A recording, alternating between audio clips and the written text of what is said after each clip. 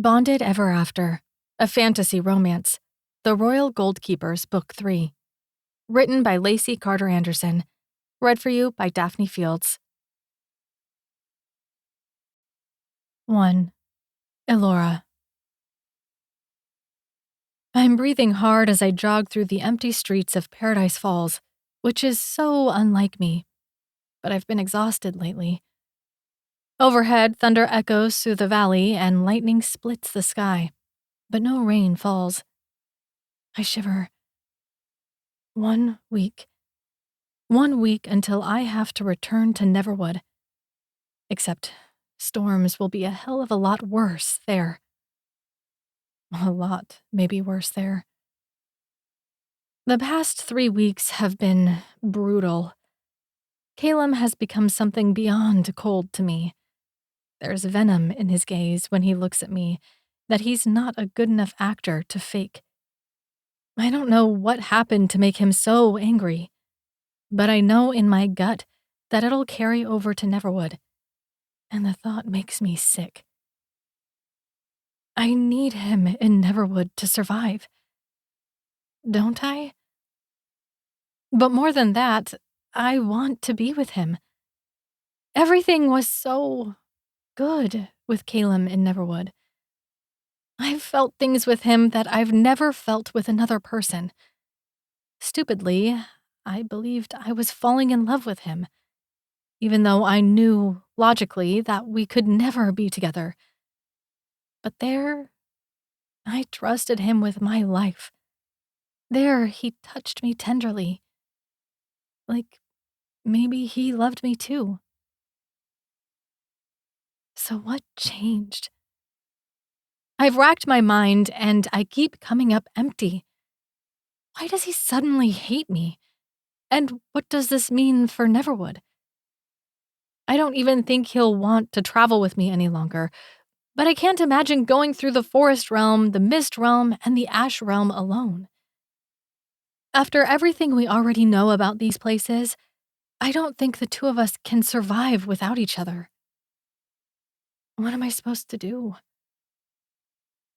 I reach the end of the houses at the edge of Paradise Falls and stop and take a break, breathing hard.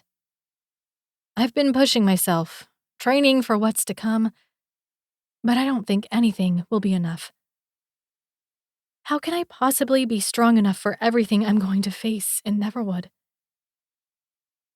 Motion catches my eye, and I glance over at the woods. There, for just a moment, I see Ari Radian. She's wearing a bright red jacket, her long dark hair left loose around her shoulders. She glances around as if looking for anyone who might catch her, then slips into the woods. My heart hammers. I need to talk to Ari about what I found in my mother's journals. I've been trying to figure out the best way to do it without risking someone hearing us. Seeing her now, I realize that I won't have a better chance than right now. Hopefully, she'll help me. I'm not sure, though. We have the shared bond of both our mothers dying in the fire at the science building, but I don't know if that's enough to make a connection with the cold and sometimes cutting woman. Hurrying away from the houses, I slip into the woods after her, and immediately feel a change sweep over everything around me. In town, things had been quieter. No birds, no insects. Just silence, as it tended to be around people. Everything felt like the world was just holding its breath. But it's so much different in the woods. The birds sing to each other. The insects are alive and loud. This place feels like life, in a way Paradise Falls just doesn't. It's almost like being in Neverwood. I'm not sure where to go, so I just follow my instincts. Before too long, I catch sight of her red jacket and speed up. I spot her with a large map in her hands that is covered in handwriting and different colored lines. Which is weird. What is she doing with a map like that out here? I've almost reached her when she whirls around with a look of panic. but the panic changes to surprise when her gaze falls on me. I just stare at her. From her long dark hair and dark eyes, which are the polar opposite of my blonde hair and mismatched eyes, to her red jacket, jeans, and boots. She looks ready for a hike. But no one would hike out here, right? Hiking is hardly an activity for the people of Paradise Falls. "Why are you following me?" she blurts out, folding her map in her hands. I blush. "I wasn't following you. I mean, not at first. I was out for a jog, but then I saw you, and I wanted to talk to you." "Talk to me?" She lifts her brow in a strangely cocky way. "We have class together. You couldn't have talked to me then?" I try not to melt in embarrassment, reminding myself that Ari is good at making people feel stupid. "The thing is, I wanted to talk to you alone." "Alone?" She crosses her arms in front of her chest. "Why?" Fuck. I hadn't thought about how I would approach this. I can't exactly tell her about the journal. My mind starts working as she stares at me, pinning me into place with her gaze. "I've started to have some memories of life before my mother and the fire." The words come out rushed and tangled. "Memories that involve you and your mom." Ari doesn't look surprised, just suspicious. "Okay, and?" "Were we friends as kids?" She huffs. "Everyone in Paradise Falls is friends with kids their same age." Why do I feel like she's dodging the question? "You know what I mean. Were we friends? Did we have playdates? Did we hang out together?" She takes a long minute to answer. "Yes. Why?" Okay, that's something. "Were our moms friends?" "Yes." Now we're getting somewhere. "Best friends?" She hesitates. "Yes." I frown.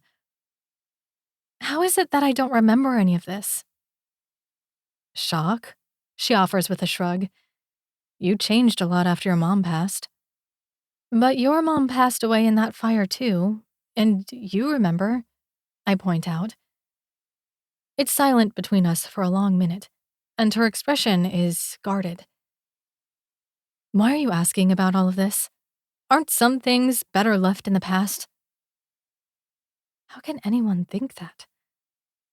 "No, I think it's more dangerous to be operating without all the facts," I say, then press on. "Did your mom leave anything behind for you? Anything that talked about why our moms would have been in that science building late at night in the first place?" She looks uncomfortable. "No, nothing." Then she gives me a funny look. "Are you sure you want to be looking into this? Anything involving the council is usually better left alone." It's weird. I get the feeling she knows more than she's letting on. But how can she?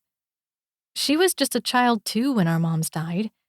There's no reason to think she would have information that I don't. "Well, if you think of anything, you're welcome to reach out." She nibbles her bottom lip, not making eye contact. Where is this coming from anyway? The fire was a long time ago. A cold wind blows around us. Like I said, I just started remembering some things from that time and wanted someone to help clear up my memories. I have so few with my mom, so they're precious to me. She nods, but I get the sense she doesn't believe me. "Well, I'll let you know if I think of anything else." For a minute, I have the feeling she wants to say more, but then she closes her mouth and looks away. What is this girl hiding? "So," I glance around. What are you doing out here anyway? Her entire body stiffens. Just exploring. I like to come out here and camp and stuff. Really? I thought Varric was the only one who did stuff like that. She blushes, which I wouldn't have expected from her. No, I enjoy it too. Do you ever see Varric out here? She instantly shakes her head in a way that tells me she does see him out here. Ah, okay. Well, I better get back to my jog. I turn to go when, from out of the woods, Varric comes crashing between us, holding a map decorated in different colors, just like Ari's. His eyes widen when he swings his gaze from me to Ari, and he instantly folds the map and puts it away. As I stare, his broad shoulders curl, like in doing so I won't be able to see all 6 foot something of him. Unable to help myself, I study him.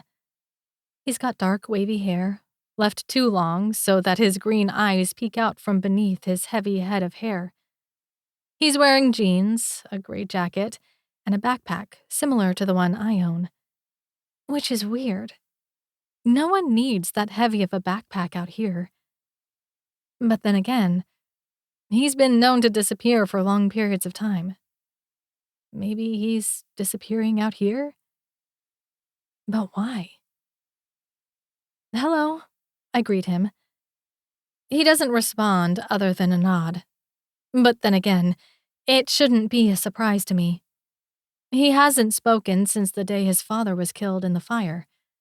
It seems that while Ari was able to bounce back from what happened, Varric and I haven't been as lucky.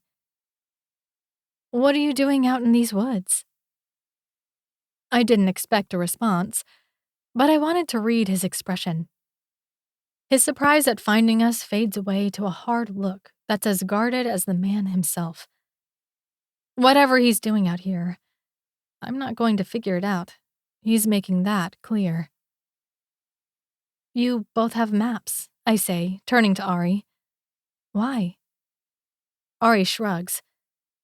Just exploring. Is that a crime? No, so get back to your jog and leave us alone. I bristle at the attitude in her voice, but realize I'm done with these two anyway. For now. Okay, well, have a good hike or whatever. Turning, I head back to the city, but when I glance back, they're heading in different directions, which is strange. I'd have guessed they were working together. It looks like I was wrong. But then, what had drawn the two of them out here to begin with? And does it have anything to do with the fire or our dead parents? 2. Elora. I'm oddly tired from the jog this morning. Like, completely exhausted. And I have no idea why. Maybe it's that I know I'm leaving to Neverwood in a week, and my body is just screaming no. But it's never been like this before. What about this one? Beva asks, stepping out of her closet as she holds up a floral skirt and a pink shirt. I feel like it says fun and sexy. I attempt a smile that says watching her show me 100 different outfits for college is super fun. It's really fun and sexy. She frowns. Well, you won't be able to tell until I try it on. I'll try it on. Then she disappears into her closet. I can't believe I'm leaving Paradise Falls and that I get to see the real world. I know I'm going to have to constantly be on alert for all the crime and violence, but I think it'll be neat to see something new. To meet new people. Yeah, I say, followed by a yawn. I mean, I'd be lying if I said I wasn't scared for a war to break out. As we know, wars break out on the outside all the time. I keep having this picture in my head of a war breaking out in the city my college is in. But then I remind myself that I've never heard of one of us leaving for college and dying. Disappearing, yes. Dying, no. But then, maybe the council keeps it quiet so as not to scare us. Uh-huh. Beva's bed beneath my cheek feels soft. My body melds into the mattress, and my eyes flutter shut. I'm just so tired. My muscles feel like jelly. Even my mind feels like nothing but mush. It's like I've spent a whole day fighting and running in Neverwood. Maybe I'll just... I jerk awake and realize someone is shaking me. Looking up with sleepy eyes, I see Beva staring down at me with concern in her eyes. She's wearing the new shirt and skirt, along with some heels. How long had I been asleep? Are you okay? I nod, then sit up, rubbing my face. Yeah, sorry. She frowns. I have never seen you take a nap. Not even when we were toddlers. Yeah, I agree, trying to shake off the heavy exhaustion that tugs at me. Then I decide to share something that's been bothering me. I've actually fallen asleep a couple times in the last few weeks. She sits down slowly on the bed next to me, her brows furrowed. Is that a normal thing for goldkeepers? Because, it wouldn't be something alarming for the rest of us. Naps are something we enjoy. I hesitate, then decide to be honest. Goldkeepers typically need less sleep than everyone else. It's just something about the way we're wired. So, yeah, this is weird. Her expression seems troubled. Don't you have a physical soon? 3 days. Fuck the council. We don't even need physicals. Goldkeepers have never needed physicals. Would they be able to figure it out if something was wrong? I cast her a look. The last people in the world I'd want to know if something was wrong is the council. I don't trust them. I don't say that, though, because I don't need to. We both feel the same way about them. Rubbing my face, I sigh. I'm fine, though. My body's just probably tired after my long trip in Neverwood. Or maybe it's trying to prepare me for the one I'll be taking in a week. Beva doesn't look convinced. I smile. It's okay. I'm fine, all right? Let's just focus on you and your big trip. She hesitates for a half second, but then returns my smile and glances at her half-packed bags on the ground. I just can't believe it. The council could give me my flight details any day, and then I'd be off to University of Horizon. Even now, my parents are there exploring the institute, waiting to help me get settled when I get there.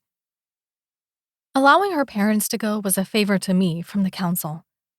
Other than Teth's parents and Beva's parents, it was extremely rare for families to get to see the outside just because their students were leaving. The nice thing is that neither Callum nor I call in favors often, so the council tends to listen when we do. She stands up in her outfit. So, what do you think? I grin. It's a winner. She squeals, which tells me she's really excited about leaving, even if I didn't already know it. She's just not a squealer. I just can't believe I'm getting to go. That I'm going to be safe. Her words get quieter at the end, and she looks thoughtful. I dig my nails into my leg gently, trying to hide my sadness. You're never going to have to worry about the council or security again. It's a brave new world out there. Nodding, she heads back to the closet. Let me show you another outfit. I hold myself stiffly, not wanting to fall asleep even though sleep tugs at me. Maybe I'll just go home and take a nap after this. I'll feel less weird about it when I don't have an audience staring at me, wondering if I'm about to grow another leg or something. There's also this new perfume I bought, she says. It's something different than my usual. It's mostly rose, jasmine, and lily. It was a little expensive, but I decided to treat myself.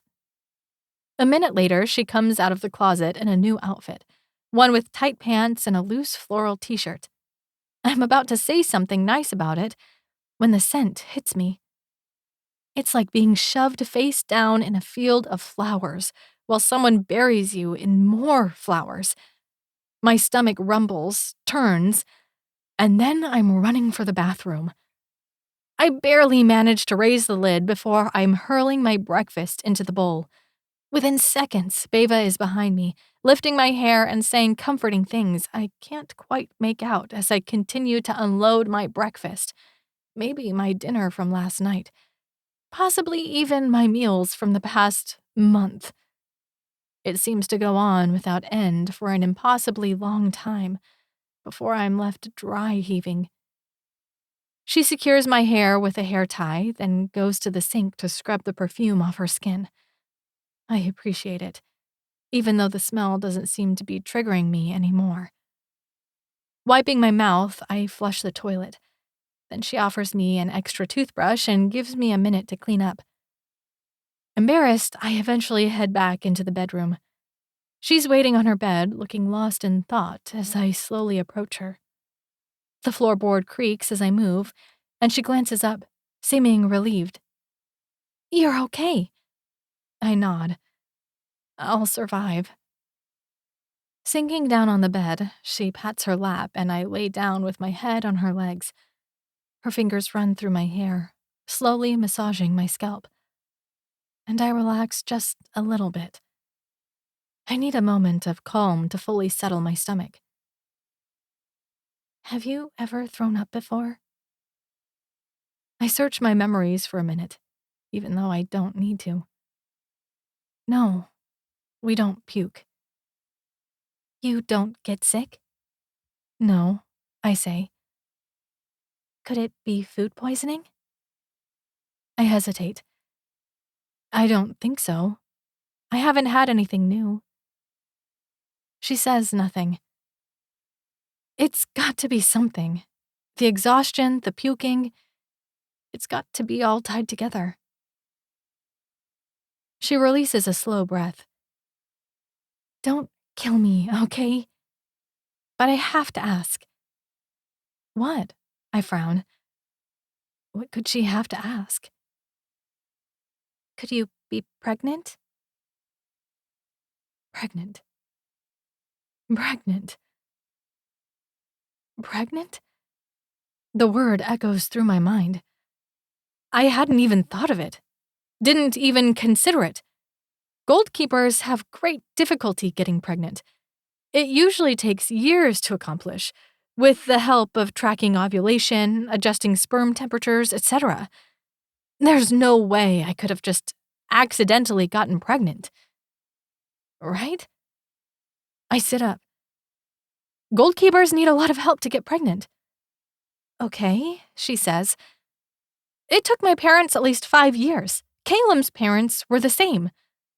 Uh-huh. I just can't be, I stutter. Her eyes lock onto mine. So, you haven't been having sex? My stomach drops, and I think I might be sick again. I have been. Farron? She says softly. I look away. It can't be, though, right? Beva smacks her hands on her thighs. Probably not, but let's get a pregnancy test, just in case. She gets up to go, but I grab her hand. No one can know about this. If anyone finds out, my world will fall apart. A goldkeeper being pregnant wouldn't just be hot news. It'd be the only news. Her gaze gentles. The store clerk will think it's mine. I'll be sure to hide it on the way home. I won't let anyone even suspect it. I know how huge it would be if you were pregnant. To everyone. No one needs to know until you're ready. Thank you. Slips past my lips. She hurries out of her room, and I fall back onto the mattress. Every muscle in my body tight. I can't be pregnant. Especially not with Callum's baby. The council would never allow such a thing to happen. I would have to. I stop myself, clenching my hands. I'm not going to think about any of that. In all likelihood, I'm not pregnant. Maybe I did just eat something bad. Freaking out about nothing would be a complete waste of time. I get up and start cleaning and organizing Beva's room. It's a total disaster from the packing, so I stay busy with it until Beva returns with the pregnancy test. Actually, 3 pregnancy tests. She hands them to me, and I wordlessly go to the bathroom, read the directions over and over again until I feel like I've memorized them, then pee on all 3 tests. When I'm done, I cap the tests and head out to Beva's room, where we wait. 3. Elora. We sit on the floor, the tests between us, sitting in silence.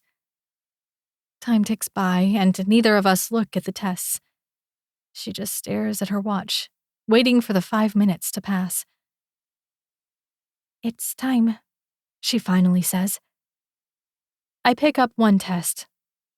There are 2 lines. My stomach flips. 2 lines. That means...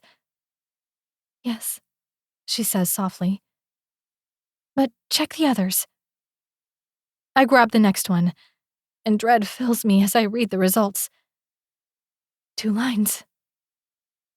"Okay." Her voice shakes. Then I lift the 3rd test. 2 fucking lines. Dropping all 3, I lean back against her bed, feeling myself spiraling. This can't be happening. I can't be pregnant with a Runefall man's child, with a man who hasn't spoken to me in 3 weeks. I mean, he hates me with every fiber of his being. Should I even tell him about this? And the 2 families seem to only be able to have 1 child now. Will this be the only child for both our families? Will Callum try to claim it as his family's child? All that is if the council finds out and allows this to happen. I put my hands on my stomach. Would they try to take my child away if they found out? Would they think doing so would allow us to have more children? I feel sick. My hands skim my stomach, and already I know that I wouldn't allow that to happen. Children are a rare and beautiful thing. I could never let someone hurt my child, no matter what it costs me. "Are you okay?" Beva asks. "You've been quiet for a while." I don't know what to say. I'm just scared. I understand. But let's look at this practically. You're a goldkeeper. Children from goldkeepers are rare and prized above all else. The council might not like you going to Neverwood pregnant so soon, but they'll be ecstatic that there's a goldkeeper baby on the way. She only thinks that because she doesn't know the full truth. But I realize she's right. If this were just a baby, the council and all our people would be happy. I could try to pass it off as Farron's, but that would require having sex with Farron soon. Even if the dates didn't entirely line up, he probably wouldn't question it, because he'd just be so happy at being linked to a goldkeeper. We would marry, he would spend his life in complete luxury, enjoying all that life would bring. And I know he'd be good to me and the baby. But could I do that? Farron might not mind. But I wonder how Callum would feel. Probably relieved. Not only would no one know what he did, but he wouldn't have to play dad to a kid he doesn't want, with a woman he doesn't want. So is that what I should do? Sleep with Farron? Pass the baby off as his? Get married and give Callum the freedom from me that he so desperately wants? I don't know. I don't know what to do. I just know that I have to keep this baby safe at all costs, even if it's a cost to Callum. It's okay. Just breathe. Beva rubs circles into my back. I look at her. You don't understand. There's so much the council can't know, that no one can know. Her lips tighten into a thin line. Do you want this baby? Yes. The word comes easily. Then it looks like you're going to have to get really comfortable with lying, and lying a lot. If you and this baby are going to be safe, you need to be able to look a person in the eye and lie, even if it means lying for the rest of your life. I'm surprised. Do you really think you can do it? The gods know I've had to lie about a lot of things to stay safe too. It's hard, but it gets easier with time. Beva. She sighs. Elora, do you know what I would do if I could do anything? I shake my head, surprised by the turn in the conversation. Nothing. I would read all day, maybe explore the woods, and do absolutely nothing else. But the only reason I've been allowed to survive is because of you. And because I want to be a great scientist. It's never mattered what I really want. I need to be a scientist to survive. I swallow, hard. I understand. She gives a nod. I know you. I know the second you stopped spiraling, you started thinking about this baby. And I know you're going to love and protect that baby the same way you loved and protected everyone close to you. If that means lying, if that means betraying everyone around you, do it. And don't feel the least bit guilty about it. I realize that she's right. I also realize that if I already love this baby this much, Caleb deserves to know the truth. If he then chooses to have nothing to do with me or the baby, that's his choice. But he needs to be the one to make the decision. And secretly, I hope that, at a minimum, he can guide me about what to do. My gut says the only way out for us in this situation is to have Farron believe it's his baby and marry him. But Caleb may have ideas that I don't. Unless he's a total ass, talking to him should make this easier, because he's the only person in the world I can be fully honest with. Yet my heart says talking to him is just a formality. With the way he's been acting, I fully believe I'm on my own with this, and that I need to accept a life with Farron, no matter how wrong it feels. Because in just 3 days, I have a council-mandated physical, and everyone will know I'm pregnant after that. Time is ticking to put my plan in place with Farron, and if I'm not quick enough, it could cost me more than I can even imagine. 4. Elora. I drive straight from Beva's house to Caleb's house, my stomach twisting with nerves. It feels strange. He lives so damn close to me, but I've never been to his house before. I've never even thought of going in. Not that that would be a surprise to anyone. We're enemies, from the two families. No one would see a reason for us to visit each other's houses. I'd already decided that if anyone caught me here, I would just say it was about a fight we were having in Neverwood, about the competition to see who would win more Goldarium. Now I just need to go in. I just need to face him and tell him the truth, no matter how he reacts. No matter how mean he is. Wiping the sweat from my palms onto my pants, I get out of my truck and look at the house that looks so similar to mine. It's all modern lines, a contrast between white and black, with big windows that have been designed so no one can see into them, just out of them. I walk up the path through their perfectly manicured lawn and pray that Caleb's mother isn't home. I'd considered just trying to confront Caleb in public, but I'd decided against it. I'd had a feeling that no matter how I approached the topic with him, he'd be an ass, and we'd just attract more attention. Attention we couldn't afford to receive. This is the only way. I just hope he's home. What if the councilwoman answers? I push away the thought. Caleb's mom will be out and about, just like she always is.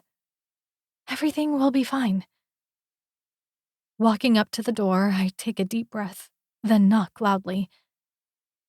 There's nothing for a long minute. No stirring of life, not even the slightest awareness that anyone is home. But then I sense motion on the other side of the door. A minute later, Caleb opens the door, and his gaze falls on me. He looks like hell, like he's not sleeping, like he's been busy partying it up for the past 3 weeks, which I fully believe based on the fact that he's still in his pajamas in the middle of the day, his hair a mess, bags under his eyes, and more than a little stubble on his chin. His eyes widen, and he says, "What the hell do you want?" I draw my shoulders back. "We need to talk. Can you meet me at the entrance to Neverwood?" His jaw tightens. "Not a fucking chance." And he goes to slam the door. I shove my body against it, pushing the door back open. I'm not kidding. We really need to talk. This is important. He leans down so that those brilliant blue eyes of his, filled with malice, are level with my own. What part of not a fucking chance don't you understand? Caleb, I don't think you get it. I don't want anything to do with you. My skin fucking crawls when you're around. Just the sight of you makes me want to vomit. I don't want you here. Each word is like a blow to my heart. I can't believe this is the same man who held me so gently, who loved me like I was the only woman on this planet. What changed with him? I swallow around the lump in my throat. It doesn't really matter how you feel about me. We need to have a quick conversation, and then I'll go. Is your mom home? We can just step inside. It'll only take a minute. He crosses his arms over his chest. You've been trying to figure out why your dad left this whole time. I flinch at the venom in his voice, but he continues. He left because of you. It's clear to me now. He didn't want to deal with a spoiled, self-absorbed whore. It's hard to do anything but stare. Caleb, please. I'm practically begging him, but I don't care. He leans forward, pushing me back out the door with a firm hand on my shoulder. And maybe that fire wasn't a mistake.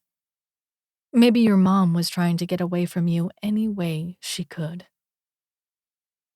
My jaw drops open, and he slams the door in my face. I stare and stare. I couldn't imagine my worst enemy saying crueler things to me than what Caleb just did. But as awful as this is, I think it's a good thing. Now I know without question that he meant it when he said that here or Neverwood, I'm on my own. I'm on my own here. Heading back to my truck, I fight the tears that are threatening to well up. I touch my stomach, then drop my hand, just in case someone is watching. The truth is that I'm not on my own here. I have a baby to think about, a baby to protect. I can't wait any longer to put my plan into action. Everyone thinks I'm already sleeping with Farron, so the scientists shouldn't question the timing later. But I need to sleep with Farron and give him the plausibility that he's the father. A plan is set in motion. I'll find a fairly public event to have sex with Farron. Any doubt anyone might have will be erased that way. Then, when they discover I'm pregnant at the physical, it'll be easy to lie and say it's Farron's. Things will move quickly then. We'll have some grand affair wedding. Both our lives will change forever.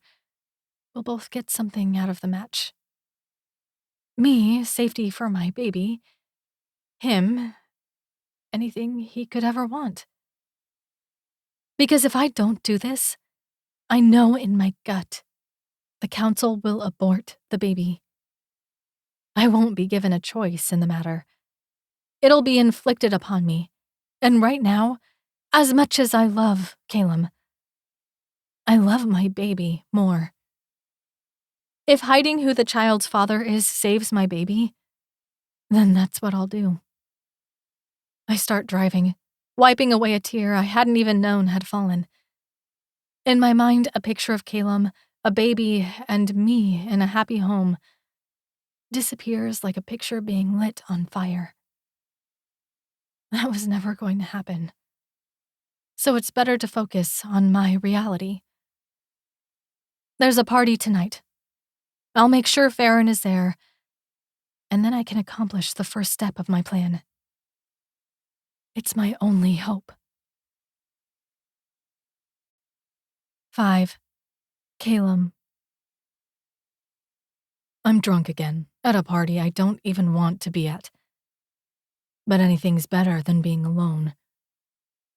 I think I've been drunk every day since I found out Alora was sleeping with Farron. I'm in a hell of my own making, and if I feel too much, I think I'll just die.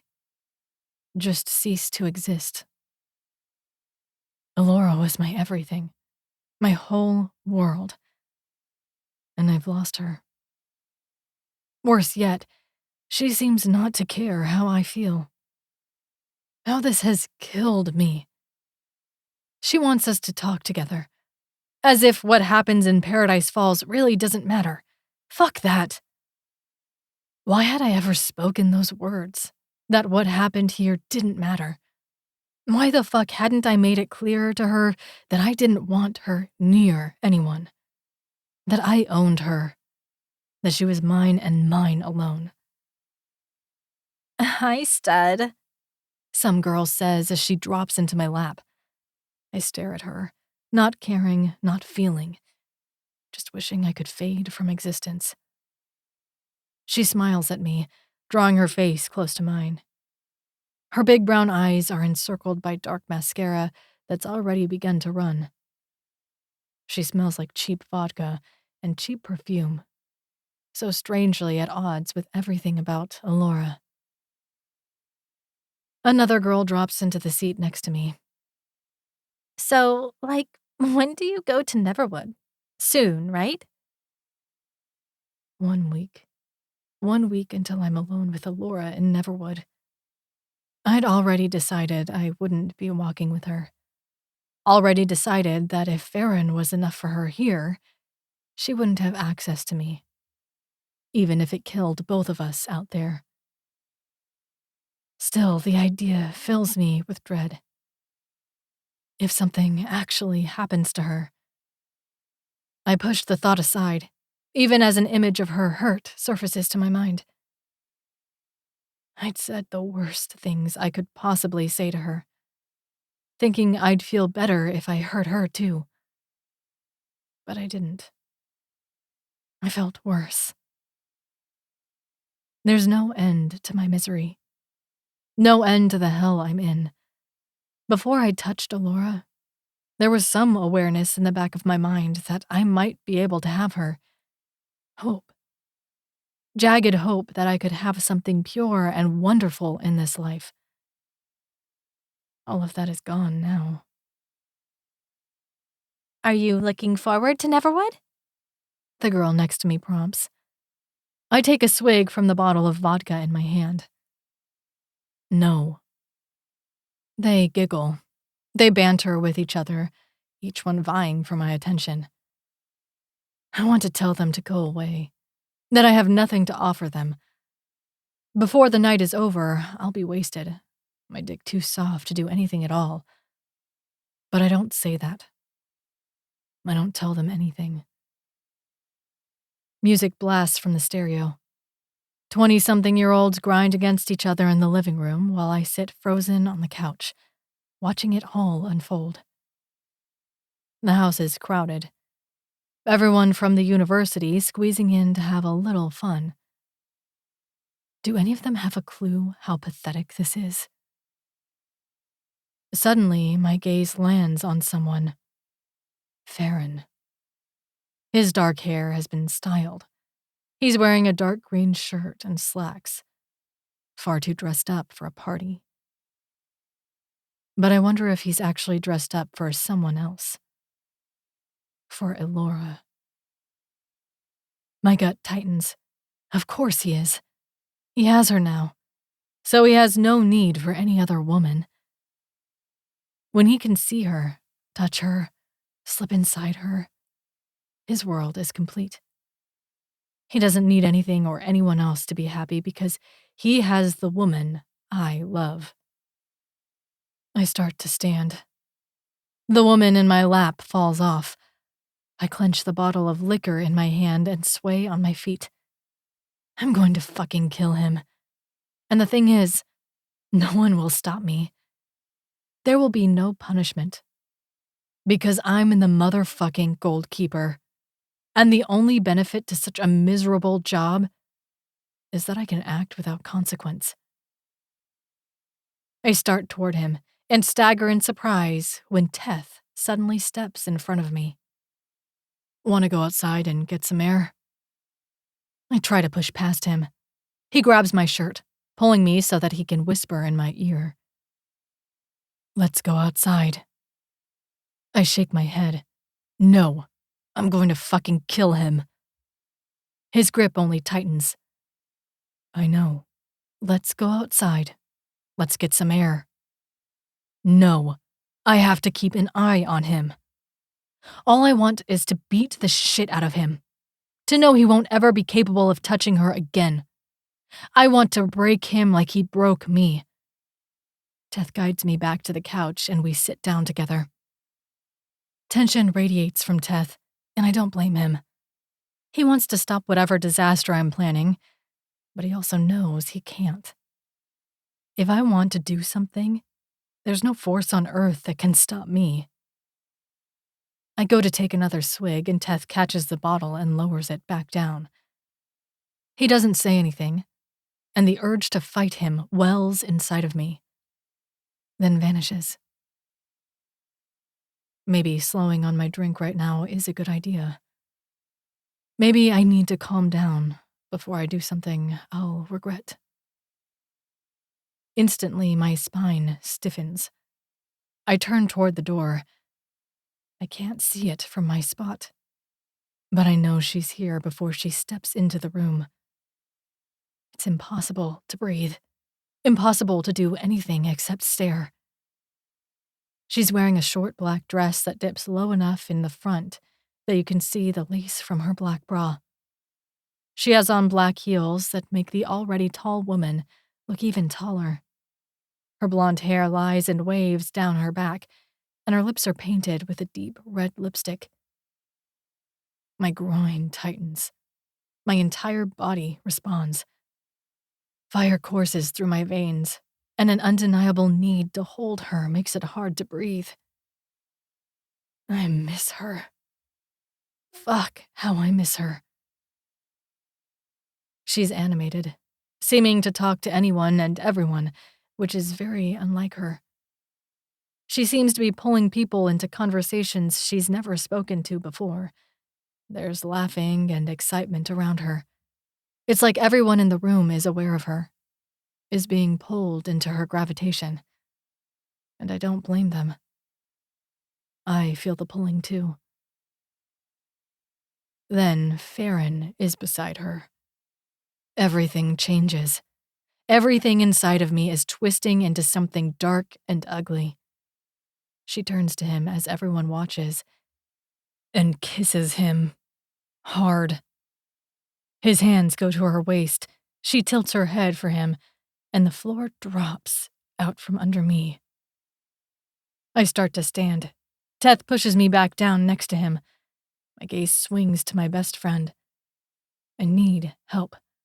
I need guidance. Don't do anything you'll regret, he tells me, his dark eyes filled with warning. There's whooping and shouting, and I turn back to see Alora dragging Farron up the stairs as everybody watches with excitement. Her gaze slides across the crowd, meets mine, and lingers for a half-second before she looks away. Then she's gone up the stairs, and I'm left in even smaller pieces than before. This can't be happening. I get the feeling that this is punishment. Punishment for the way I spoke to her earlier. Maybe she figures she hasn't hurt me enough, that she needs to make it publicly clear that she's fucking this asshole right in front of me. He's probably already touching her, already undressing her. I rise to my feet, and Teth is there in an instant. Callum. I drop the bottle on the floor, not caring when it spills everywhere. Then I meet his gaze. You're not going to be able to stop me, so please, get the hell out of my way. He seems to search my expression for a minute before he steps out of the way. I push my way through the crowd, hating how the music feels too loud, hating that there are people everywhere. It's like I'm crawling out of my skin and no one can see it except me. I reach the stairs and climb them like a man climbing to his doom. If I see Farron up there touching her, if I see him anywhere near her, I'm going to kill him. Not figuratively. I'm going to literally break every bone in his body, and no one is going to be able to stop me. I get to the first door, try the handle, and find it locked. Stepping back, I kick the fucking thing in and see two terrified people in the middle of fucking. Turning away from them, I go to the next door and do the same thing, but the naked people in the room aren't them. Lucky for Farron. 2 more broken doors lead to nothing, and then I'm at the final door. Heart in my throat. I kick it open. Farron is shirtless on the bed. Elora is in nothing but her bra, underwear, and heels. She's standing in front of him as his hands rest on her waist. Her eyes widen as they fall on me, and time seems to stand still. If I hadn't walked in here right now, they'd be fucking. I spring forward. I grab Elora's dress from off the floor and throw it at her, then yank her out of his grip. I swing back my fist to punch Farron in the face, but then Elora is there between us, her face twisted with anger. Get out! Get the fuck out! Back away, I tell her. No, she tells me stubbornly. I'm breathing hard. I'm going to kill him, and you're not going to stop me. She shoves me back, and in my drunken state, I stagger. Go back to your women and your liquor. We're having our own party, and you're not invited. I eye the man behind her. Going to let your slut do all the talking for you? Farron stands. Look, asshole, if you were any other kind of man, I would have kicked your ass a long time ago. But my hands are pretty well tied, with you being you. I get your families have beef. I get that you would be awful to anyone she dates. But we're together now, and you're just going to have to accept that. I laugh. I can't help myself. Does he really think he can give her what she needs? His gentle thrusting probably doesn't do a damn thing for her. She needs a man like me, a man who can be her equal. Elora puts on her dress between us, then grabs Farron's hand. We'll just continue this at my place." As they go to pass me, I shove Farron back. He glares. I shove him again.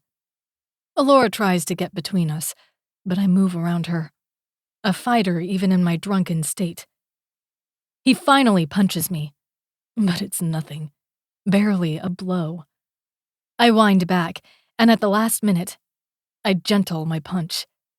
I hit him square in the face, knocking him to the floor. He doesn't get up, but his chest continues to rise and fall. Turning to Alora, I don't think. I just act. I pick her up and toss her over my shoulder, then head down the stairs. She punches my back, she kicks, and she must actually be trying to hurt me, because it does hurt. I carry her out of the party and down the street, deciding on a whim to head to my house, since it's only a couple streets away. "Put me down, you oaf!" she screams. I pat her butt and caress it. I've missed that butt. "I'm going to kick your ass when you put me down, you idiotic Neanderthal!" It's weird. I don't even mind that she's yelling or that she's mad at me. I just like being near her. Like hearing her voice, even though that's fucked up. We reach my dark house and I step inside. I flick on a lone light switch and then set her down in front of me. She regards me with a mixture of anger and wariness. I just hope she can't see my desperation as I look back at her. "You can spend one night without Farron's dick." She glares. "You don't get it." I angle her until her back hits the wall in my foyer, and then I lean close and say, "I get it. You've been fucking that asshole every night since you got back from Neverwood, and you can't bring yourself to spend one night without his wimpy, tiny, little dick." To my surprise, she looks confused. "I haven't been sleeping with Farron." I laugh, but the laugh is filled with anger. "Everybody knows. You haven't exactly been subtle about who you're letting into that pussy of yours." She gives me an irritated look. "People talk, Callum. That's what they do. If the rumors are true, you've banged your way through the whole cheerleading squad, all the science geeks, and you're making your round through the art club. All in a week. I imagine your dick is pretty tired after all that." I study her face, trying to see any signs that she's lying. But there are none. "You're telling me that after what I just walked in on, you're not sleeping with Farron?" Her cheeks heat. "That was actually going to be our first time. Not that it's any of your business." I take her by the back of the neck and force her to look at me. "Don't lie to me." Her eyes glare into mine. "Why would I lie to you? I'm a free woman. I can do whatever the hell I want, and it's none of your business." "People said they saw him leaving your house." "He's never been to my house," she says, emphasizing each word. I release her, feeling strange. She hasn't slept with Farron? It's like all the strength leaves my body, and I just want to sit down. Over the past few weeks, I've been fueled by jealousy and rage, and just about nothing else. But I was wrong? How is this possible? "Time to go," she says, taking a step toward the door. "Go?" I say, the word coming out broken. "Go where?" She gives me a strange look. "Back to the party with Farron. I have plans." I stare. "Plans to fuck him?" She crosses her arms over her chest. "Yes." It's like I've gathered the broken pieces of myself in my arms, and now I don't know what to do with them. "You don't have to go back to him.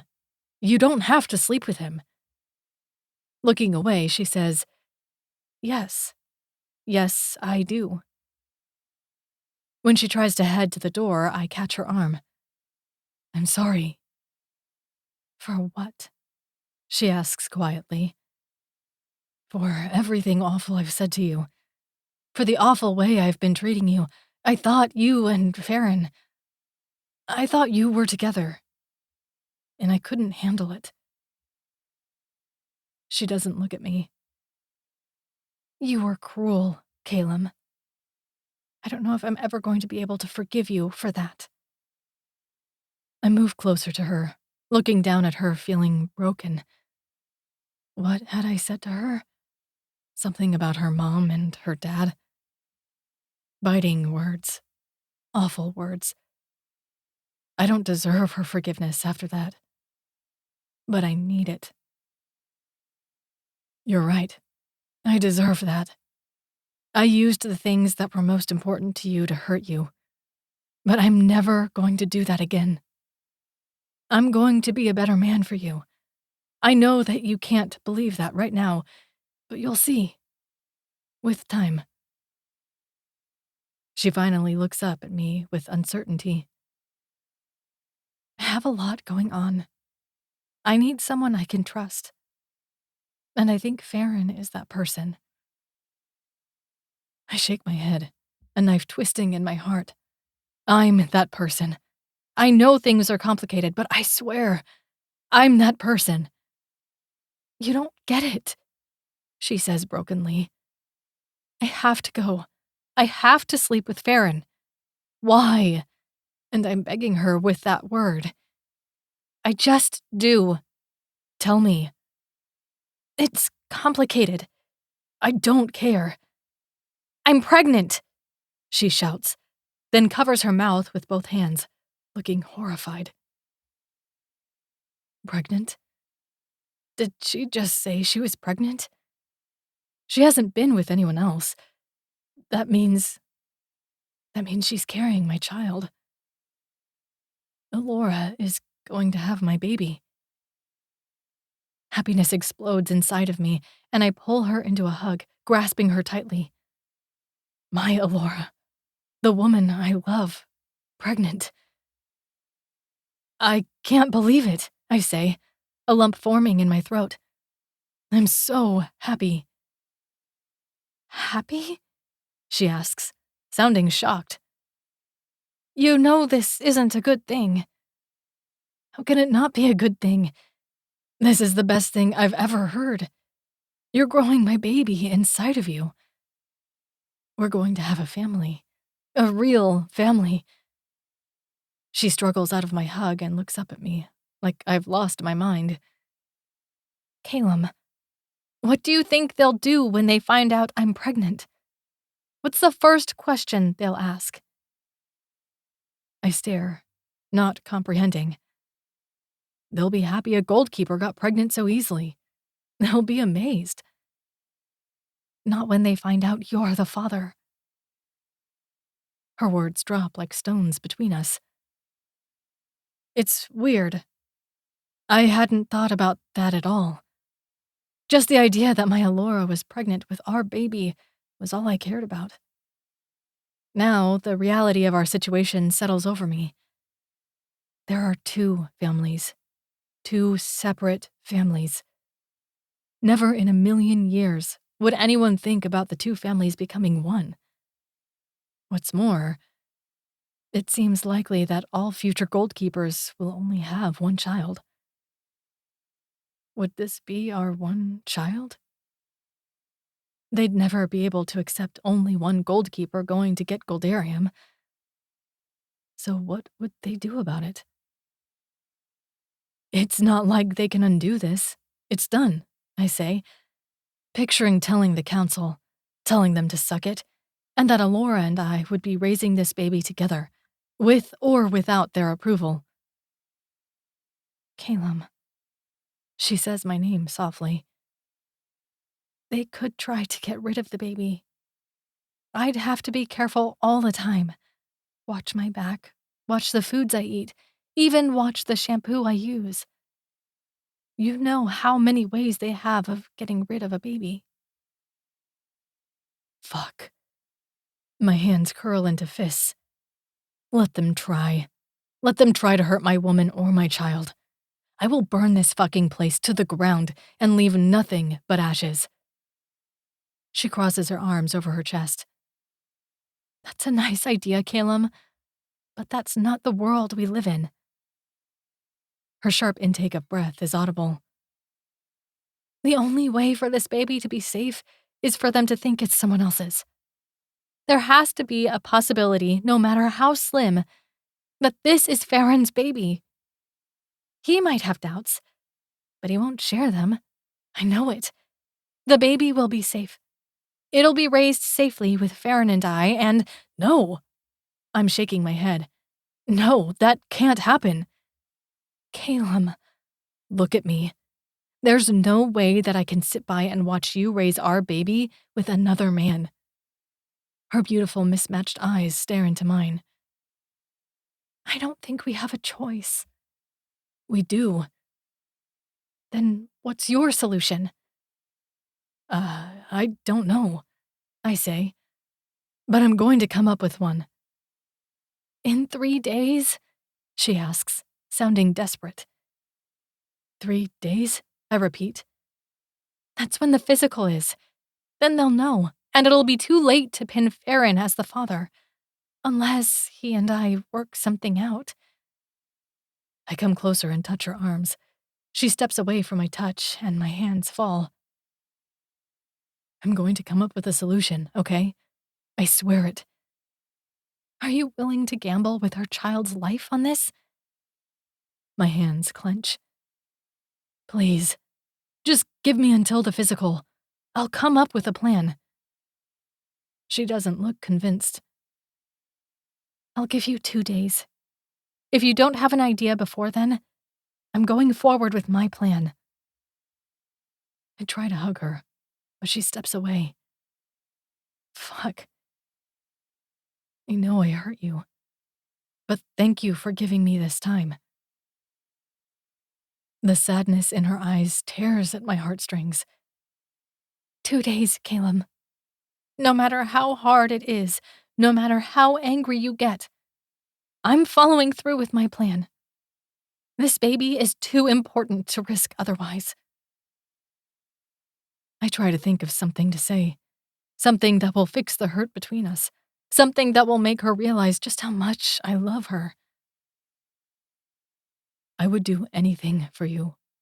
Anything at all. Except trust me, it seems, she says quietly. My heart aches. Laura. There's a sound in the house. We both turn and look into the shadows.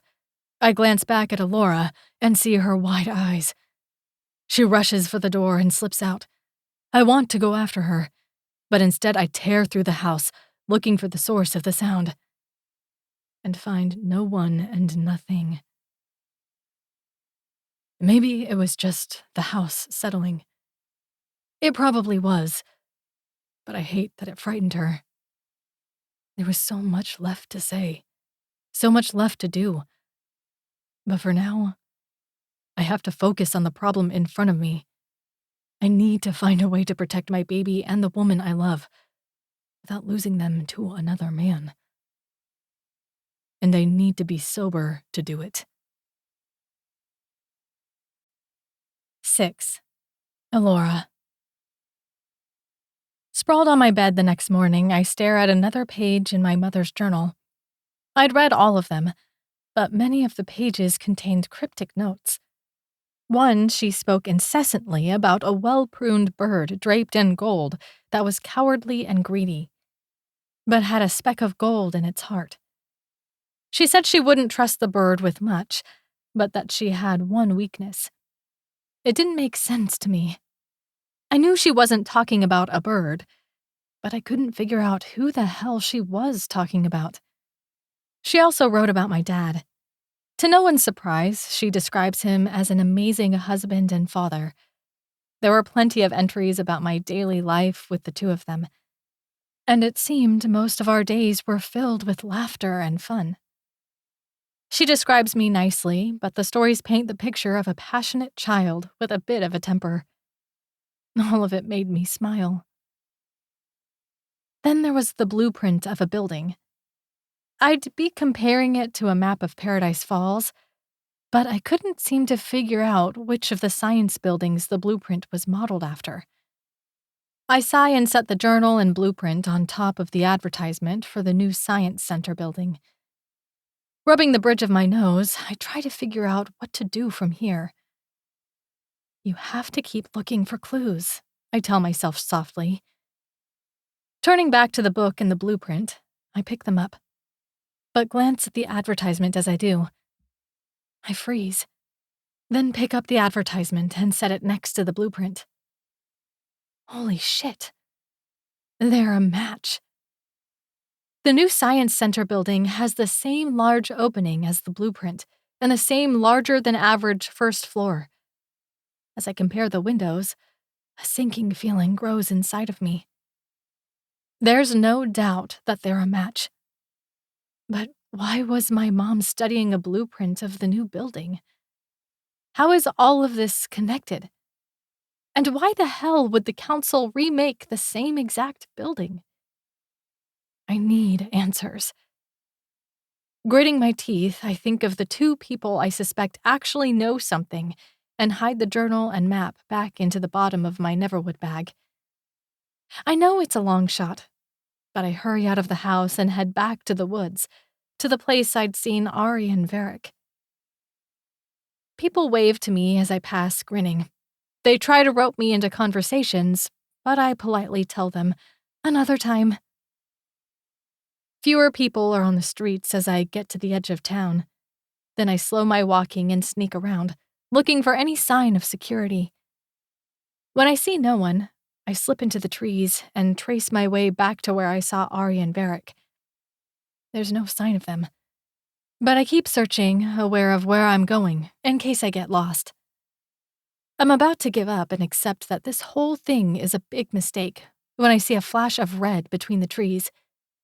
Rushing over to it, I stumble across both Varric and Ari. They have identical looks of shock on their faces as we stare back at one another. "What are you doing here?" Ari asks, her voice filled with surprise. "What do you know about the fire that killed our parents?" Ari stiffens. "Nothing." "You know something," I accuse. "You're wrong." I glare. "Do you really think the fire was an accident?" She curses, grabs my arm, and starts hauling me into the woods. I allow it, mostly because these two couldn't possibly be dangerous to me.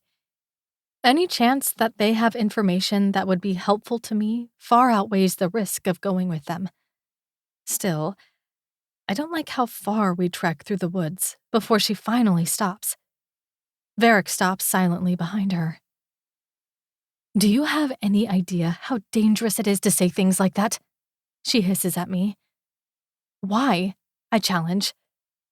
"It could get us killed," she snaps. "Why?" I ask again. She glares. "Do you think the fire was an accident?" Her gaze slips to Varric's, but his face is a mask of nothingness. No. No, we don't think the fire was an accident, okay? Is that everything? Why were our parents killed? I mean, out of everyone. Why them? She looks uneasy, glancing around the silent woods again. Our parents were killed to keep a secret. A secret? What secret? She doesn't answer. What aren't you telling me? I ask. She snaps. You do realize that you're the only one in this little group who can't be killed for asking dangerous questions, right? I hadn't thought of that. I just need to know.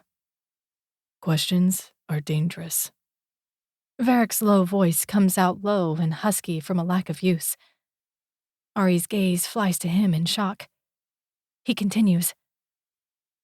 My father was a scientist, working on genetic research at one of the labs. Just before the grand opening of the new Science Center, he was switched over to that new building. From that day on, he changed as a person. I remember him being stressed and upset. My mom would try to talk to him, but he seemed afraid to tell her whatever it was. I remember her telling him that they'd never had secrets between them, and he told her that these were the kinds of secrets people died over. She begged him to leave the project, but he said this was not a project he could walk away from. His gaze is distant. I remember it all. Everything from those days before he died, and she disappeared. The way he says disappeared sounds angry, like she hadn't disappeared at all. And I wonder if that means she's dead. Probably. My heart aches for him. To lose both your parents in such a short time. I can't even imagine. Ari twists her hands together nervously. My mom and your mom met for days leading up to the opening of the building. Days where they would have us play together while they talked in another room. But I would sneak over to their door to listen in on their conversation. They were talking about how to destroy that building. It seemed very important to them. I frown. Destroy a science building? Why? She shakes her head. I don't know.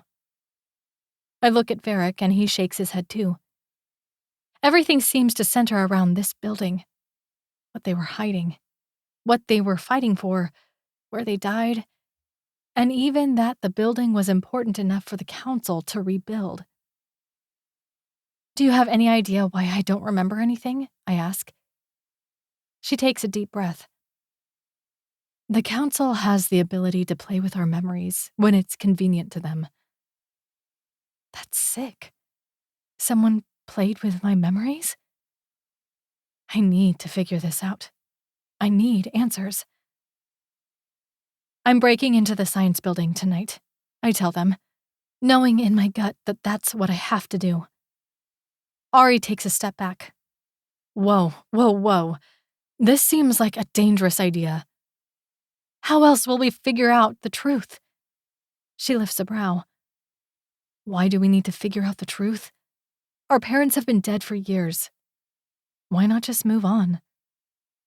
Have you moved on? I ask. Silence. After today, there will be people working in the labs every day. It'll be impossible to get in without being noticed. This is our only chance. Our only shot to see what was important enough to lead to our parents' deaths. I'm in, Varric says simply. I nod, then look at Ari. There's a flash of anger in her gaze. If you get caught, you'll get a slap on the wrist, and Varric will be in major trouble. So would I. That's not a risk I'm willing to take. Suit yourself. I hesitate. But I think you'll regret not taking a chance to get to the bottom of this. I won't, she snaps. Sometimes self-preservation is the most important thing. So be it. She turns to Varric with a pleading look in her eyes. Don't do this. His eyes gentle as they fall on her, but he shakes his head.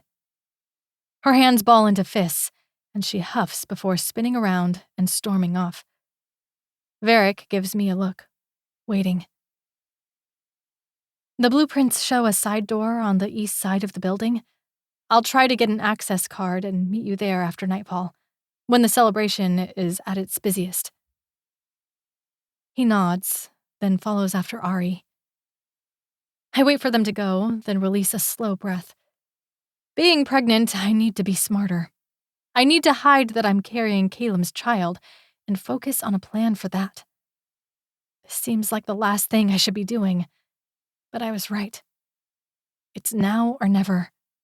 A final chance to uncover the secrets surrounding my mother's death. I just hope I'm making the right choice. 7. Elora. All around me, it's loud and chaotic. School bands make their way through the streets playing music as people crowd the sidewalks, screaming and yelling. Vendors walk around handing out free ice cream, hot dogs, churros, big pretzels, cotton candy, and more. Banners are strung on all the buildings and balloons decorate all the light poles. Big spotlights are pointed up at the new science building, which stands empty.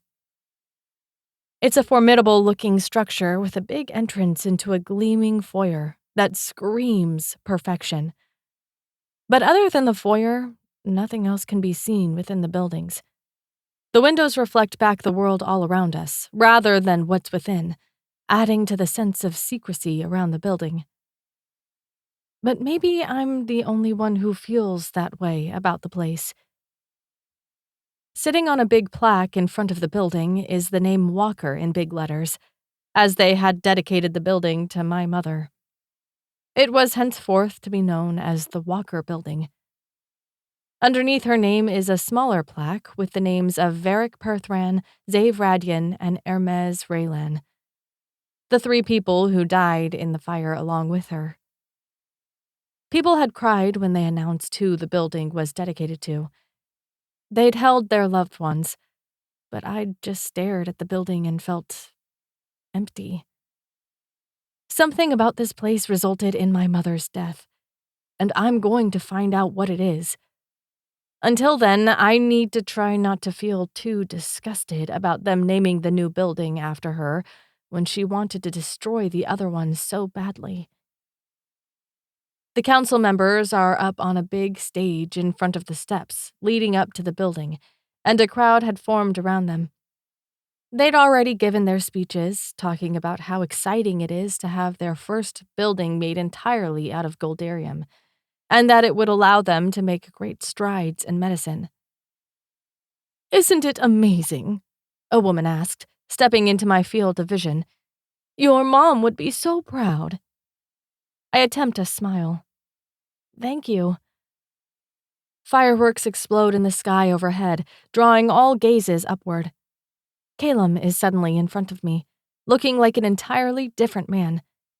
He's wearing a black button-up shirt and white slacks. His hair has been cut and styled, and his beard is gone. "We need to talk," he says.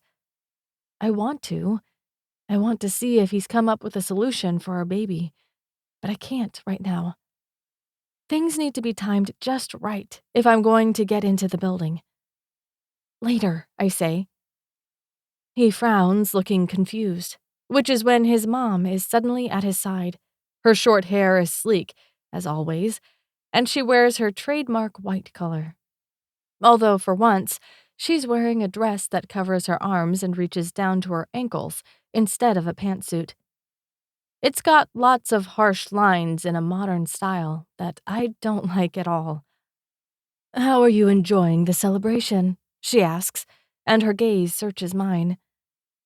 Time to lie. "It's wonderful."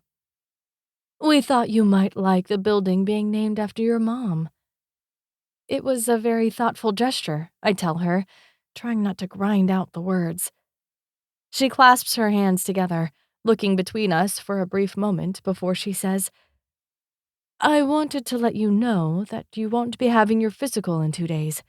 I decided it might be best to wait until after you return to Neverwood, since that should be your focus." I try not to look surprised. "Okay."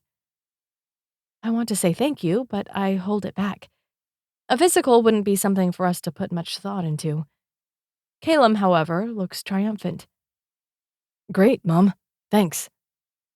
She gives a tight-lipped smile. "Of course." It's uncomfortable for a minute while she lingers between us. But then Councilman Vin calls her name, and she tells us a hurried goodbye before rushing off through the crowd.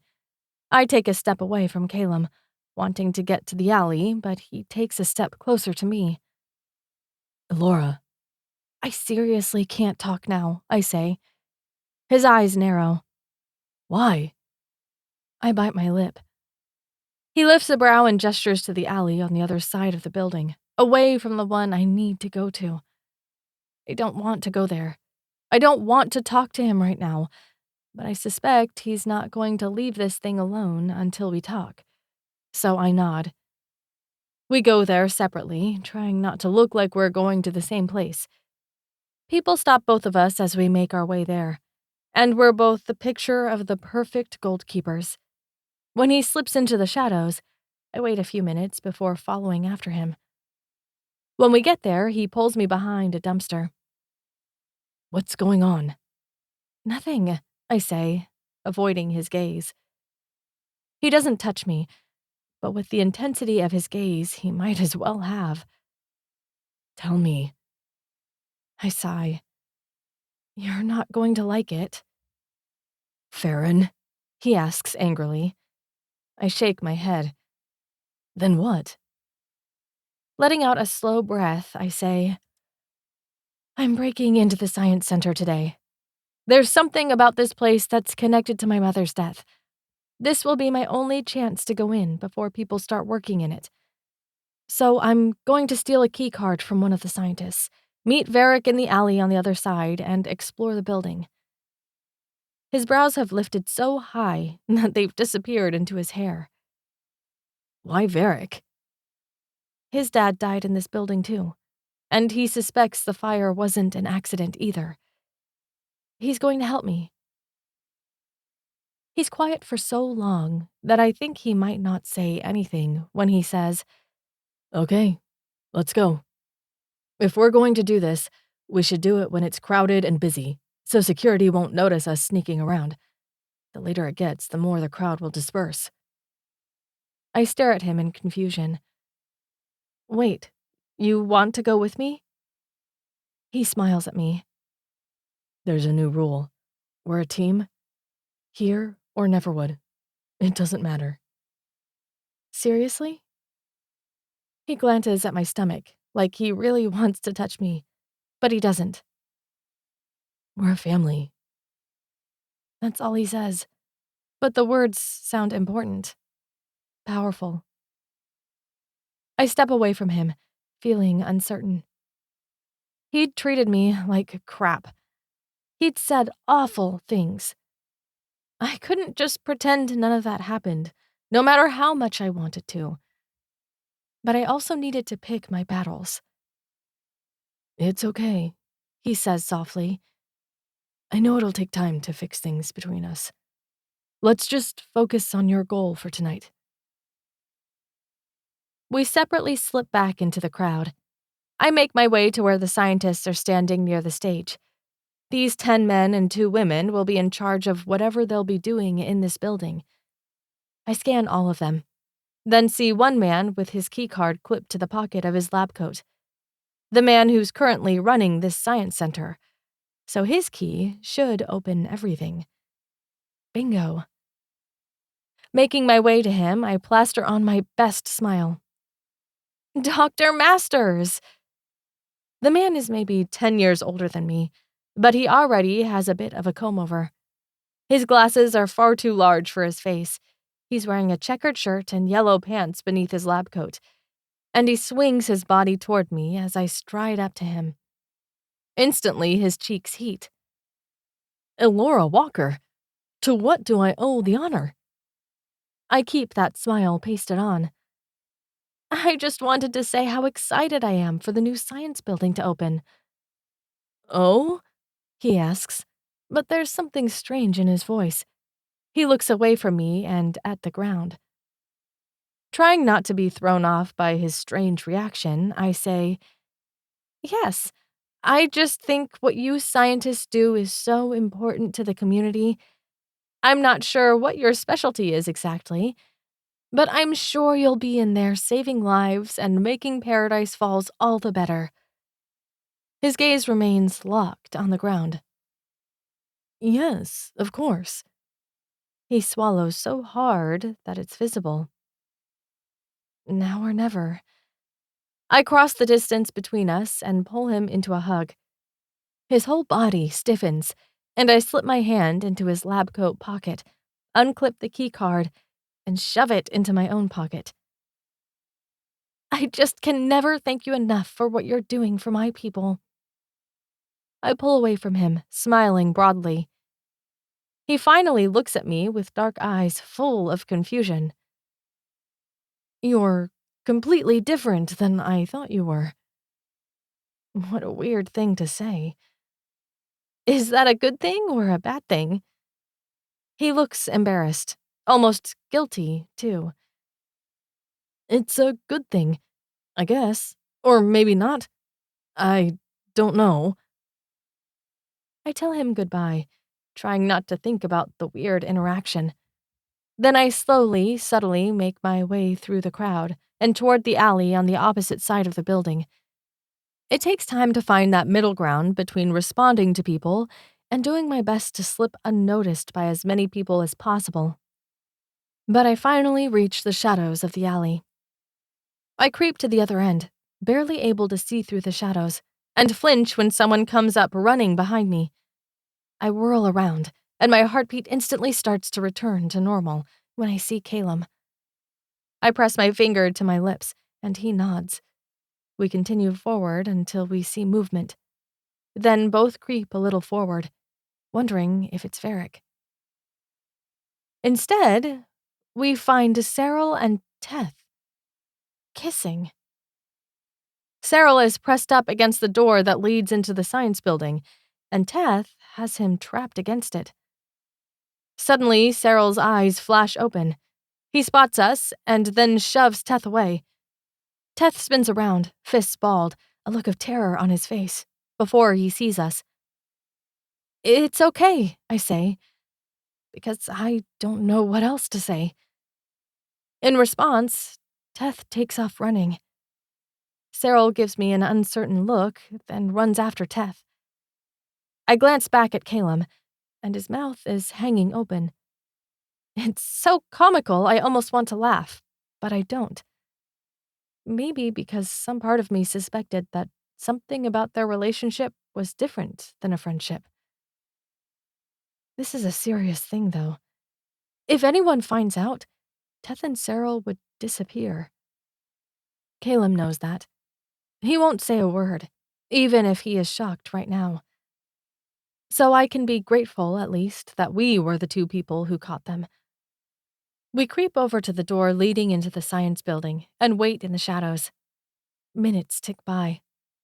I start to wonder if we should go in instead of waiting for Varric, but then he seems to meld out of the shadows, appearing in front of me. I don't have to tell him to be quiet, because he's always quiet. Looking at the keypad with the little red light, I take a breath and press the key card to it. It instantly turns green, and the door pops open. The three of us enter as quietly as humanly possible, then shut the door silently behind us. I gesture with my hands to check all the doors on this floor, and we get started. The first thing that stands out is the fact that everything is made of goldarium. It's not that everything looks different. I can actually feel it. I can feel the substance in every surface, the strength behind each thing. It's bizarre when I think about it, wasting goldarium like this. What could possibly be the benefit of this? It's absolutely wasteful. I wonder how many trips our fathers had to take to make this building. How many times they had to risk their lives. It's disgraceful. Using the key, we get in one door after another, finding one identical office after another. We search drawers and cabinets, but everything is empty. The occupants not yet moved in. I try starting a computer, but it needs a username and password, so I just shut it down again. Then we head up the stairs to the second floor. As we come out into it, I can't help but gasp. "What the fuck is this?" Callum murmurs. Varric's entire body goes rigid beside us. I take another step in, just staring around. It looks like a torture chamber. I don't know how else to describe it. It's a huge lab with tables with straps on them, and machines next to the tables. All along the back wall are cages made out of pure goldarium that look to be made for huge animals. Needles, scalpels, and horrifying instruments I can't even name are on the trays. As I continue to walk through the tables, I see the other side of the lab. There are huge test tubes on tables, large enough to fit medium-sized pigs in them, filled with blue liquid. Beneath them are controls that seem to change whatever liquid is in the tubes. What is this? I ask both of them. Varric shakes his head, looking horrified. Calum's mouth draws into a hard line. Is it possible it's for creatures from Neverwood? My stomach drops, and I have to take several deep breaths to keep from hurling. Damn my sensitive stomach. This baby won't be happy unless I'm constantly puking. There's an armored room over there, Calum says, pointing to it. We head over and swipe the badge. To our shock, it opens. There in front of us is the largest ball of Goldarium I've ever seen. It's enclosed in a crystal chamber. Lights are pointed at it, and as the Goldarium springs and moves within the crystal chamber, we all stand in silence. Why are the lights going out and the council acting desperate for us to go to Neverwood if they have this Goldarium? I ask, shaking my head. Calum doesn't hesitate. They must be saving it for whatever they're doing here. What are they doing here?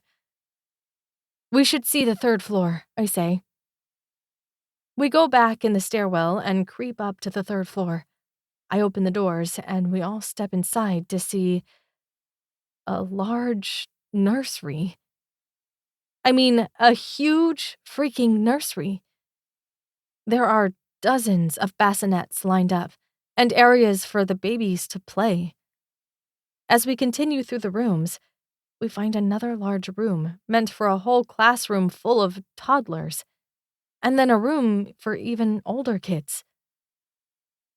I don't get it, I say. One floor for torturing animals, another for raising kids? What is this place? Both men look as confused as I feel. We should go, Calum says. The thing is, I have more questions than answers. I thought seeing this place would put all the puzzle pieces into place. But instead, I just seem to have been thrown a whole box of centerpieces. Still, he's right. We won't learn any more just by staring around. I glance at Varric. We'll talk another time? He nods his head. We all head back down the stairs and slip out the side door into the alley.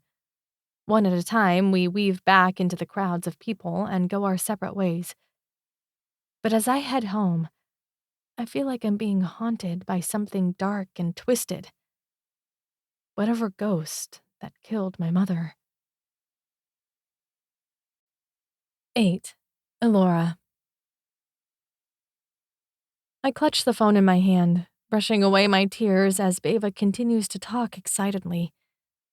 My gaze goes outside my bedroom window to the early morning sky, and I try not to wallow in my sadness. This is it. There's no more time left. My best friend is leaving, and I'm never going to see her again. It's amazing, she exclaims. Can you believe it?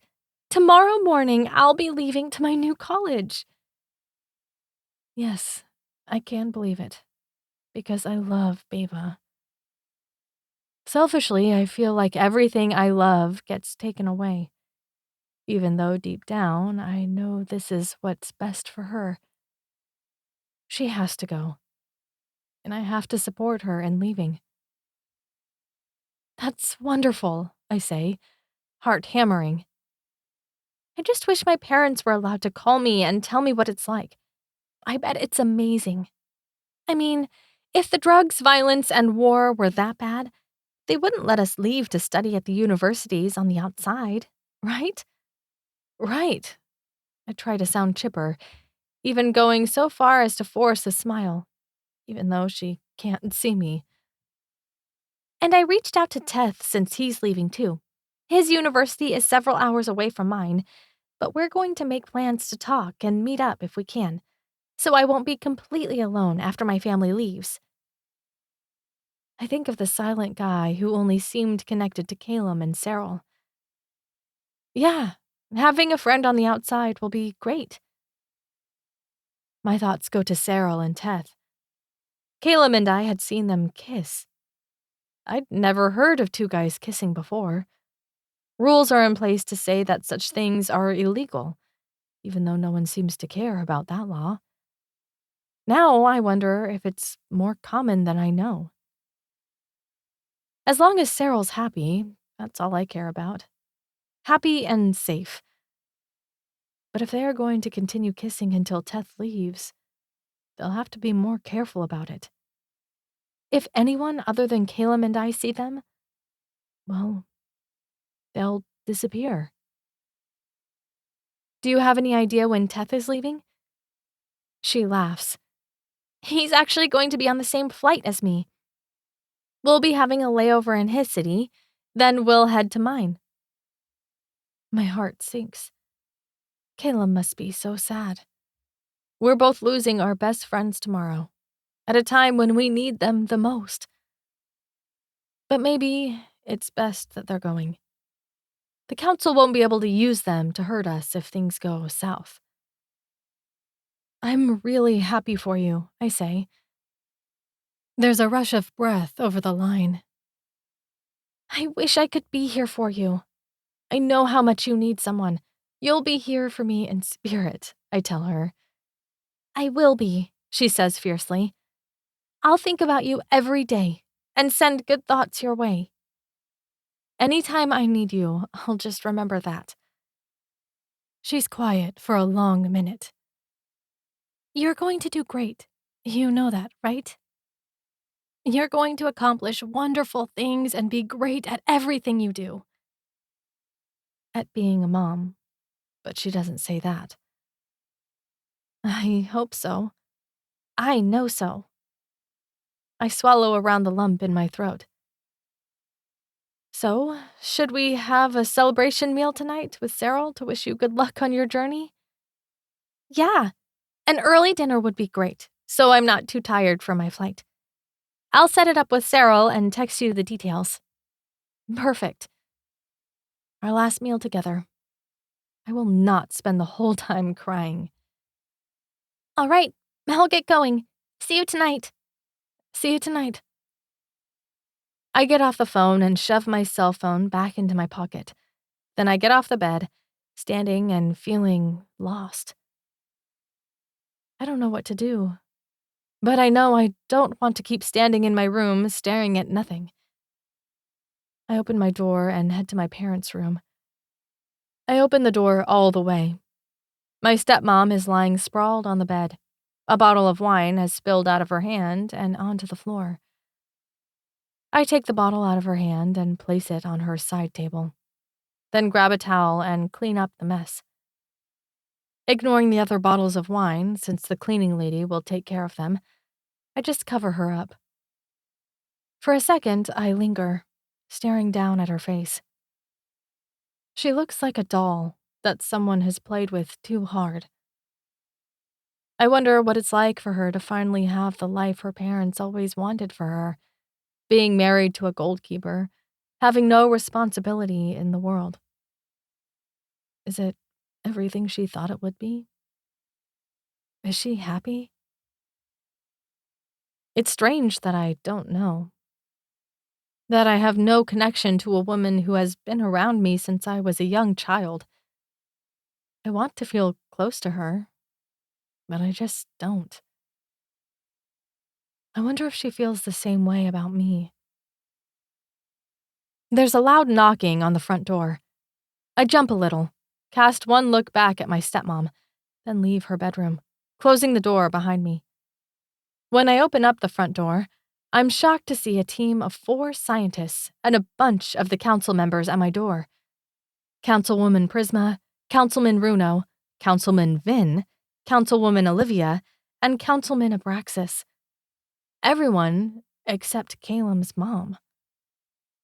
What's going on? I ask in complete shock. One of the scientists lifts a silver case. Time for your physical. My mouth drops open for a half second before I slam it shut. But it was cancelled. Councilman Vin steps forward and I step back, not wanting the bastard near me. Council member Kayla canceled the physical without the agreement from the rest of the council.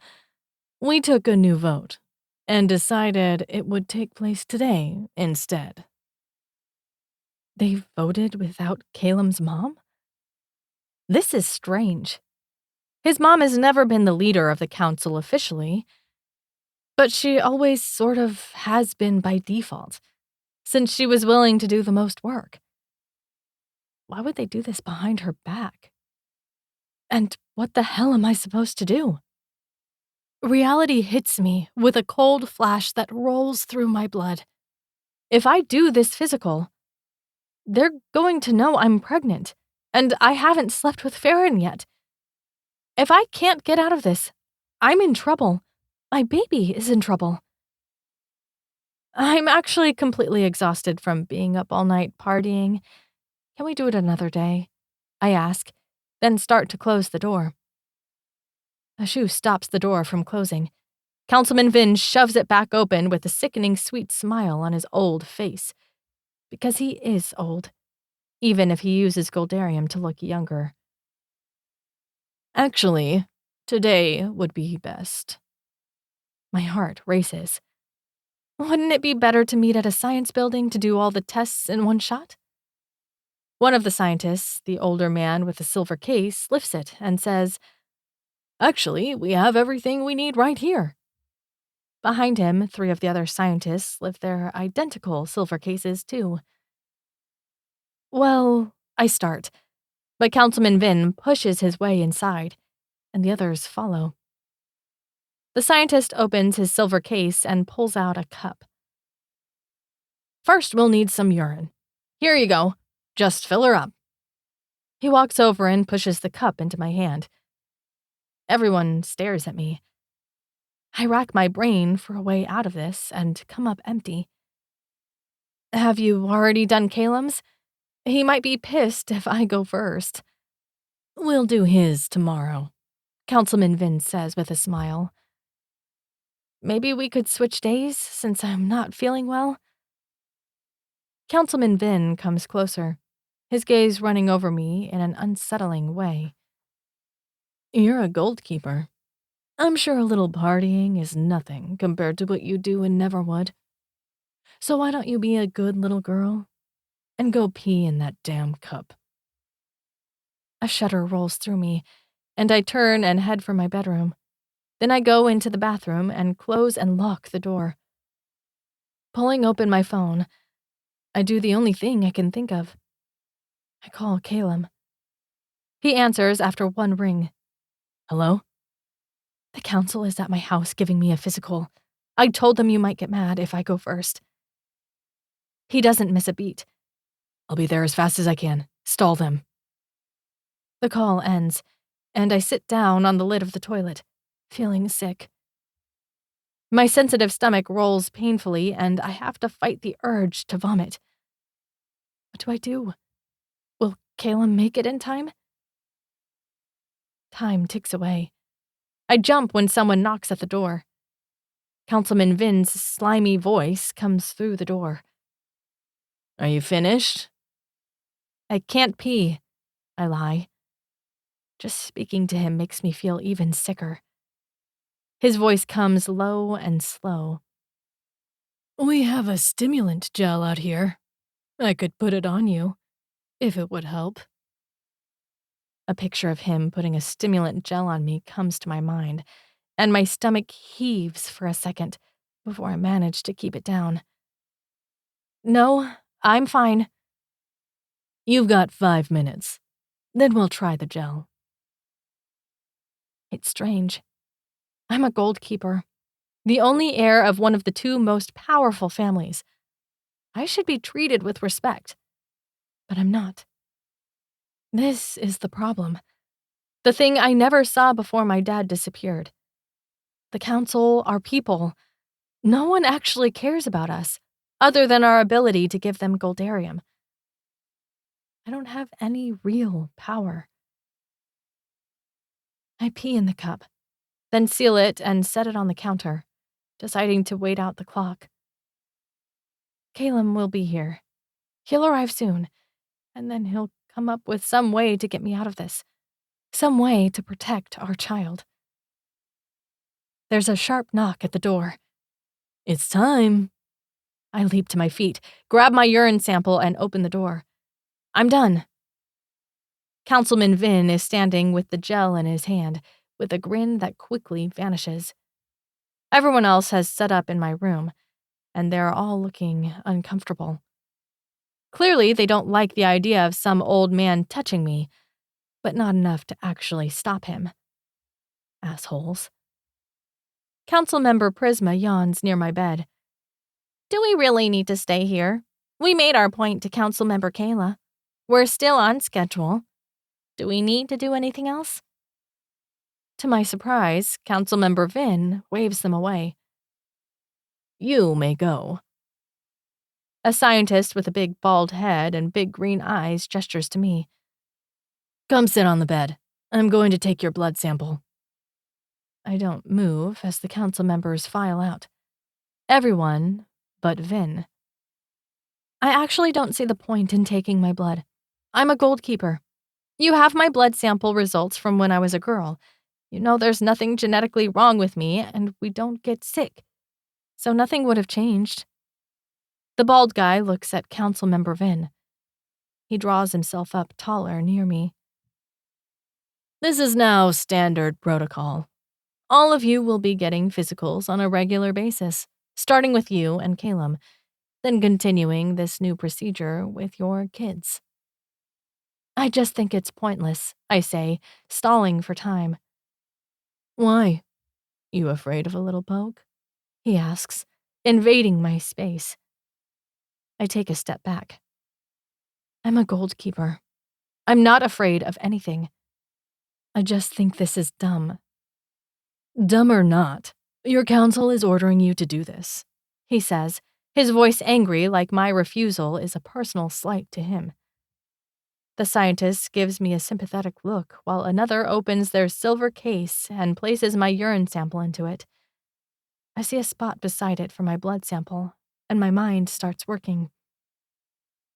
Okay, I finally manage, and I sit down gingerly on the edge of my bed.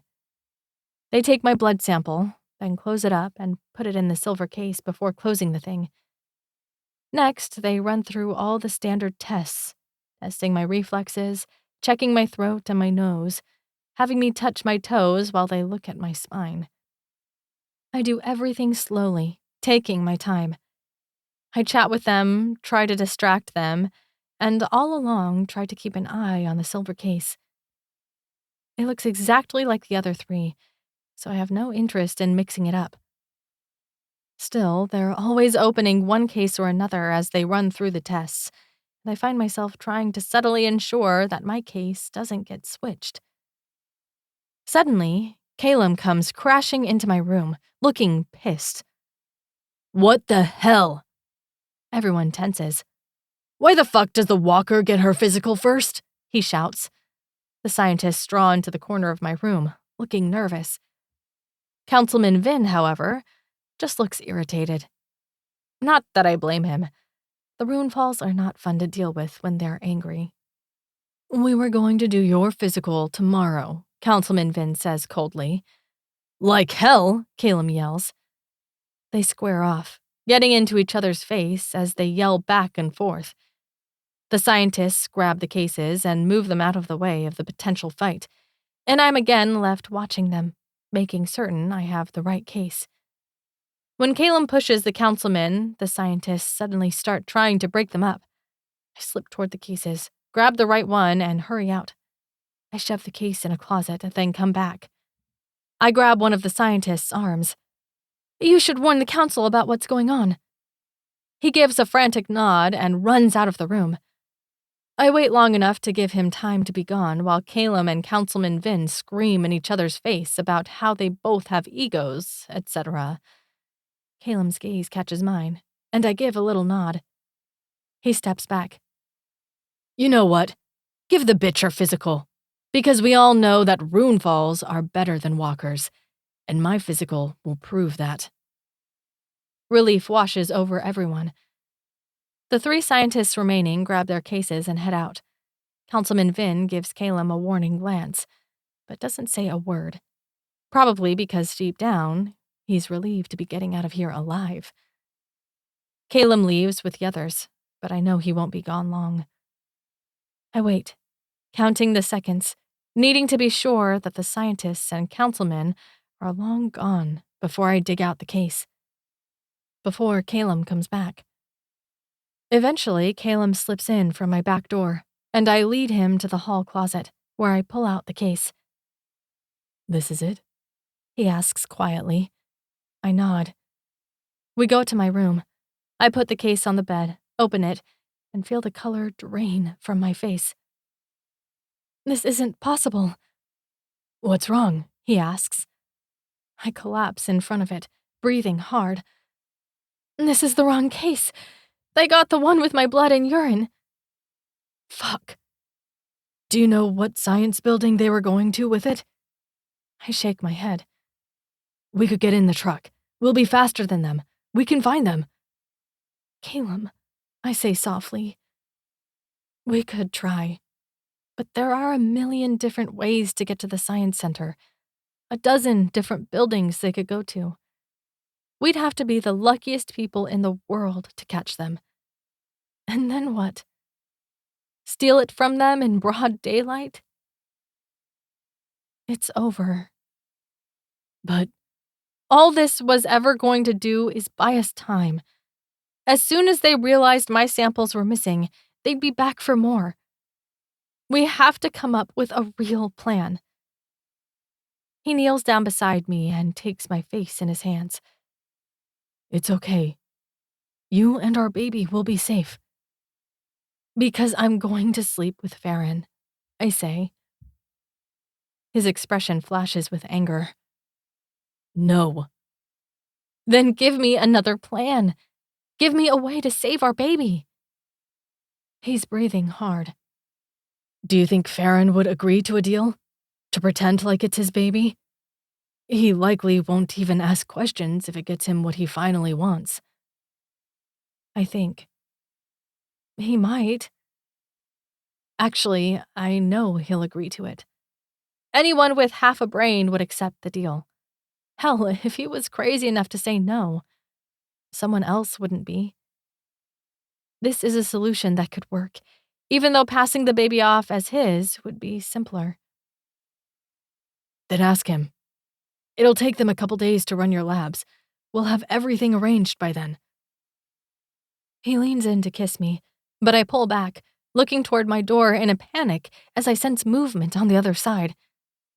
Callum rises to his feet, creeps toward the door, and throws it open.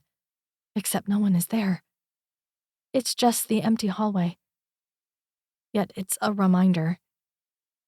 We'd have no way to explain why he and I were here alone. He has to go. His gaze holds mine, and I can feel 1,000 things he wants to say. But then he turns and leaves. I sit back against my bed, head in my hands. Everything is going to change. Nothing will ever be the same again. 9. Elora. I'd actually suggested a clearing near the forest where I'd seen Ari and Varric as the place to share my last meal with Beva and Cyril. We'd set up a blanket, ordered all our favorite foods from all of Beva's favorite restaurants, and now we had a feast worthy of kings spread around us. Leaves were falling from the trees. A cool evening breeze was blowing through the branches. It was the perfect place to say our goodbye. So, how did you find this place? It's pretty, Cyril asks, combing back his long black hair with his fingers. Ari and Varric actually showed it to me, I say. They both look at me, intrigued. So I start telling the story about how I found them both over here, exploring the woods, with maps in their hands. The more I talk, the more intrigued they look, until I'm finally finished. I wonder what they were looking for, Cyril says, sounding curious. Shrugging, I say, "There's never been anything interesting in these woods." Beva sits back, a puzzled expression on her face. "Except the ancient path out of Paradise Falls. That's the only thing someone might need to use maps to search for. And they may be using different colors to highlight the different paths they've tried." The ancient path? I'm shocked. I'd never thought about that. But now it makes perfect sense. But why would anyone take that much time and effort to find it? Maybe they want to leave, Beva says, and I can tell her analytical brain is working. But even if they find the one way out of Paradise Falls, the trip would be really dangerous. And then they'd have to find a way to survive on the outside, I say. Cyril shrugs. Maybe searching for it is just like a hobby for them. Maybe, I say, but I decide right then and there that I'm going to ask them more about it. Those two certainly are interesting, Beva says, laughing and shaking her head. You couldn't catch me dead in these woods unless something was chasing me. Cyril laughs too. Same. If you see me in the woods, you better start looking for the bear that's trying to eat me. We all laugh and continue digging into our various foods. This is a celebration, after all. Our last meal with Beva. I actually have some news, Cyril says, and he seems uncharacteristically shy. What kind of news? We'd avoided any topic of what Callum and I had seen that night in the alley, knowing that he'd talk to me about it when he was ready. Besides, I have a lot on my plate. I want to be able to focus when Cyril and I have that conversation. I applied to a university outside of Paradise Falls. Eureka University. My brows lift. The one Teth is going to? He blushes. Yeah, it has some good programs. I mean, I don't know if I'll get in. I've already switched my major to the sciences, but I don't know if it'll be enough. I'll put in a good word for you, I say. We both know it's his only chance of getting in. Even though both Beva and Teth were approved to leave, very few people get approved. I'm talking 4 or 5 from every graduating class at most, and those kids were usually the best of the best, which Cyril is not. Thanks, he says, then clears his throat. I thought we should talk about what happened. I stiffen. Is he talking about what I think he's talking about? What happened? Beva asks, looking between us. Cyril draws his shoulders back. Laura walked in on me kissing someone. We don't have to talk about it, I rush out, not wanting him to feel pressured. But he looks determined. The thing is, I'm in love with that person. I think that I've always been in love with that person. At first, I thought I had an interest in them, that they fascinated me, but the more we secretly hung out, the more I couldn't deny my feelings. I stare at him. I've never known two men to be together. I've never even considered the idea. But when I search my feelings to decide how I feel about this, I'm just happy that he's found someone he feels this way about, even if I'm also sad they can never be together. Like Callum and I. Reaching between us, I take his hand. I'm happy for you, and I'm sorry. He nods. Beva lets out a rush of air. I don't really get this, but I just hope she makes you happy. Cyril flinches at the she, but smiles. Thanks. We continue eating. Cyril and I both reach for the last mozzarella stick, fight over it, then end up ripping it in half. I put a generous helping of orange chicken on my plate, right next to a pile of lasagna. So, tomorrow morning? I say to Beva. Tomorrow morning, she repeats excitedly. A plane passes us overhead, and we all look, probably thinking the same thing. Beva will be on a flight tomorrow, and then she's never coming back. She'll finish her degree and then run as far and as fast as she can in the outside, going to a place where Paradise Falls can never find her. You be careful out there, I say. Watch your back, but have fun. And, Cyril grins, remember that you're a badass bitch and that no one is better than you. She laughs, but tears start to roll down her face. Without a word, she pulls us closer to her, wrapping an arm around our necks and pulling us into a tight hug. You have no idea how much I'm going to miss you. Like, seriously, no idea. I'm about to say more when I see movement. Pulling back from Cyril and Beva, I see Ari walking towards us. She has her red hood up and her hands stuffed into pockets. She's looking left and right, as if checking for someone following her. When she reaches us, she says, I have to talk to you, and her gaze is fixed on me. I nod and tell the others to keep eating, then follow Ari into the forest. We walk for a while, definitely long enough to be sure we're alone, but she keeps going. I start to think about telling her we should head back, but I'm too curious about what she's going to say. Finally, she spins around. We need to talk. Okay?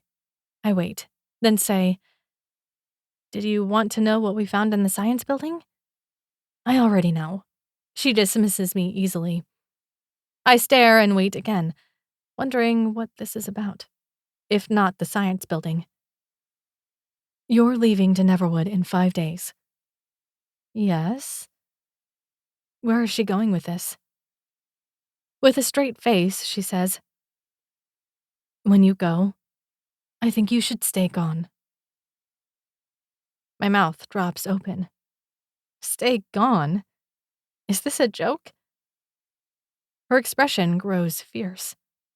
No, this isn't a joke. You need to leave Paradise Falls for good. I laugh, baffled by what she's saying.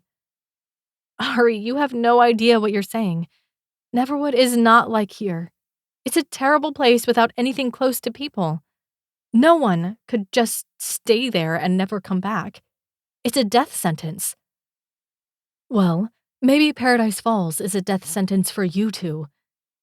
And if you have to choose a way to die, Neverwood would be better. She's completely serious, angry, and agitated all at the same time. No, I say. There's just no way. Her nostrils flare. I'm taking a huge risk talking to you right now. A risk I'm an absolute fool to be taking. Listen to my advice, or you'll regret it. Her idea is crazy. Just crazy. It's like choosing to be lost at sea, or choosing to remain on an abandoned island full of killer animals. No one can have a real life if they remain in Neverwood. And certainly not with a baby. So a girl who doesn't seem to like me or even care about me is telling me to never come home? Yeah, okay. Of course, I'll listen to you. Don't care about you? She snaps, her face getting red. Do you know how much I risked getting you that journal? My mouth falls open. Her eyes widen like she can't believe what she just said. You're the one who hid my mom's journal for me to find? She looks more nervous than angry now. Yes. Why? Because I knew you needed to be saved, but I didn't want to end up like my mother. I wanted to give you a chance to save yourself without me getting involved, but you just couldn't fucking do it. I don't know what to say. You know a lot more than you're saying. Fear flashes across her face. I do. And Alora, you and Calum should not come back to Paradise Falls. This trip to Neverwood will be your last chance to escape before things go terribly wrong in your life. To Neverwood. But I know what waits for you here. And it's worse. I'm so confused. But I'm a gold keeper. One of the only two. They'd never kill me. Some things are worse than death, she whispers. Then she spins on her heel, but she speaks over her shoulder. Paradise Falls is not safe any longer. But if you're too dumb to listen, that's on you. I tried. My conscience is clear.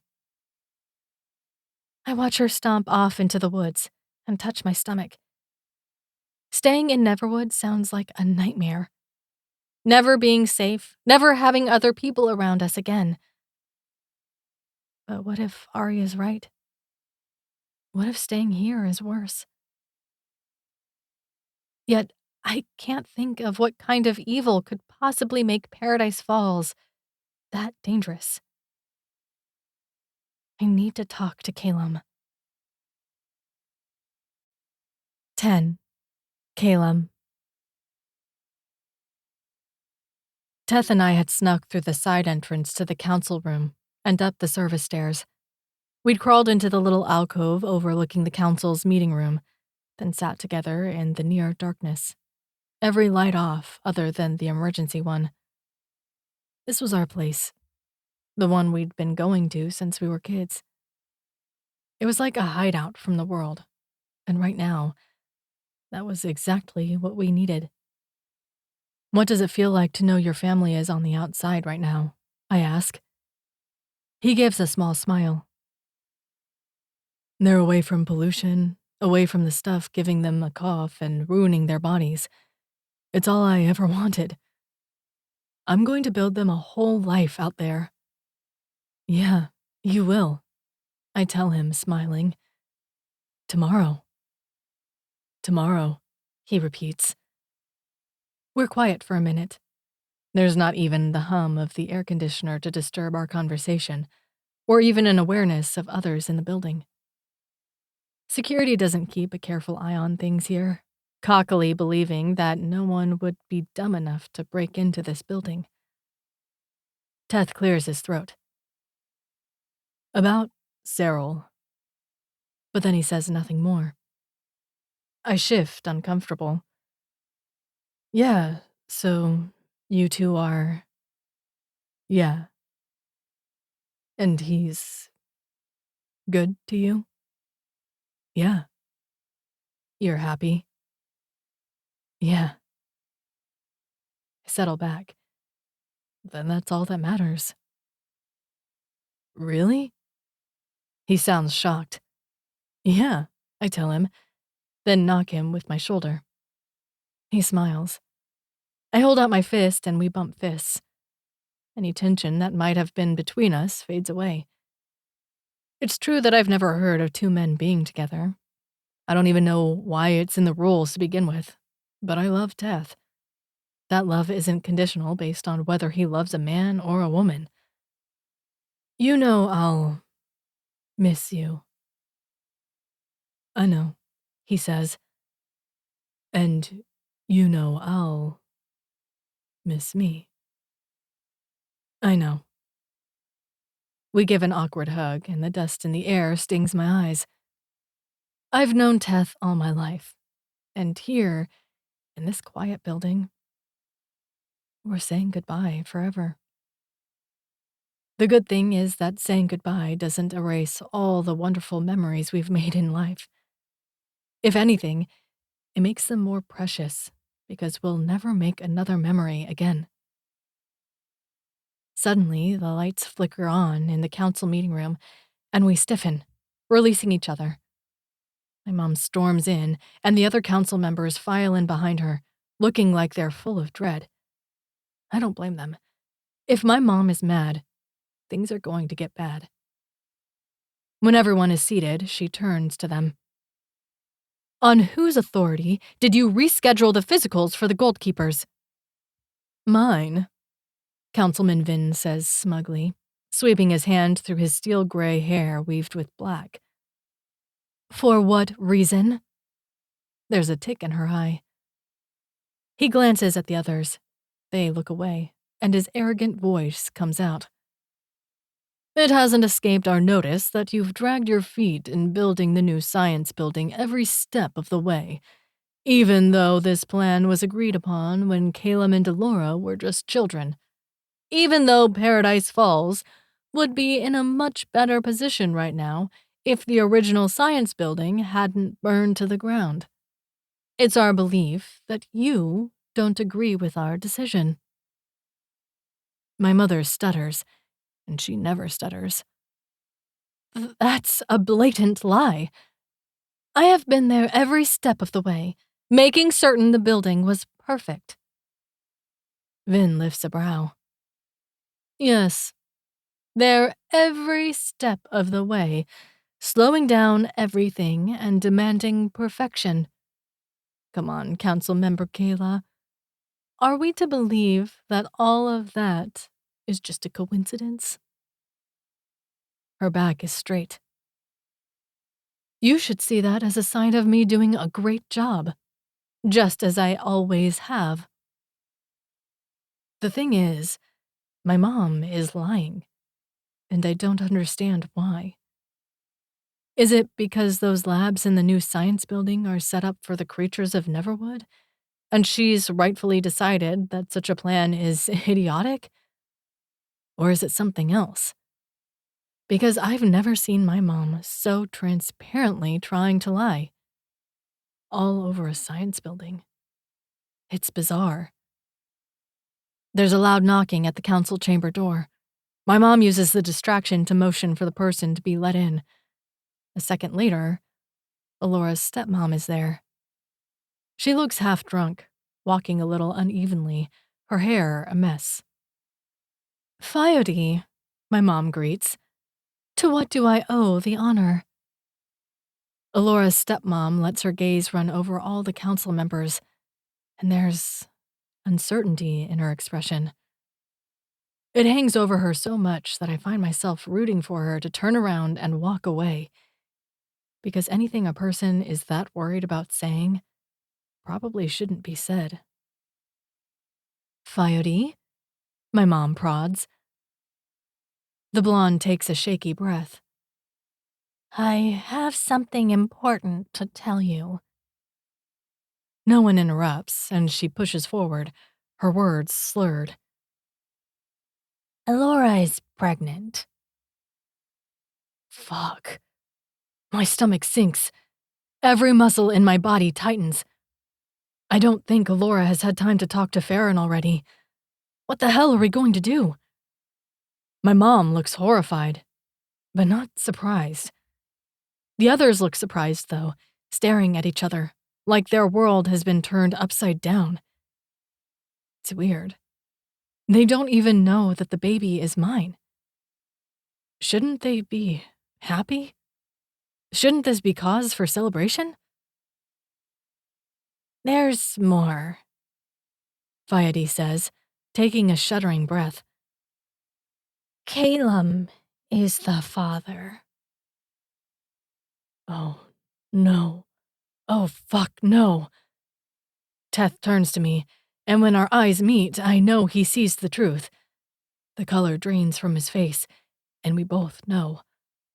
Elora and I are in trouble. This cannot be true, Councilmember Runo says, standing up and slamming his fist onto the table, which is shocking to see from the mild-mannered scientist. All our plans are ruined, Councilmember Prisma says, angrily turning a gaudy ring on her finger. We cannot allow our plans to be pushed off for 9 months. Councilmember Braxis runs a hand over his face. Fayedi seems to completely miss their distress. I'm still going to be taken care of by Paradise Falls, right? This doesn't affect my position. My mom looks pissed for a moment, before her calm mask slips back into place. Of course.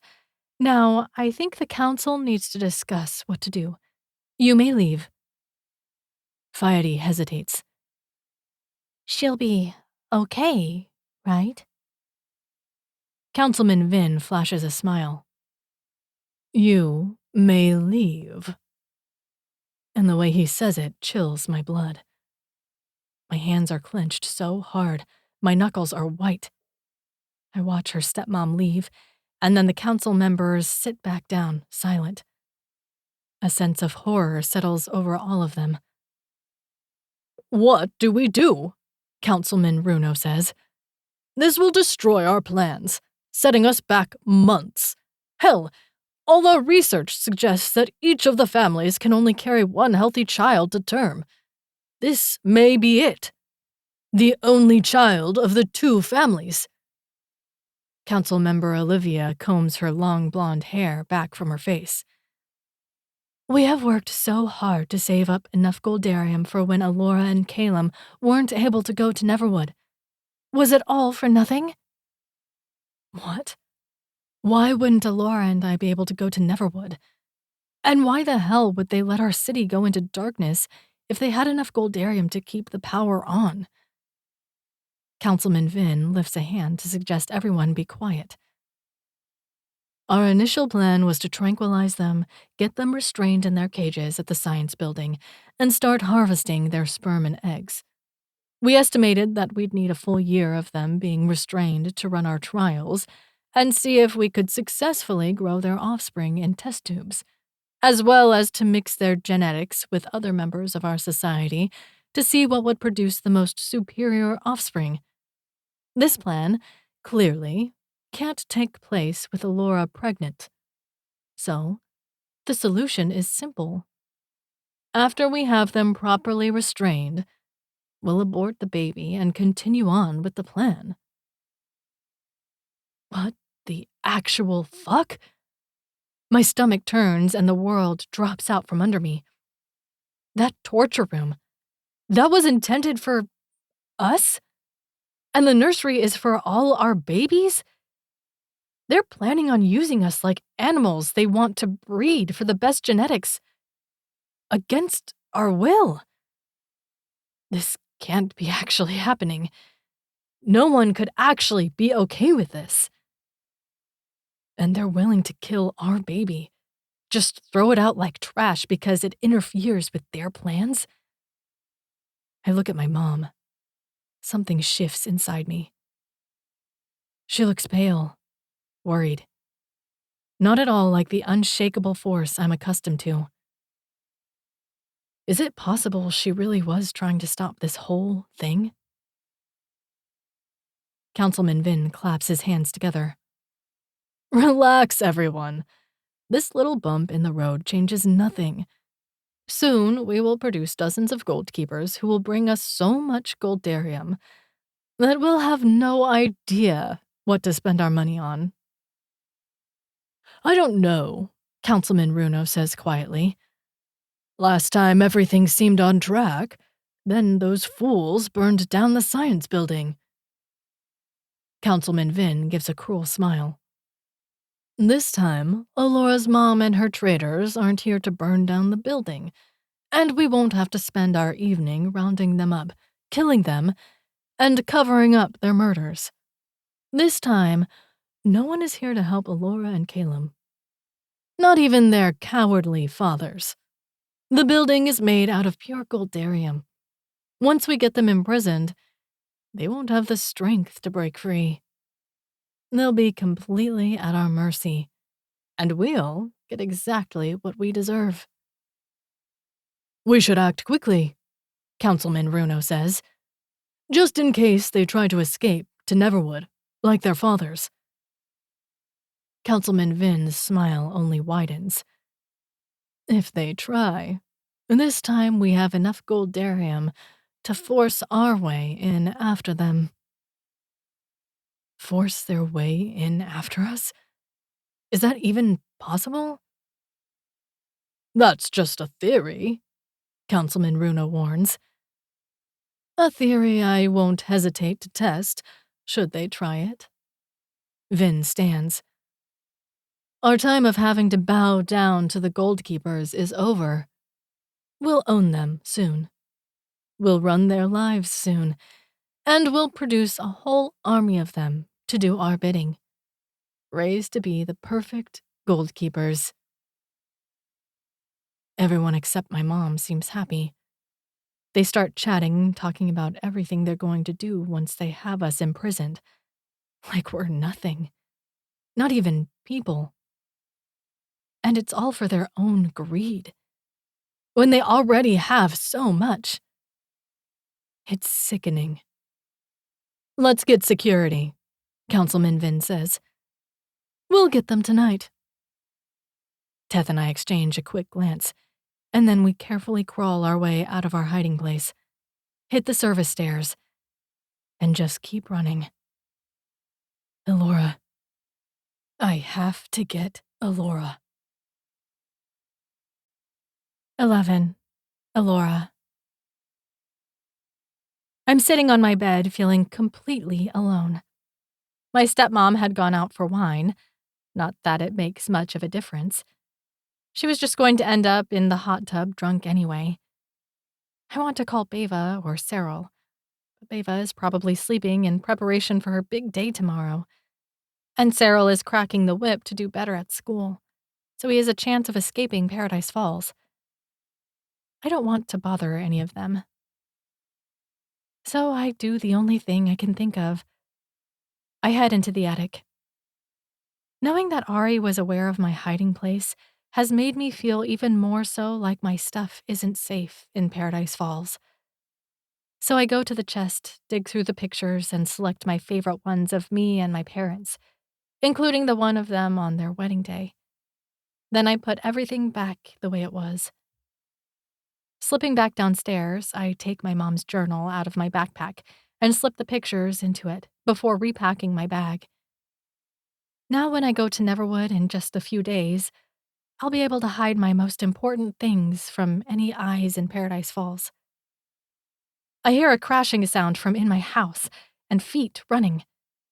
Tensing, I leap to my feet, not sure what to expect, but trying to be ready for anything. My bedroom door comes flying open, and I spot Teth and Callum. We need to go, Callum says, his face pale, his voice full of panic. Before he says more, Teth says, I'm going to run to your house and get your bag. Then he takes off running like there are ogres chasing after him. Go? I ask, shaking my head in confusion, staring between Callum and where Teth had disappeared. What's going on? Callum looks like he's about to break some really terrible news.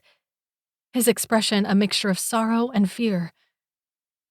Your stepmom must have heard about us being pregnant. My gut tightens. What? No. She went to the council and told them, and I found out what they have planned for us. And there's something dark in his words. What are you talking about? I say, head swimming. He grabs my arms. Elora, the new science building. That scary floor, it's meant for us. They're planning on imprisoning us and killing our baby so they can harvest our eggs and sperm and create an army of gold keepers that they can raise to be their perfect servants. I feel the color drained from my face. That's impossible. Elora, those brilliant blue eyes of his lock into mine. I heard it all. They're sending security for us tonight, right now. My heart hammers. Where are we going to go? What are we going to do? Was this what Ari was trying to warn me about? It must be. Fuck. Why didn't I listen to her? We need to go to Neverwood, just like our dads did. We need to run away from the council and this whole damn place. It's our only chance. Live in Neverwood? I ask, just imagining never returning to Paradise Falls. He takes my hands, holding my gaze. We don't have a choice. I nod unsteadily and grab my bag from off the floor. Except the scientist's badge falls out from the pocket I hid it in. I ignore it, but Callum grabs it. There's something we have to do first. I frown, confused. We need to steal their goldarium. There might be a way for them to use it to come after us. I feel sick. They could possibly follow us in? He grabs my hand and we start running. We leap into the truck and pull out of the driveway when Teth comes running up. I open my door and he tosses in Callum's backpack. Good luck, Teth says, his dark gaze saying a hell of a lot more. Be careful. I care about you. I'll miss you. Just make sure you're on that plane in the morning, Callum tells him, and go home and pretend this never happened. They clasp hands, then step away from each other. Teth slams my door shut, and Callum steps on the gas. We go speeding down the quiet streets of Paradise Falls for the last time, not stopping until he pulls into the alley beside the science building. At the door, I say a quick prayer that the badge still works, and he swipes it. Green. We're in. We're more careful this time, aware that security and the scientists might be walking around, even this late. We take the stairs up to the second floor and head straight for the big ball of goldarium. Callum swipes the door, and it opens. It's encased in a crystal container, but we open it and grab the soccer ball-sized piece of goldarium and force it into a crystal chest, then close it tightly. We can't take the risk of leaving it open because it'll draw everyone in Paradise Falls to it. We close everything up the way we found it, and Callum carries the chest down the stairs while I hurry along beside him. We make it to the first floor and head down the hallway to the side door before we hear, "Freeze!" We turn and spot security, a man in dark clothes reaching for the taser at his side. This is official Goldkeeper business, Callum tells him, so stay out of our way. Instead of reaching for the taser that would do nothing against us, he reaches for his radio. We bolt, exploding out the side door and climbing into the truck. I put the chest in my lap and Callum's bag at my feet, while he steps on the gas and gets us out of there. We're speeding through town faster than I've ever driven in my life. But there's a countdown in my mind, an awareness that if we do anything wrong right now, our lives will be forfeit. I picture us strapped down in those cages. I picture them killing my baby and then harvesting my eggs. The thought makes me sick. These people are twisted, wrong. Anyone who could do that to another person is a monster. We're bouncing along the path that leads to Neverwood and park in the parking lot.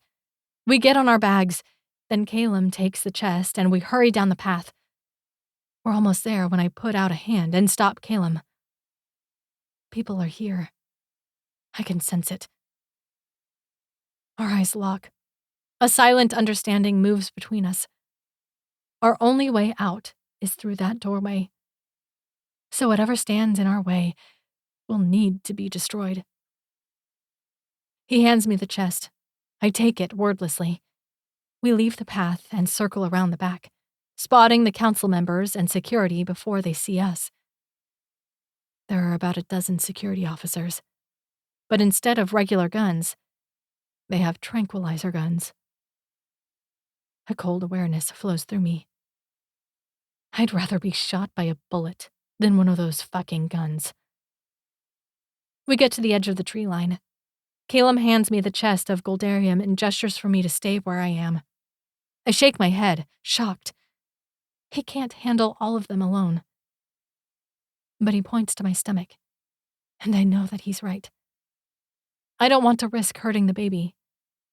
Not unless they leave us with no choice. Callum slowly moves forward until he steps into the light. All the trank guns focus on him. Councilman Vin smiles a deadly smile. It seems that somehow you've discovered information that wasn't meant for your ears. Callum's mouth curls. You fucking bastards. We already willingly gave up our lives to bring you Goldarium, but that wasn't enough for you. You needed more. You needed to be greedy, conniving, heartless pieces of shit. And his mom flinches at each word. The councilman shakes his head.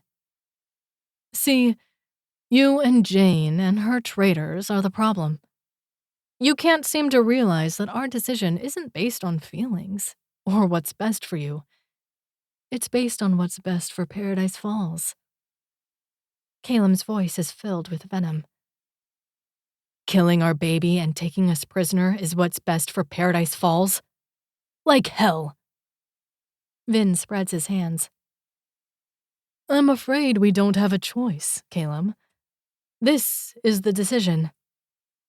You always have a choice, Calum says. Just like we've had a choice every time we've gone into Neverwood. Just like our fathers and past generations have had a choice. And every time, they chose what was best for their people. And in thanks for all of that, you make this sickening decision? He spits on the ground. The councilman gives Calum a cold look. Well, unfortunately for you, you don't have a choice. Do you see all these tranq guns pointed at you? Just the squeeze of one trigger, and this is all over. Except, where's Alora, Calum? I know she can't be far from you. My mind starts working. I can't let them shoot him. I can't just stand here and do nothing. I squeeze the handles of the chest tighter, and an idea forms in my mind. It's not a perfect idea, but it may be the only way we'll get out of this, even though it's a risk. Taking a deep breath, I stride forward into the light. The council members look in my direction, and they all seem relieved, like they feel the chess pieces they needed have fallen into place. Unfortunately for them, I'm not controlled by anyone. Well, well, well. Pretty little Alora. I'm going to enjoy visiting you in the lab each day, Vin says, a sickening pleasure in his voice. Calum looks back at me with horror. I know what he's thinking, but he'll understand soon. I smile at Vin. That's if you survive long enough. Flipping the top open on the chest, I set it down on the ground and watch as the effect of the Goldarium ripples over all of them. Calum yanks me back as everyone comes running. As they get in each other's ways, they scratch, claw, bite, and fight. A security guard manages to touch the Goldarium, and his fingers burn off, turning to ash as he screams. And yet he continues to try to get to it still. They're all trying their best. Councilman Vin falls on the Goldarium, and it eats away part of his face before he's pulled back. The security officers start shooting wildly, and Calum yanks me behind a tree along with him. He presses his body around me as screams fill the air. We stay that way for a long time, until it grows quiet. Then we step out from behind the tree. Calum's mom has tied herself to a tree, and blood is running down her face. She's fighting the rope, but she's unable to escape. Councilman Vin is crawling toward the chest, and as we watch, Calum's mom pulls a gun out of her waist and shoots him dead. Calum closes the lid, and the silence around us is deafening. Unfortunately, it looks like the majority of them were simply tranked rather than having died. But it's the same to us now, as long as we escape. Mom, Calum says. Tears run down her face. I need you to know. I helped Alora's mom in secret to burn down that building the first time. I tried everything in my power to stop it the second time, but it wasn't enough. I'm sorry, son. You deserve so much better than me. Calum looks at her, his expression cold. I do. But I'm not going to go into Neverwood hating you. The last thing I'm going to do is bring hatred and anger into my new family. so I forgive you." She starts weeping in earnest now, the deep scratches on her face bleeding enough that blood drips from her jaw. I want to feel sorry for her, but I just can't. Not after what she helped plan for us, even if she wasn't fully on board. Callum picks up the box of Goldarium and takes my hand. "You know that with you gone, there is no Paradise Falls, right? There is no perfect place," his mom says softly. "There never really was," Callum tells her.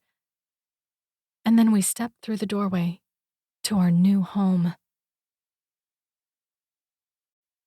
12. Elora.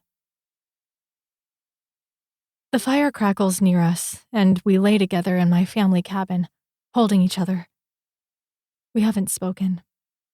We'd just crawled into bed, shaking together like leaves, trying to let the adrenaline fade from what we'd just been through.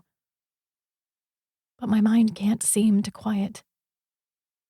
Too much had happened, more than my brain could possibly process.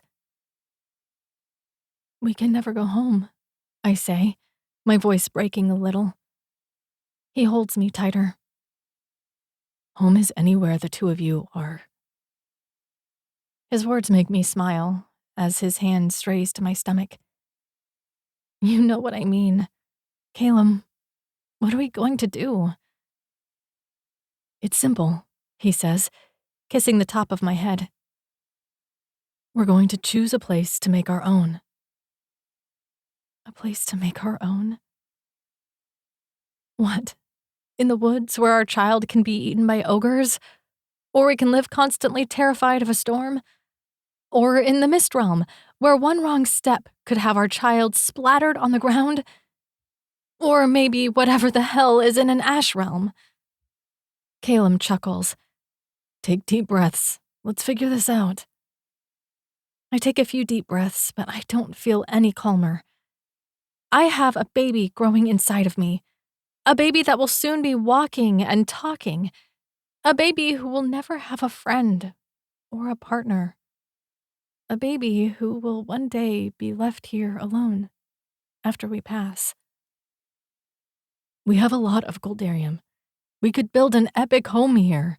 Then we could build large walls to surround it, start a garden, and build a whole little farm. I think, then shake my head. This place can't be where we raise our child. There's nothing here for them. What will they do if something happens to us? He's quieter for another long minute. "How about the Mist Realm? That tree guy was pretty friendly. And it sounds like he has more people, even if there's not a lot of them. Didn't he offer to build us a home in a tree? As far as we know, these are the only people in Neverwood. We can stick close to them." "I don't know," I say. The Mist Realm doesn't feel like home either. If it was just Callum and I, maybe that would be where we'd go. But our baby deserves better than that. A safer place. Besides, there's this nagging feeling in me. A feeling that's telling me we have to keep going. That there's something better out there for us. I think I want to try and find the end of the Phoenix Trail. The source of all Goldarium. The thing of legend that our fathers likely went in search of. "You're hoping to find them," he says simply. Our fathers. My father. So what if I am? Would it be the worst thing for our child to have a loving grandfather in their life? Tears sting my eyes. They're all we have left now. He takes a ragged breath. And you know there's a chance we won't find them, no matter how far we go. And a chance that whatever is further down the path is worse than where we've already been. I swallow around the lump in my throat. I know, but I feel like we have to take the chance. We have to provide our baby with the best life we can, even if it's in Neverwood. He's quiet for a long moment, I look back at him. His expression is thoughtful before his gaze slides to me, and he kisses me. Okay, we keep going, as soon as we can. As soon as we can? I ask. He nods.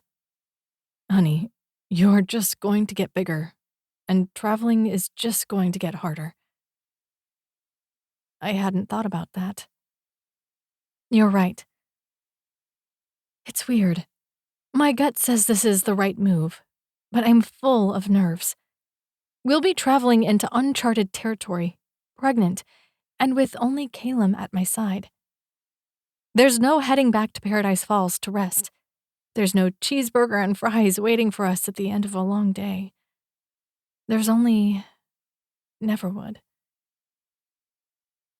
Do you think our friends will be okay? He kisses my head again. Death and Beva will be leaving on the first flight out of there tomorrow, so they should be fine. My mind keeps working. What do you think is going to happen to Paradise Falls? He hesitates. Be honest. He nods.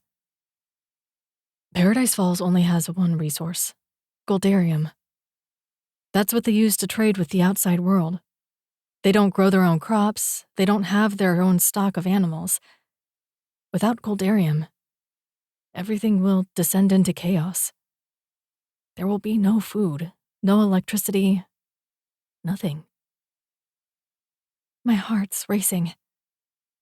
So then they'll fly everyone out? He hesitates again. No, the wealthy will probably fly out. The rest will probably be left behind. I turn in the bed to face him. They'll just leave most of the population behind? Flying people out will cost money. Money that will be precious to them, he says, as if that justifies everything. So everyone will be left there to die, with no food, no resources, and no way out?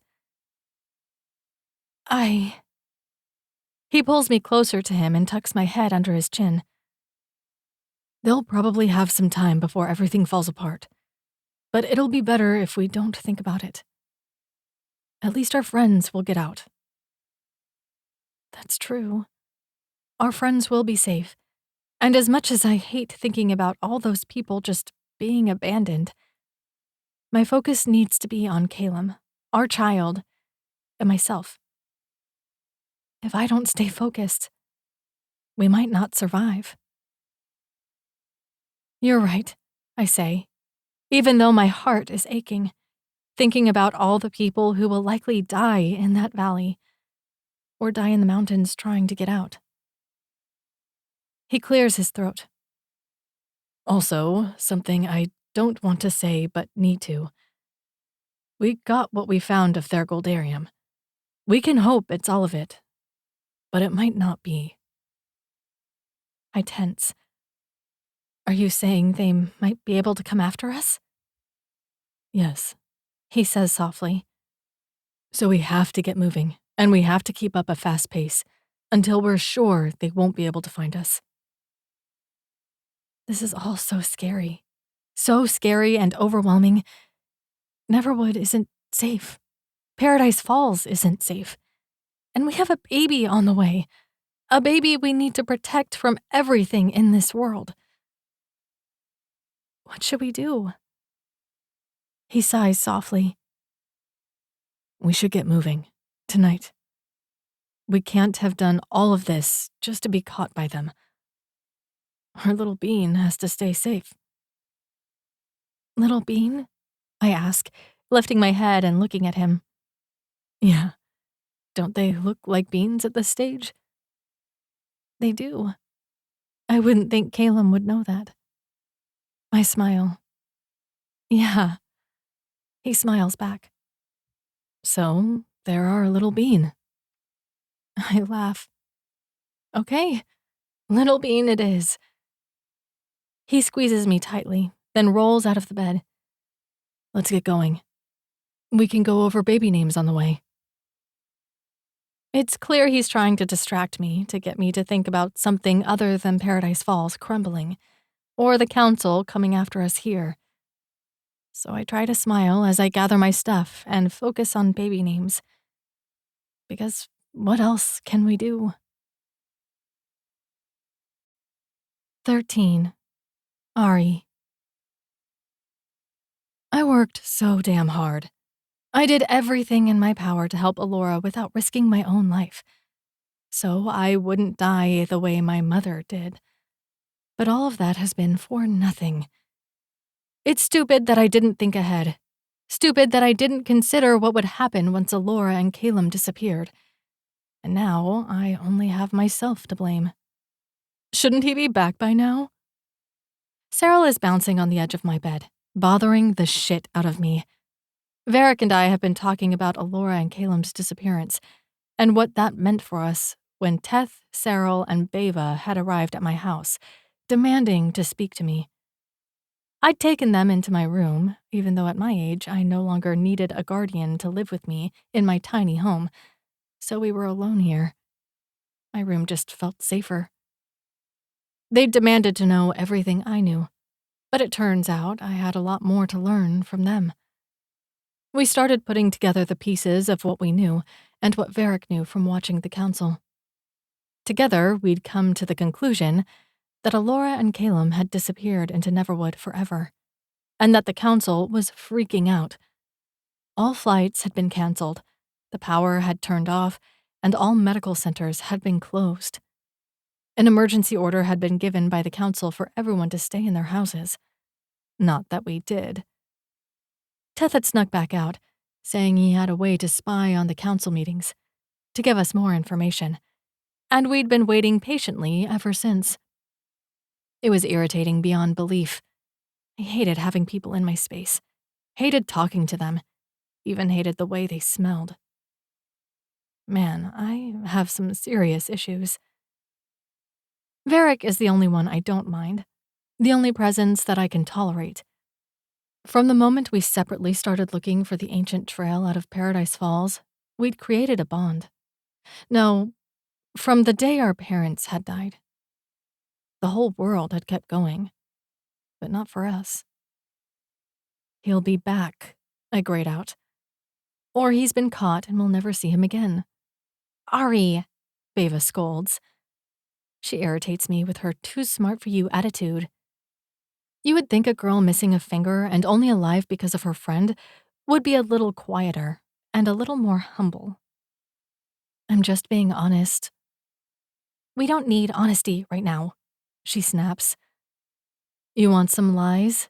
I tell her, leveling her with the kind of look that makes most people take a few steps back. Everything is absolutely fine. None of us are going to end up dead in the street. Beva glares and pats Cyril's shoulder like he's a child. We're going to be okay. Teth's okay. A second later, we hear movement in my house, and all of us tense. When Teth throws open my doors, some of my tension fades. At least it's not security here to tear me to pieces because they found out my role in all of this. Teth sits down on the bed beside Beva, looking pale. What happened? Cyril asks gently. It's worse than we thought, he manages. Worse? How the hell could things be worse than we imagined? I hope this boy tends to exaggerate or we're all in trouble. What's going on? Cyril asks. Teth takes a shaky breath. Almost all the Goldarium is gone, and Callum and Alora won't be back. The council intends to flee Paradise Falls with their chosen few people. They're going to split what's left of the Goldarium on the outside to make sure they're wealthy out there, too. Fuck, I mutter. He nods. That's not even the worst of it. They'll be giving security the instructions to go through Paradise Falls after they've escaped and kill everyone left there. Because they don't want the risk of anyone getting out and telling the outside about what they did. Hell, I say, unable to even form the words. This is horrifying bullshit. Not that I'd expected anything less from the council. His face is tight. What do we do? Because clearly we're not the chosen ones who will be getting out with them. I answer easily. We can't be in the city when they start killing people. But what do we do? Beva asks. There's only one way out of here, and that's on a plane. I mean, we could try hijacking one, but we'd have to get weapons and somehow take someone who can fly the plane. That's never going to happen, I tell her. Security will be all over those planes. Well, what then? She asks me angrily. I look at Varric. He gives a subtle nod, and I take a deep breath. The ancient path. We need to take it out of the city. It's the only way through the mountains. The ancient path? Cyril asks, clearly confused. Beva nods. It's the path our ancestors used to get into Paradise Falls, and it's supposedly the only way in or out. But no one has found it since. The thing is, I explain, Varric and I have been trying to find the path out for many years. And we think we've found it. It follows the nursery rhyme almost perfectly. The nursery rhyme? Cyril asks, clearly confused. Beva stands up taller. Toward the north you must go forth. Past the T you must flee. When in doubt, stick to the route. When you see the green, don't be seen. To enter the wall you must crawl, or continue on to the great beyond. I nod. That one. But have you actually seen a path through the mountains? She asks. Varric and I exchange another look, his dark eyes boring into mine. We'd always planned to travel higher and higher in the mountains, but I'd been scared to get caught. He'd been pushing me to do it, and I'd been dragging my feet. I felt like I had all the time in the world. But I guess I was wrong. No, we've never gotten that far. So, we don't know if we can get out that way, Beva says, crossing her arms in front of her chest. Her attitude is rich. Was her idea to steal a plane so freaking good? She should be thanking us on her hands and knees for having an actual plan that could work. Do we have another option? I ask, pinning her with my gaze. They're quiet for a minute, and I can practically see their brains turning, trying to come up with a better plan. My jaw tightens so hard it pops. There is no better plan. As frightening as this idea might be, this is our life now. Then I watch the reality of our situation hit everyone in the room. There's a mixture of horror and acceptance that falls over their faces, which might have been amusing at a different time. That's right. Your perfect little lives are falling apart. Unfortunately, mine and Varric's lives had fallen apart a long time ago. We don't have anything to cling on to here. Beva finally nods her head. Then we should all go home, quickly pack and meet in the woods. Suddenly, it hits me. Are you saying we're going to travel together? The thought had never occurred to me. Varric and I are seasoned hikers. Taking these three with us will only slow us down. My plan had simply been to point them in the right direction and be done with them. Beva frowns at me. Of course, there's safety in numbers. I scowl, not mincing my words. Varric and I know what we're doing in the woods. All of you will be nothing but a liability. We can take care of ourselves, she says, squaring her shoulders. Looking at Varric, I'm surprised to see him giving me an expression that says he's disappointed in me. What? What am I doing wrong? I'm being practical. Practical, but not kind. Embarrassment rises inside of me. Surviving is all that's ever mattered to me, and Varric. It's not in my nature to stick my neck out for someone else, not after what happened to my mom. I swore that I'd never make her same mistakes. But it's clear Varric thinks we should help these three. Fine. Everyone has an hour. If you're not in the woods then, we leave without you. Everyone in the room files out, and I instantly focus on packing. Except my hands are shaking. I curl them into fists and will myself to be calm. My mom always said that there was no point in worrying, that worrying was the most useless emotion there was. So I won't worry. I pack my bag carefully, knowing that the items in this bag will determine my survival. Winter items get thrown in, and I belatedly wonder if I should have given the 3 inexperienced hikers better instructions on what to pack. By the time we reach the tops of the mountains, there will be snow on them. If they don't have warm clothes, none of this will matter, because they'll die. But I can't worry about that now. I have to focus on my own supplies, my own survival. Because the hours remaining of my life are slipping through my fingers like sand. Soon, security will be here to take my life. And I can't be here when they come knocking. 14. Elora. I'm hurling my lunch just off the protected path, while Callum holds back my hair. This is my 3rd time puking in the last few days. Apparently, the baby doesn't like jerky and trail mix. Lucky me. We'll be at the next cabin soon. I'll make you stew, and I'll try to keep an eye out for any berries or fruit along the way, he tells me gently. I clean myself up and we start walking again at a slower pace. We'd been pushing ourselves, unsure of whether or not the council was behind us. Luckily, we didn't have to drop flowers because, well, no other gold keepers would be following us.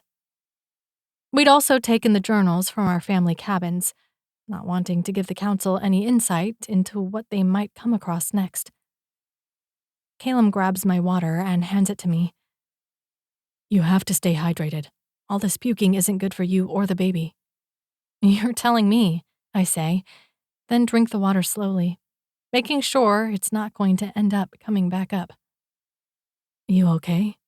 He asks, his blue eyes filled with concern. I nod and hand him my water, which he slips back into my pack.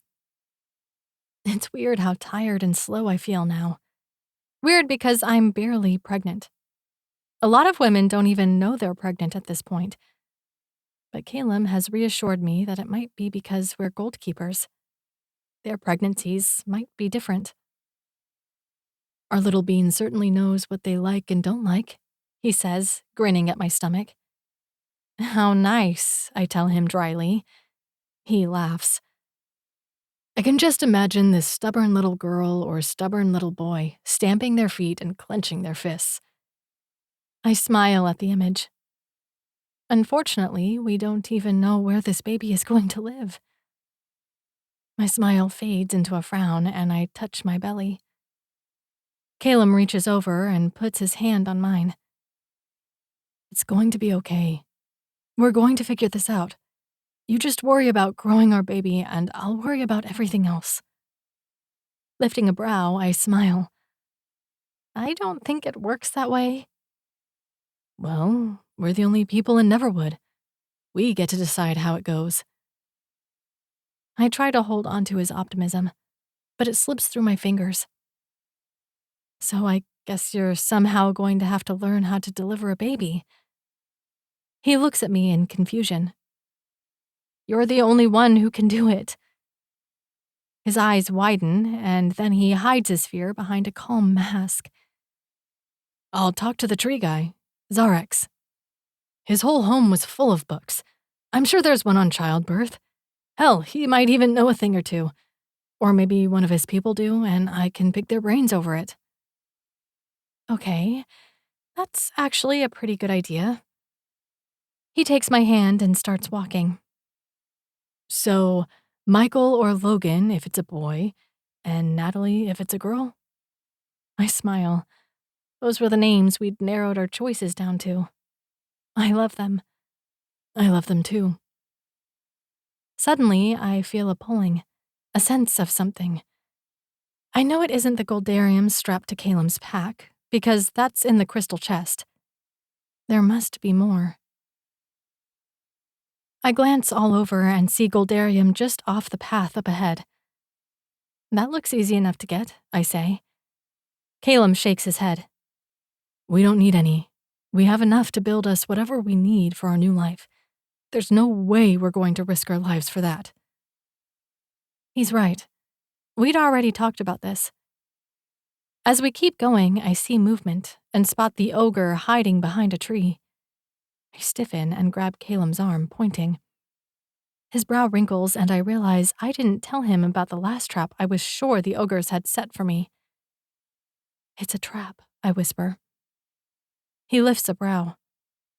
They're not smart enough for traps. They set one up for me last time. I think they're doing it again. No way, he says, shaking his head. I frown at him, but we keep going. My gaze slides over everything around us until I pick out 4 more ogres. Each time I point them out to him, and Callum looks entirely shocked. When we fully pass all of them, the roars start. The ogres chase after us, even though they can't step on the path. They're roaring, pounding their chests and screaming. Every step of the way, Callum is looking at them like they've lost their minds. His surprise turns to annoyance as they keep following us. He covers his ears. He tries to hurry fast enough so they can't keep up with us, but the ogres shadow us every step of the way.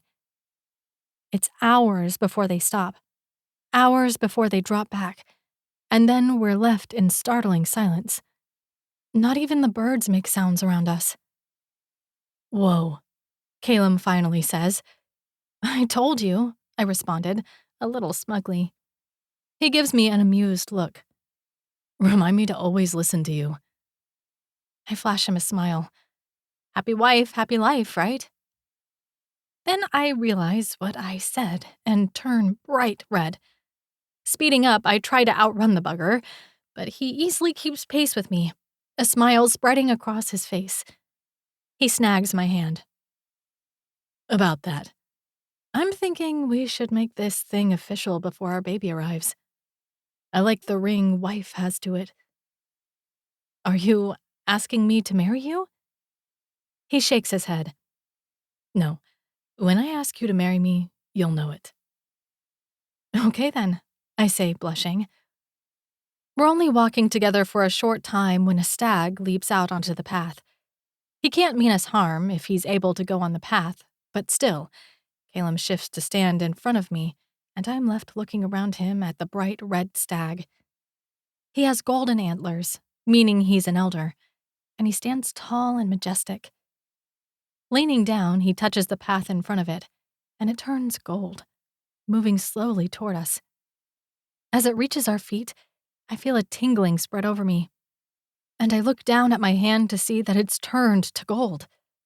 Callum looks back at me, completely golden, and gasps at whatever he sees in me. The stag leans down and seems to bow to us before leaping off the path and disappearing into the woods. We stare after him for a moment, probably both wondering what the hell just happened. Callum turns to me. The gold is fading. Yours is too, I say, touching his face, which is less and less golden by the second. What the hell was that? He asks. I shake my head. No idea, but it was definitely weird. Definitely, he confirms. We continue walking until we see a cabin in the distance, just in front of the mist realm, and we both speed up. After too many nights on the hard ground, a nice bed and a good stew sound almost too good to be true. I just hope our friends back home are doing just as well at their new universities. 15. Callum. We've been in the mist realm for days. How many, I'm not sure. It's hard to tell here, since it always seems to be the same brightness through the mist. I'm doing everything I can to make traveling easier on Alora. Every inch of me is hyper-aware of the fact that the person I love most in this world is carrying the baby I love most in this world. I would do anything for them. But I know in Neverwood, that's not always enough. So I'm on guard at all times, ready for anything that might face us. You going to help or just watch? Elora asks, and I startle, my focus having been on everything around us. She's sawing off one of the giant coconut-sized fruits that tastes like a cross between a pineapple and a strawberry. When we'd climbed to the higher branches in search of food, she'd been ecstatic to find them. Apparently, she'd been craving them all day. The fruit gets sliced off the vine, and she cracks it open, drinking the liquid and eating the inside with an intense look of pleasure. I smile and get to work cutting off another one. If my lady wants these ridiculous fruits, she'll get as many as she can handle. These are amazing, she says as I crack open the one I sawed off and hand it to her. Seriously amazing. It's hard not to feel good hearing that. There are so few tasty things I can give her. Watching her eat food that she gets sick from makes me feel like I'm not taking good enough care of her. Good, I say. You deserve it. Just keep growing that little bean. I want one with chubby cheeks. She laughs, then gets a thoughtful look on her face. You know, I don't know why, but I never saw you as the dad type. I lift a brow as I start sawing off another fruit. Yeah? She shrugs. I honestly thought you'd be upset when you found out about the pregnancy. Guilt uncurls within me. That's because I was such an ass, treating you like shit because I was jealous. Have I said sorry about that? A lot of times, she tells me gently. But sorry isn't enough. I need to spend my life making it up to her. I will never again give her a reason to believe that I'll be anything but good to her. She needs to know that I'll treat her like the princess she is forever, no matter what. I crack open another fruit for her, and she says, "Last one." So I get to work eating a couple myself. They're good, but they're not roll back your eyes in the back of your head and moan kind of good, which seems to be the kind of effect they have on Elora. Not that I mind watching her eat and moan, even if it's putting me in the mood. Ready to go?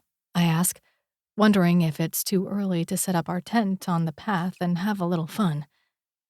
She nods, and I offer her my hand to help her stand, then get her backpack on her. As we head to the ladder going down from the branch, a massive creature comes leaping onto the branch. It shakes the whole thing so much that we both end up thrown to the ground. The black beast, which looks like some cross between a wolf and a dog, growls low in its throat and starts toward us. I'm on my feet in an instant, yanking Elora to her feet beside me. This thing is the size of a goddamn house. The only thing we can hope to do is outrun it. But not on a tiny ladder going to the ground. You go for the ladder. I'm going to distract it, I tell Elora. No, Elora, just do it, I order gruffly. Then I move away from her as the creature lets out another growl. I circle away from the ladder and Elora, and it follows me, crouching low to the ground as it advances on me. A paw shoots out, and I leap to the side, slamming hard into the sharp branches of a bush. But it doesn't matter. The bush is a lot better than being hit by the creature. Another paw tries to smash me, and I leap again to avoid it, noting that Elora is making her way down the ladder now. Suddenly, the creature lunges at me, and I jump back. Only there's nothing but air behind me. I fucking reached the end of the branch. I fall through the air, my heart hammering. Please let something stop me before I become a stain on the ground. Arms encircle me as a body presses against me, and I cling onto Zarex, the Birdman. It takes me a second to remember to breathe. You have no idea how happy I am to see you. A big smile fills his face and he hugs me tighter. He changes direction, and then a second later, he snatches Elora off of the ladder. A little scream tears from her lips as she stares at us, wide-eyed. And then we're on the branch below us with the Phoenix Trail, before we land lightly on the ground. Elora, Callum, it's good to see you, he greets. His long dark hair is tangled around his face, and his gray eyes are filled with excitement. It's good to see you. A massive form leaps onto the branch beside us, and I grab Alora and yank her behind me, as if my body alone could keep her safe from the beast.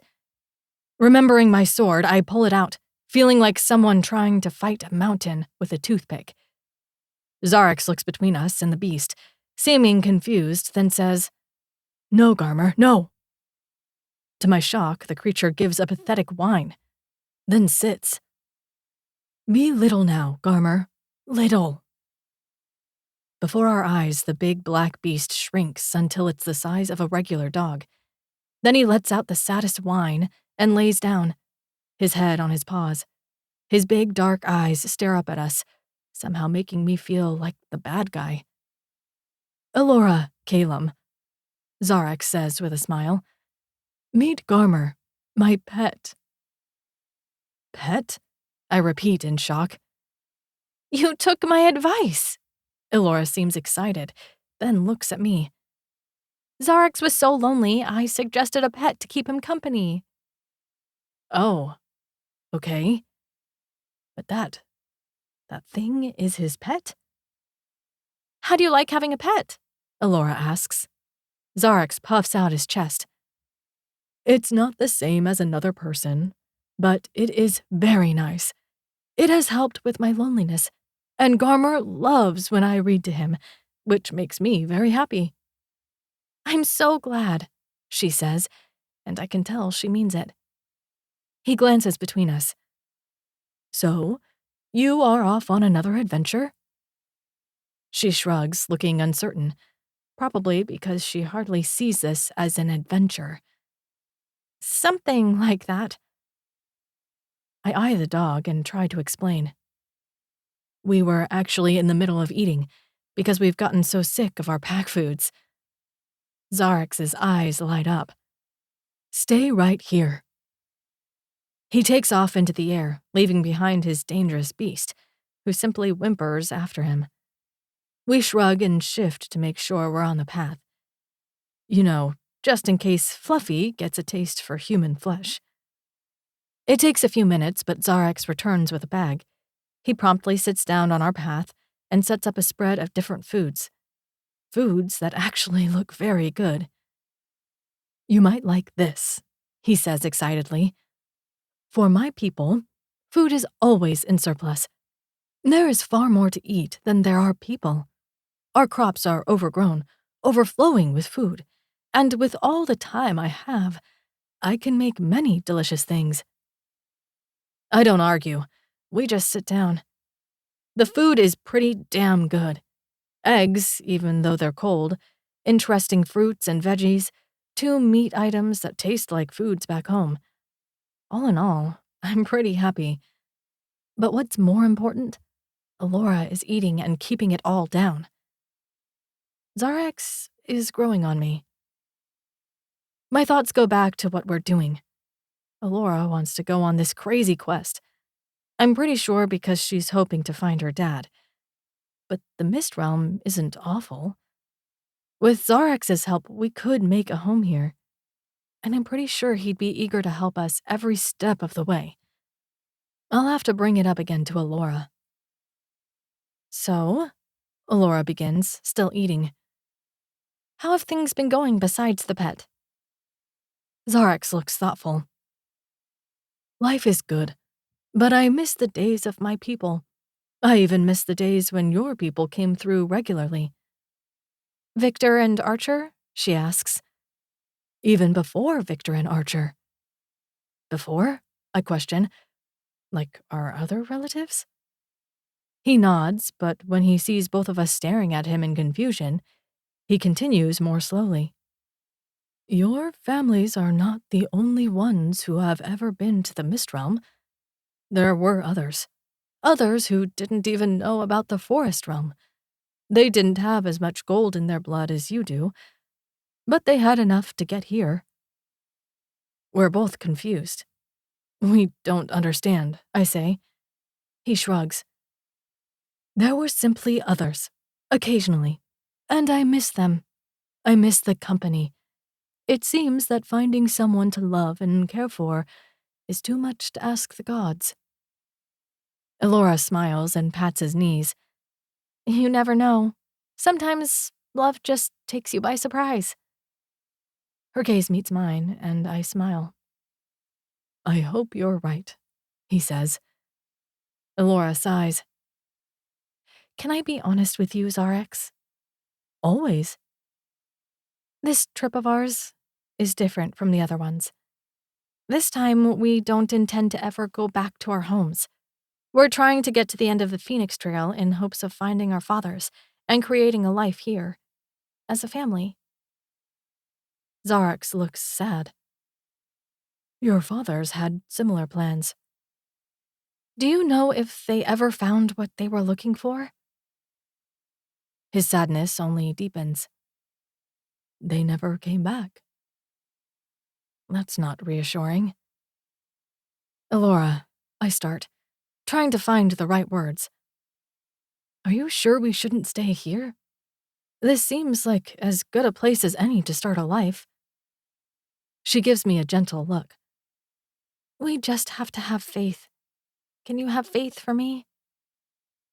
I take a deep breath, then slowly release it. Okay. Anything for you. His head snaps between us. If you ever do decide to build a life here, I will gladly help with anything and everything you need. Elora turns back to him. Thank you, Zarex. You're an absolutely wonderful friend. He smiles. Then she hesitates. Do you mind if I ask you about the ashram? Zarex relaxes a little. I've never been, but many of my people have. What do you know about it? She asks. He takes a minute to think. It's very dangerous. There isn't much to eat, and just about everything will kill you. So, like here, I say. He laughs, like that's the most outrageous thing anyone could ever say. It's not dangerous here, silly. My people have no fear of our realm, but the ashram, everyone fears it. We only go there if absolutely necessary. Great, I mumble. So the ashram should just be a blast. Elora gives me a look, so I try to keep my doubts about the ashram to myself.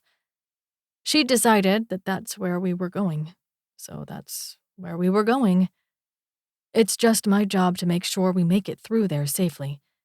We'd have to read our father's journal more carefully at the cabin before the ashram.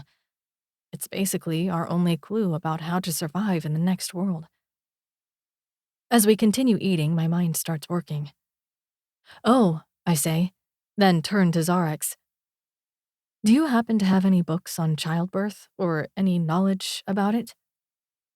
Zarex glances at Elora, his brows raised with an unspoken question.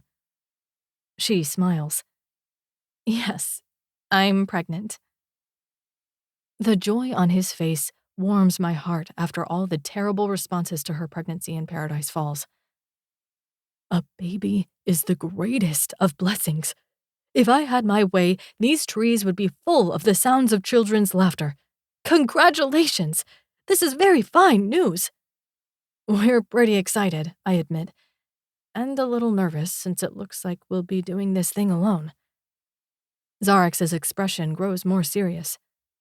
I will get you a book that will help you with everything, and I will share all my knowledge with you before you go. Your nerves will fade away, replaced by all joy.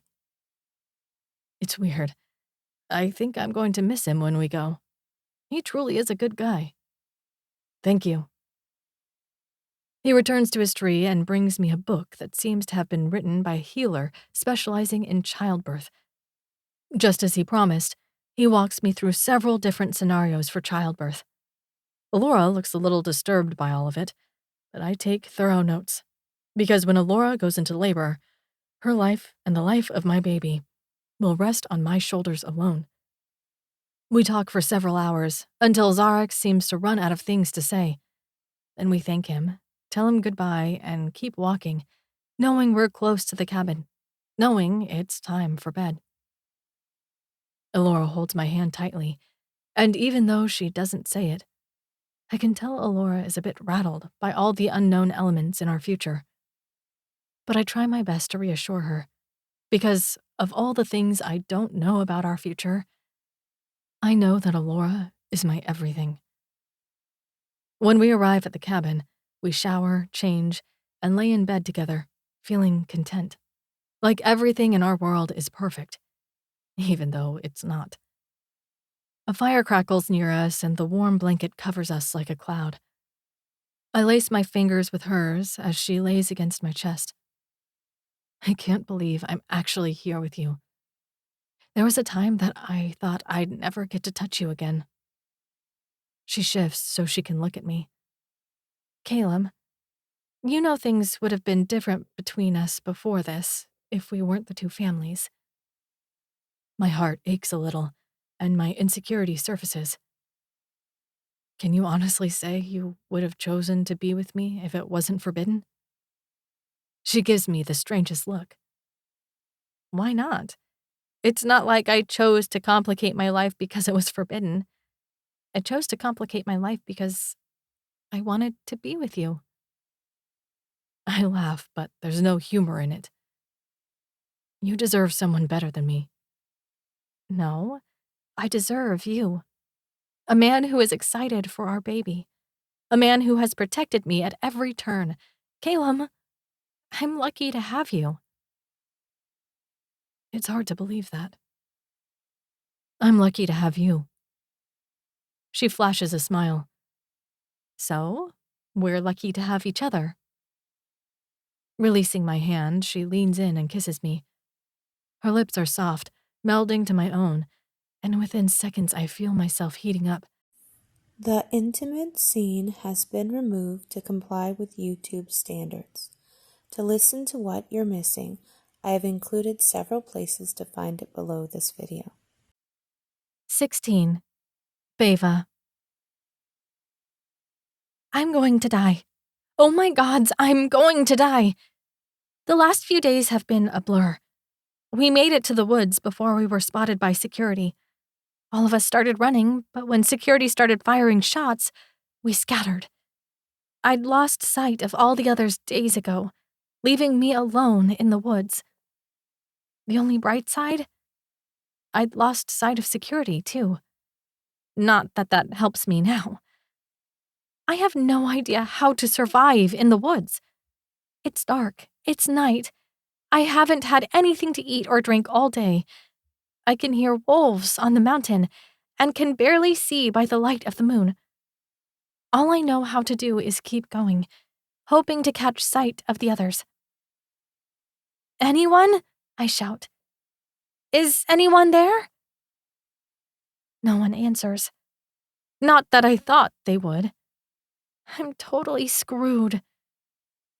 Outside of Varric and Ari, I doubt anyone has been this high in the mountains since our ancestors first came here. I have no idea what member of my family was even on that trail. The records of my family were lost from that time. But now, I can't help but think of them, lost in these woods, just praying to find some place they could live. How could they have known that Paradise Falls would change from a paradise to a prison? I was so close to getting out. One more fucking day and I would have left this place behind and been safely on the outside. Now, I don't know what to do. Wolves howl from my right side, and I startle, naturally moving toward the left as I continue to climb. Another howl goes up in front of me, and I freeze, unsure what to do. I start heading to my left, stumbling as I go from exhaustion and hunger.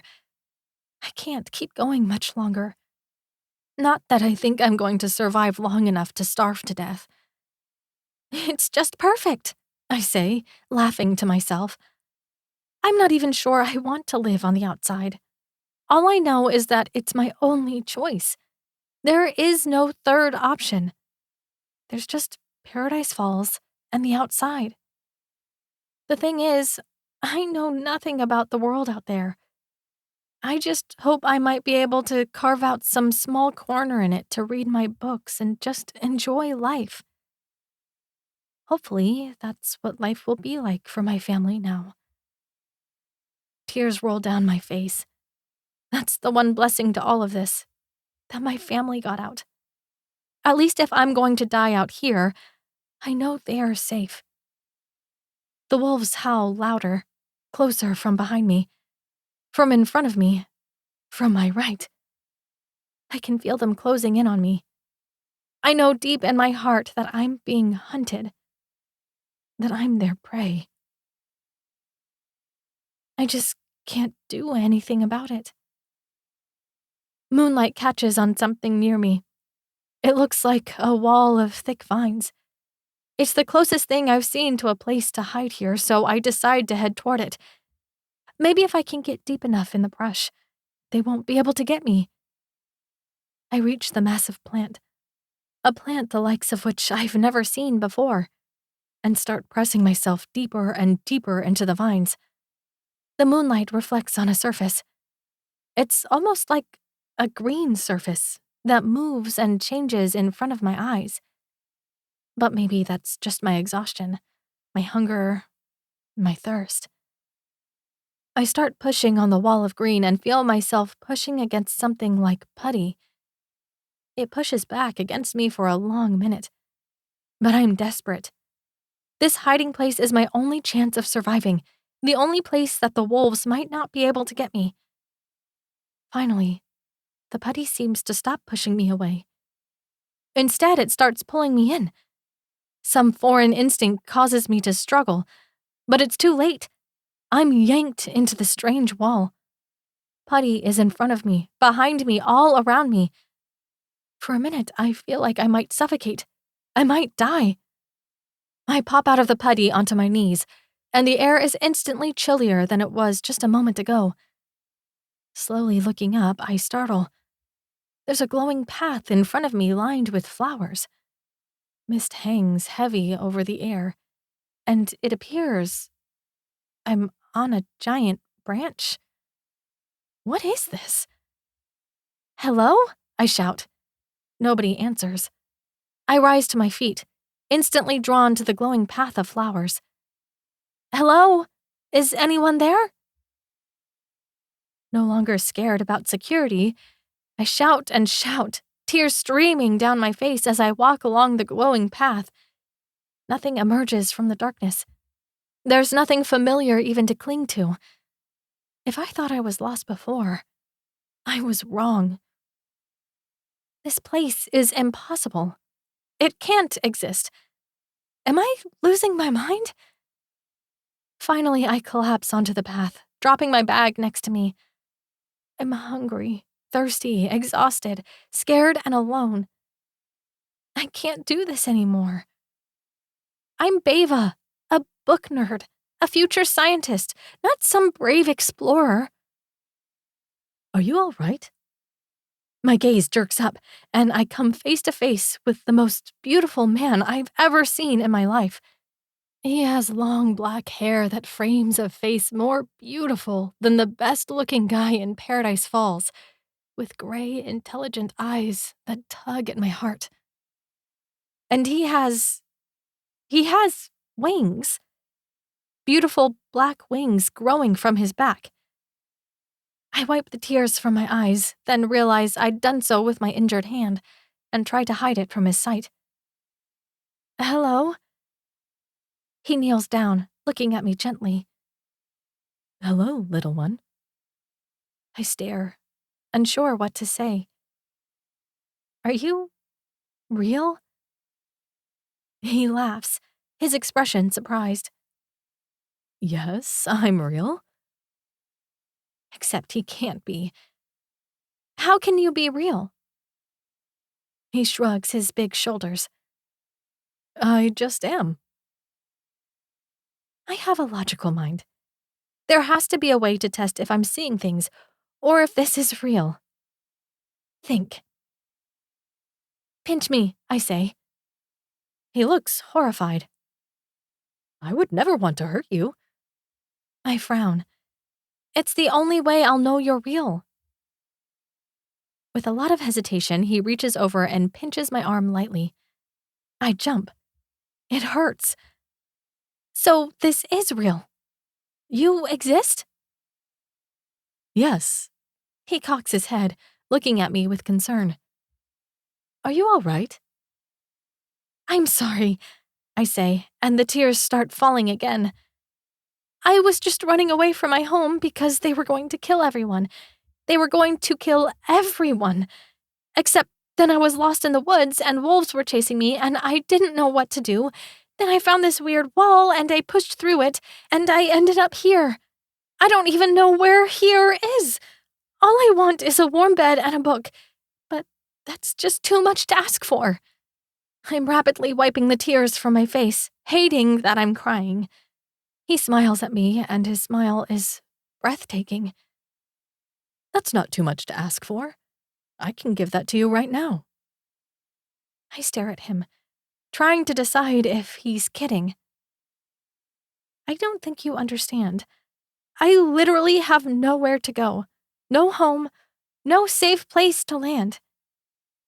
You do now, he says, without a hint of humor in his voice. My home is very warm, with a big, comfortable bed, and the walls are lined with books. If you want to stay with me, I'll always take care of you. You'll never be hungry. You'll never want for anything. His eyes are gentle. I should warn you, though, my life is very boring. There are only a few people here like me, and lots of empty homes full of books. Is this a joke? I ask, because what he's describing sounds like paradise. He shakes his head. I'd never joke about such things. I hesitate, looking around. I'm really safe here? He nods. And if you realize you are not happy with me, I can simply take you right back here, and you can continue to cry and wonder what to do. I laugh. He smiles. You have a very beautiful laugh. It matches your beautiful face. For some reason, I show him my hand. Not everything about me is beautiful. He cocks his head.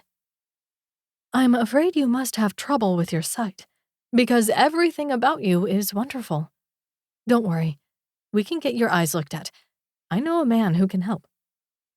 I laugh again and climb to my feet, putting my bag on. Going with him is crazy, right? I just met him. He could be planning on chopping me up into little pieces and eating me. He's not even human. And yet, what do I have to lose? I'm Beva, by the way. Zarex, he tells me. I offer my hand and he kisses it, then slides closer, wrapping his strong hands around my waist. My heartbeat quickens as he looks down at me, and his gaze slides to my lips. But he just begins to flap his wings, and then we're in the air. And I might be crazy, but this feels like my kind of adventure. The kind I'll survive from. 17. Elora.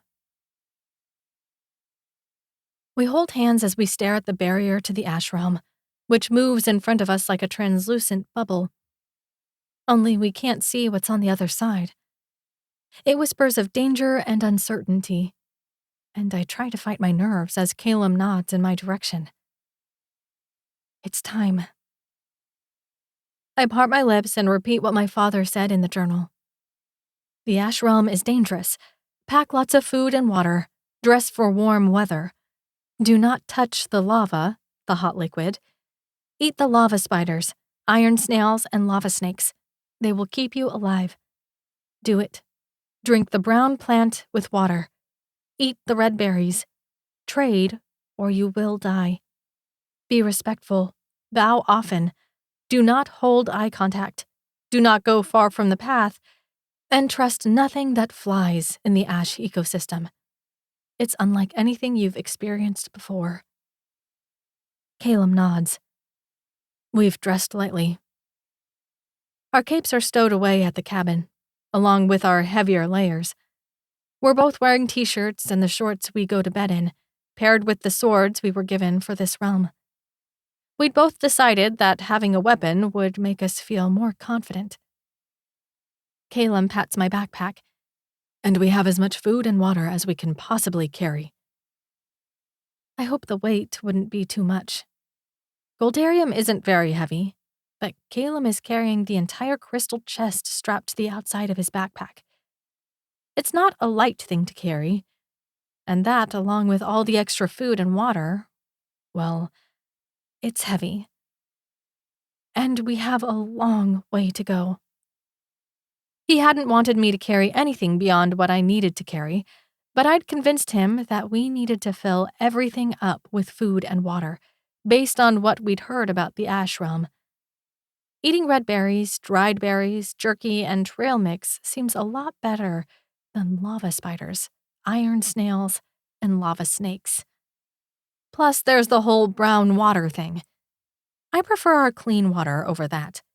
And I haven't even tried it. Have we forgotten anything? He shakes his head. No, we're ready. Let's do this. I take a deep breath. Here we go. Callum grips my hand more tightly. Here we go. We step through together, and there's a minute where we're disoriented, where it feels like we're being stretched and squeezed, and then we pop out into the kind of heat that sucks your breath from your lungs and makes your face burn. I try to take a breath, and the air burns down my lungs. My eyes flash open, and I see the strangest realm I could ever imagine. The landscape is mostly barren and filled with rolling hills. The ground is mostly black, but between the black, there seems to be little rivers of pale orange that flow at a slow pace. There isn't much in the way of plants and trees, with the exception of some squat brown trees that dot the landscape, and not much else. It's ugly. Ugly and barren. But the miserable-looking place is nowhere near as miserable as the way I feel with the heat that scorches my flesh. How long is this realm? It can't be too long. We won't make it more than 5 or 6 days with the supplies we have, and there doesn't seem to be anything to eat or drink in any direction. Callum looks at me, his expression unreadable. Are you sure we shouldn't turn back? I hesitate. Up ahead, we might find our fathers. We might find the source of Goldarium. Up ahead is filled with possibility, and behind us, with only limitations. We need to go forward. It's what's best for our baby. No. We should keep going. We can always go back. Besides, there's brown water and lava spiders to eat if we get desperate. I smile. He squeezes my hand tighter, then lets go. We should get moving. Becoming dehydrated from this heat is probably our #1 worry. We start moving. At random, little orange rivers cross through our path. I stop and kneel beside one of them. Do you think this is the lava my dad spoke about? Yes, he says without hesitation. I reach out. He said not to touch it. I smirk at the concern in his face. I wasn't going to. I just wanted to feel above it to see if it's really that hot. As I draw my hand closer, I feel the heat. Yeah, we definitely don't want to touch this. We step over the lava rivers and keep going, staring out around us. The heat on my skin is almost unbearable. I can practically feel my skin becoming chapped. Never in my life have I felt heat like this. In Paradise Falls, they always kept the temperature fairly nice, and the Forest Realm and Mist Realm were on the cooler side. I hope coming here wasn't a mistake. There's movement on the landscape near us, a dark shape. I move forward slowly and see something black emerging from one of the lava rivers. It seems to unfold itself into a black shape with long legs. As it fully lifts out of the lava, I realize that it's a spider. A spider the size of a bird. "Look," I say, pointing. Callum comes to stand beside. "Whoa. We're expected to eat those things?" I shudder. "Only if we run out of food." "Let's hope we don't run out of food." Right? We keep going, and I ask, "How do you think we'd go about killing one of those things?" He points to his sword. "We'd have to be fast. And deadly." I nod. Hours pass before we spot red on the landscape. A striking color when everything other than the lava is so dark. We come closer and find a black bush not far from our path, covered in red berries. Lots of red berries. "Should we?" I ask. Our fathers had said to collect the red berries. "Yeah, let's fill up our shirts and eat them as we travel. Then we won't have to dig into our supplies just yet." Looking around us, we carefully step off the path and make our way to the bush, stepping over lava rivers as we do so. We each pull one berry off the bush and pop it in our mouths. It's a bit bitter, but it's edible. We instantly lift our shirts like aprons and start to fill them up. We're mostly done when I see movements in the lower branches of the bush. Kneeling, I spot huge snails about the size of my fist, with shells that look like they're made of metal. I pluck one off the branch and hold it up to Callum. "Should we eat them?" He wrinkles his nose. "Not yet." "Agreed," I laugh, putting it back. We finish filling up our shirts and turn to go. I stretch out a hand, stopping Callum from going forward. He looks at me with a question on his face, when the ground seems to move, and a long black snake moves across our path, its belly shimmering like metal. We wait until it passes, then hurry back to the path.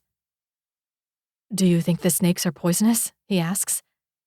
"Let's not find out, okay?" I laugh.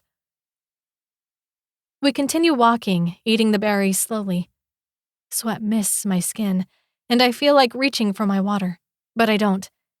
Instead, I try to focus on drinking the juice from the berries. However long we're stuck here, we need to ration our food and water carefully. That's one thing Zarex and our fathers had made clear.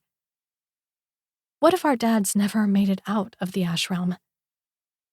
I swallow the berry in my mouth roughly. We can't think that way. I can't. Callum is already unsure about our plan, so I have to be confident for the both of us. Me picturing the two of us stumbling across our father's bodies is the last thing I should be doing. Still, I think back to the Mist Realm with more fondness. It wasn't a bad place to be.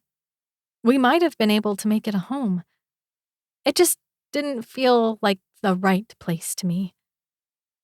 Something inside of me is just pulling me forward, and I feel like I need to listen to that instinct. "At least we can see trouble coming, for the most part," Callum says. It's hilly in all directions, but there are so few trees and bushes that the landscape doesn't hide much. If something dangerous were to come over one of the hills, we'd likely see it approaching long before it reached us, unlike with the forest and mist realms. I guess that's something to be grateful for. "Callum?" "Yes?" he asks, a little amusement in his voice. Is there some small part of you that feels like continuing forward is the right decision? That there's something waiting for us at the end of the Phoenix Trail? He seems to think for a minute. "In my experience, the thing I can trust most is your instincts. My feeling is that if you think continuing forward is the right move, then it's the right move." I smile at him. "And you know, no matter what we find, it's probably going to be just you and me at the end of this." He returns my smile. That's all I've ever wanted. You won't get too lonely? He shakes his head. I was lonely in Paradise Falls. With you, I'm never lonely. Oh, that's sweet. I was lonely too, I confess. Well, you never will be again, he declares, and it sounds like a promise. We start climbing the bottom of a hill. Can I say something? I say. Callum nods. I'm kind of surprised that, in the end, my stepmom was the one to betray us, and your mom was the one who tried to save us. He doesn't hesitate. I was surprised too. I was honestly never sure if my mom actually loved me, but I guess she loved me in her own way. She was just a woman who cared about her power nearly as much as her own child, but chose her child in the end. What do you think she's doing now? He runs his hand through his blonde hair. She'll want to continue having power any way she can. She'll be left with the choice: make Paradise Falls into something that can work without Goldarium, or abandon it all, taking whatever power and wealth she can with her as she does so. What do you think will happen to the people? It depends on whether or not she wants to use them as a tool to create her new Paradise Falls, or if she's going to discard them like broken toys. The truth is, I have no idea what she'll do. I just hope our people are all right. He takes my hand. We can't waste our energy thinking about them. We need to focus on ourselves and our new life. We need to be smart about every single thing that we do. His gaze slides to my stomach, and I know he's thinking about our little bean again. When we get to the top of a hill, we both stiffen. There's a child floating near the path up ahead. A little girl who seems transparent, glowing with a pale blue light. She has long blonde ringlets, big eyes, and a little dress. She starts flying toward us. Please, I'm lost. Can you help me? Callum releases my hand and starts toward her, but I grab his backpack and haul him backward. He turns to me with a frown, and I know he's bewildered by how little I care about the girl. They said not to trust anything that flies. But it's a child, he says, as if I'm crazy. Callum, we don't know anything about this world. How do you know that's an actual child? Our dad said anything that flies is dangerous.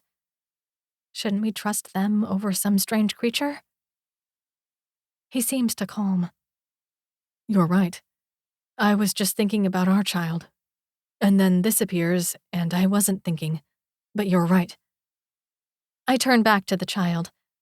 I'm sorry, we can't help. Her eyes seem to get bigger as she floats toward us, but she never crosses the path. If she was really some innocent little girl, wouldn't she be able to cross the path? Her inability must mean she means us harm, right?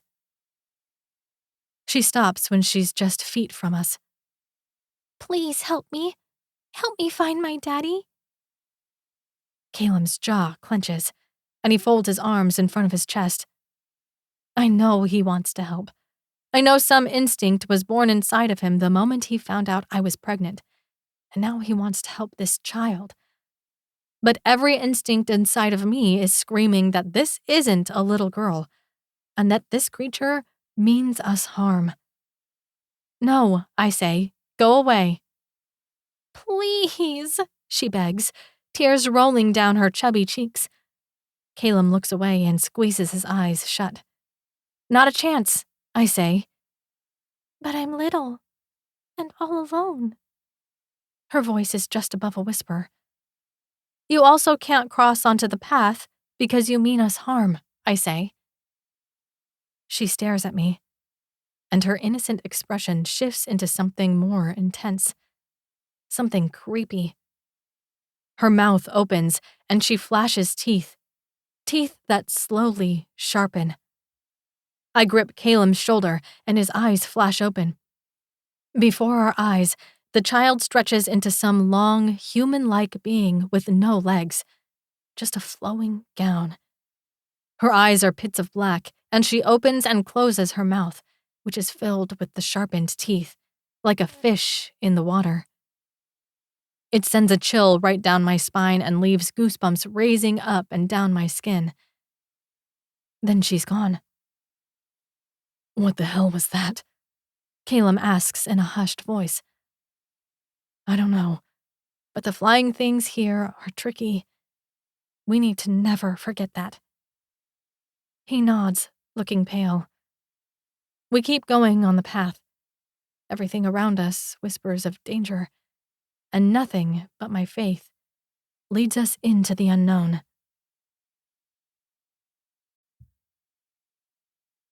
"18. Elora." We managed to stretch the food and water we carried, along with what we found along the path, for 6 days. Today, we have nothing left. No water, no food, and no signs of anything edible along our path. We're moving on autopilot, just trying to put one foot in front of the other, but we're both exhausted. Callum doesn't say it, though. His whole body language screams that he's exhausted and worried, unsure about how we're going to make it through, but his words are always chipper. It's like he thinks being positive enough will keep me going. We come to the bottom of a hill. Callum takes my hand. "So, when we get to the end of the Phoenix Trail, where do you want to build our home?" I know he's trying to distract me. Hills suck. But for his sake, I decide to go with it. "Not on a hill, that's for sure." He laughs, even though it sounds a little hollow. "I want a garden. I found a few seed packs at my family cabin, so I brought those with me. We can grow carrots, tomatoes, and bell peppers.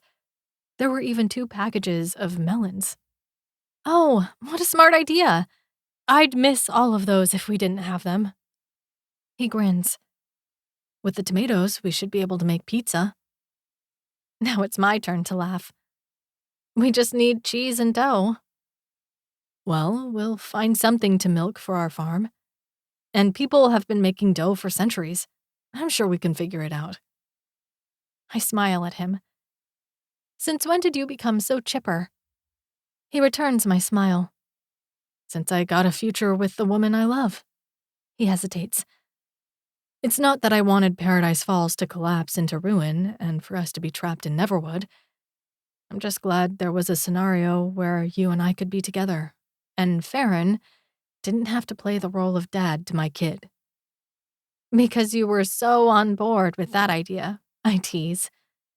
He laughs and pulls me into his arms, and I don't even mind that we're both a little sweaty. His lips find mine, and he kisses me until I'm out of breath. Then he pulls back, and we're both breathing hard. It's strange. We're in an absolutely desperate situation. But it doesn't even seem that bad as long as I'm with Callum. "We could set up camp," he suggests softly. "Callum," I run my hand through his hair.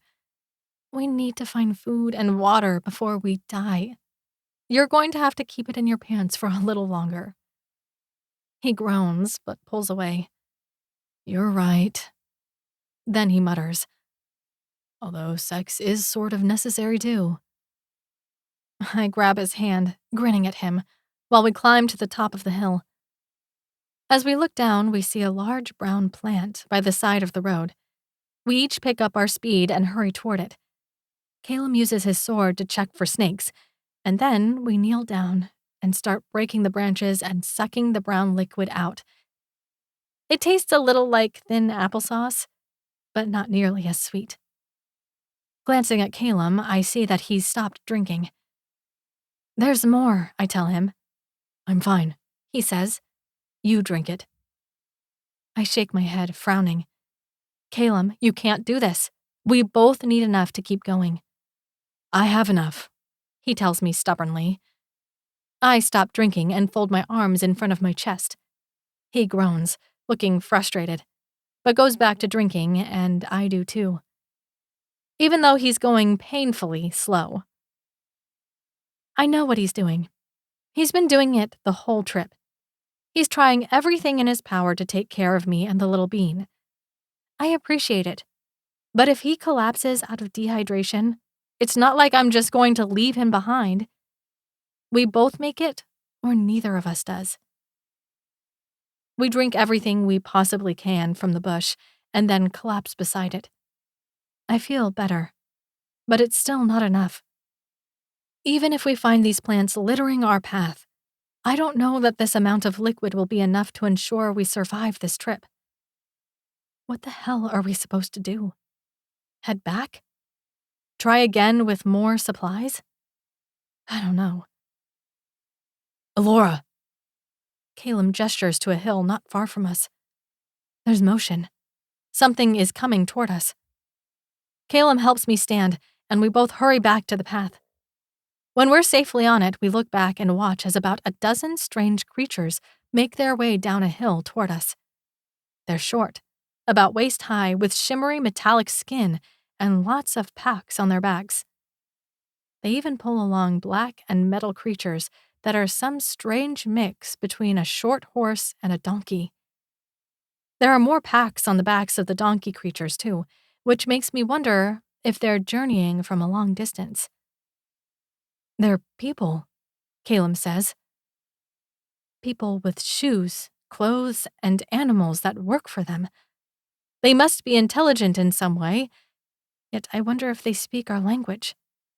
I wonder if they mean us harm. Do you think these are the traders our dads warned us about? I ask, suddenly excited. If they are, we could trade for food and water. This could be our chance to actually survive until the end of this realm. Our only chance. I think so, Callum says warily. Do you remember what our dad said about them? He thinks for a minute. Trade or you will die. Be respectful, bow often, and do not hold eye contact. My heart hammers. Okay, then that's what we do.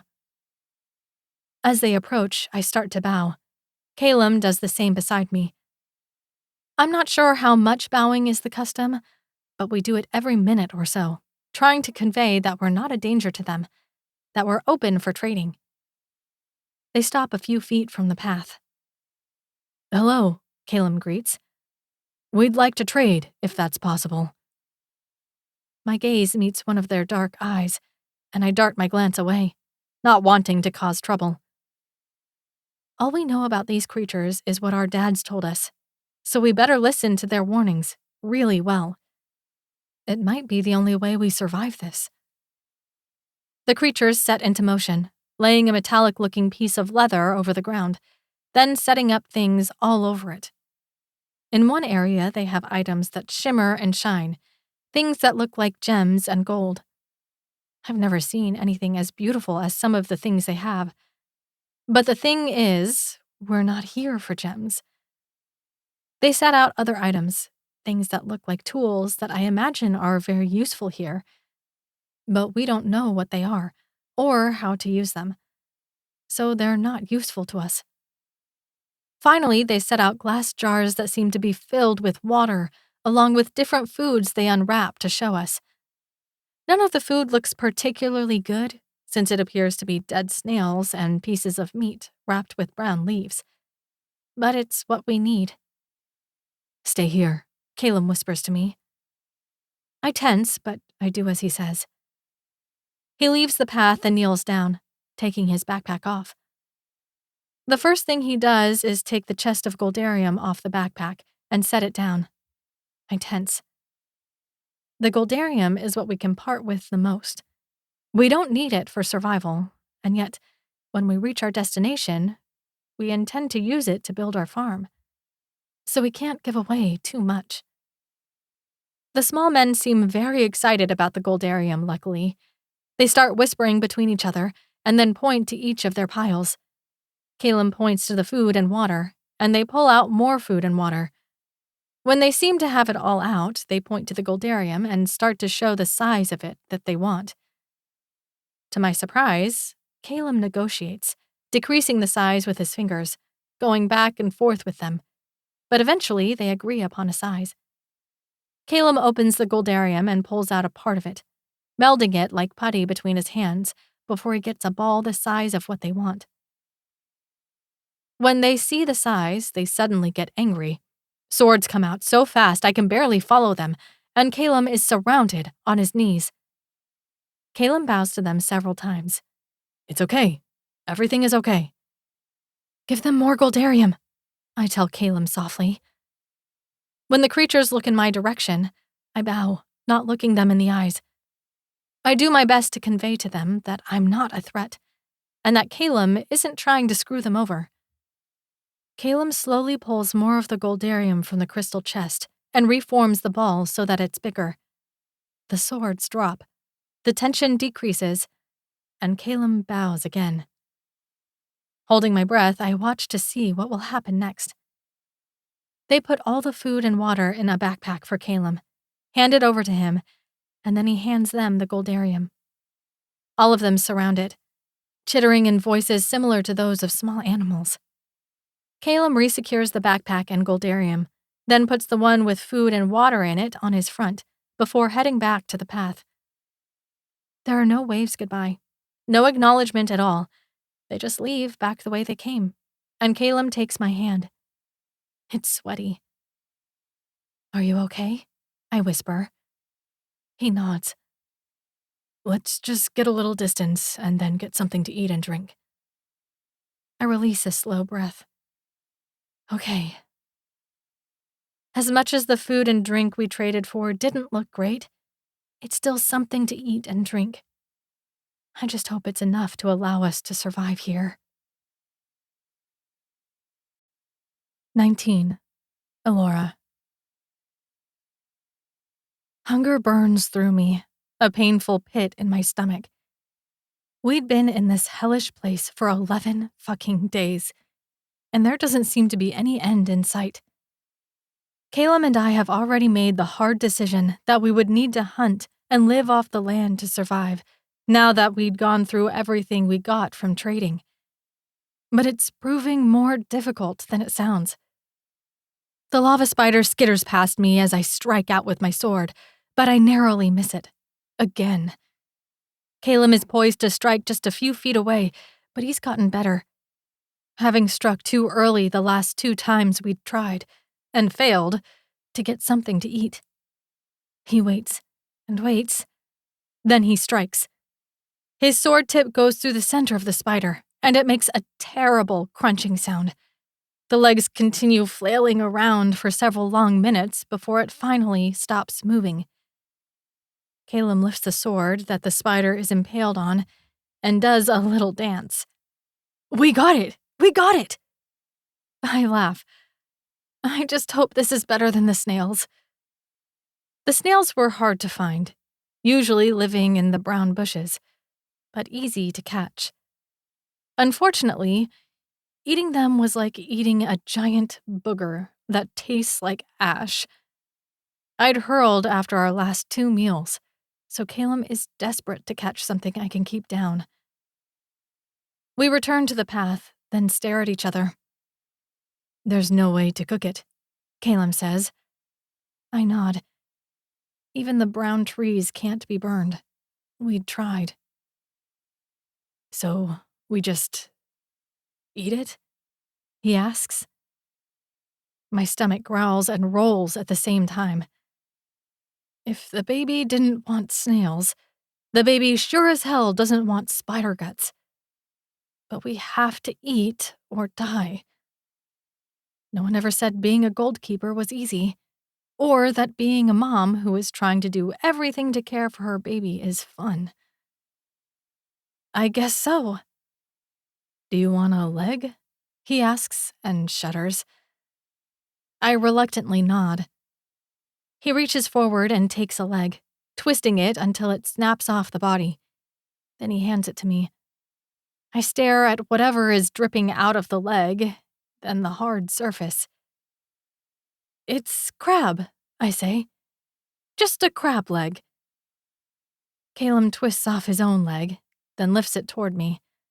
We clink them together like champagne glasses before moving them to our mouths and beginning to suck the ends.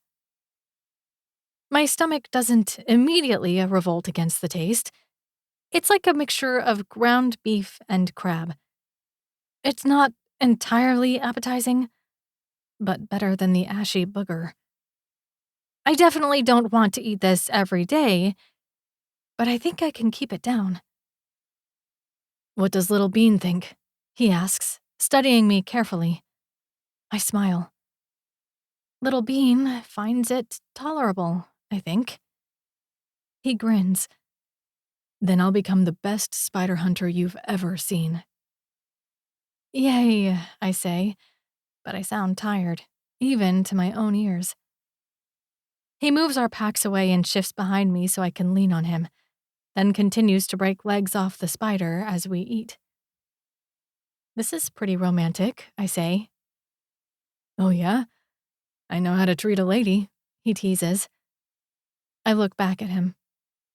You're going to be a really good dad. You know that? He smiles broadly for a minute before it fades. I hope so, because I have no idea how to do this dad thing. Archer wasn't exactly Dad of the Year.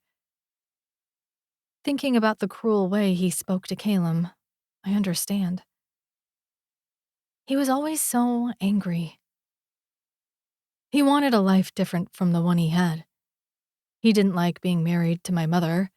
He'd married her because people wanted him to marry her, and she'd married him for the power. His title meant he didn't have any real friends in Paradise Falls, and he resented having to go to Neverwood to help people he didn't care about. I honestly don't know anything he actually cared about, including me. My heart aches for him. I can see why you don't care all that much about finding our dads. That's not true, he says, surprise in his voice. Your dad loved you so much. He loved you with his whole heart. I saw that every time I looked at the two of you. I want you to have your dad in your life. I want our child to have your dad in their life. I just want to keep you safe. Walking into the unknown goes against just about every instinct I have. I kiss him again. I can't help it. He used to approach me with this big ball of possessive jealousy, but now it's a more tender possessiveness, like his sole focus in breathing is keeping me safe. And it's so, so sweet. Our child could do worse than him for a father, that's for sure. We finish the spider legs and go for the body.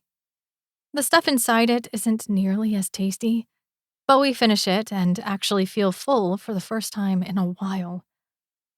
Both of us know it's unlikely that we'll meet traders again, so we fully need to find a way to live off the land until we get out of here, if we can. Do you want to rest for a while longer? I shake my head. We should keep going. We don't have to be as careful. There's no world in which the council could follow us this far into Neverwood. I smile. Yes, but I don't want to stay in this realm one day longer than we have to. Fair enough, he says, standing. He puts his backpack with the crystal chest tied to it on.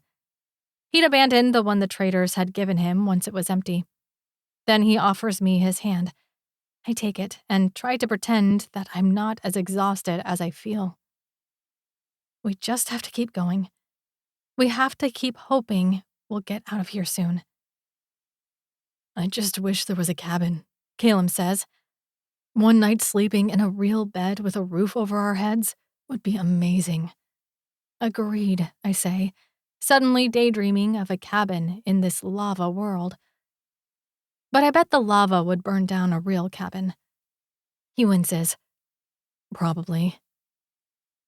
We keep going, climbing one hill after another as afternoon gives way to evening. Soon we'll be able to rest for the night. But not yet. Not when there's still daylight. As we get to the top of the next hill, I inhale deeply and take a step back. On all sides of the path, spreading out on both sides of us, are glowing blue creatures that are flying, just like the little girl we saw. For now, they all look like something close to jellyfish, just glowing and bobbing in the air. I take Callum's hand. Don't trust anything that flies. His hand tightens around mine. This will be easy. We just keep walking, one foot in front of the other. We don't leave the path for any reason. Right, I say, and then we start walking. As we draw near, the creatures shift shapes, looking like lost kids, looking like the people we traded with, even looking like cuddly-looking animals. They beg and plead with us to come save them, to help them. But we just keep moving. It's weird. I know none of them are really what they pretend to be, but something about them makes me want to go toward them. My feet keep turning toward them, and I have to physically force myself to stay on the path. It must be whatever magic they're made of. Whatever they've learned to do to survive in an environment like this. Suddenly, the creatures part, and a large one of them appears. It's probably 5 sizes larger than the other ones, and pulses as it moves, like a jellyfish. Instead of just having a blue light, it changes between green, red, orange, and yellow, melding from one color to another in a way that's mesmerizing. Don't look at it, I warn Callum. He shakes himself, and we keep walking. But then music begins to emit from the creature, and I feel a strange feeling come over my body. It's like I'm suddenly really tired. My eyelids feel heavy, and the world takes on a dreamlike quality. Callum starts to head off the path. I push away the strange feeling, knowing that going off the path is trouble. Stepping in front of him, I press my hands to his ears, covering them so he can't hear the music. He blinks down at me, as if seeing me for the first time, but the music continues to pull at me, to draw me closer to the creature, even though all logic says I need to stay away. My hands drop from Callum's ears, and I make a movement to step off the path. Callum's arms encircle me, pulling me backwards, and he's breathing hard. Then we're both moving toward the edge of the path. A squeal disturbs the music, and I jerk, my focus moving from the creature to an animal.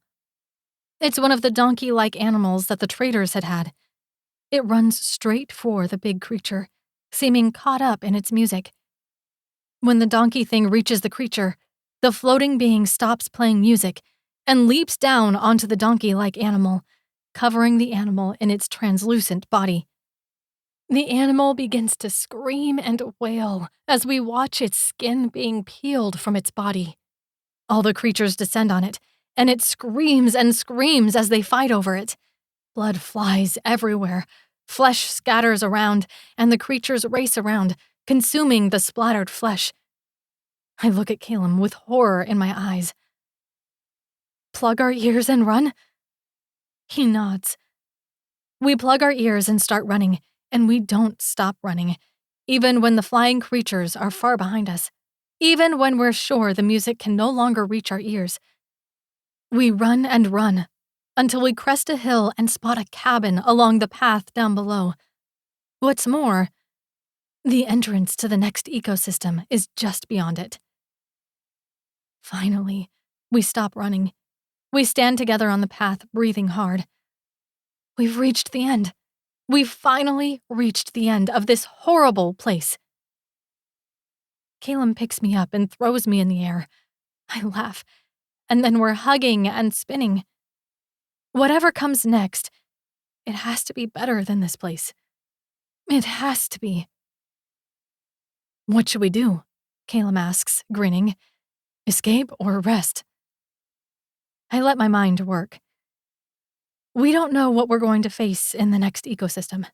It'd probably be best to spend the night in the cabin. Maybe there are even supplies in it. But at the very least, we know there will be fresh water because of the magic of the cabin. He doesn't say a word, just starts heading for the cabin, with me at his side. We're exhausted, but there's a pep in our step at just the thought of a night spent in a bed and a cool shower. Any chance at an escape from this brutal realm. We reach the cabin, go inside, and turn on the flickering light around the room. It's immediately cooler. I mean, like by 20 to 30 degrees at least. Probably something our fathers had weaved into the Goldarium when they built this place.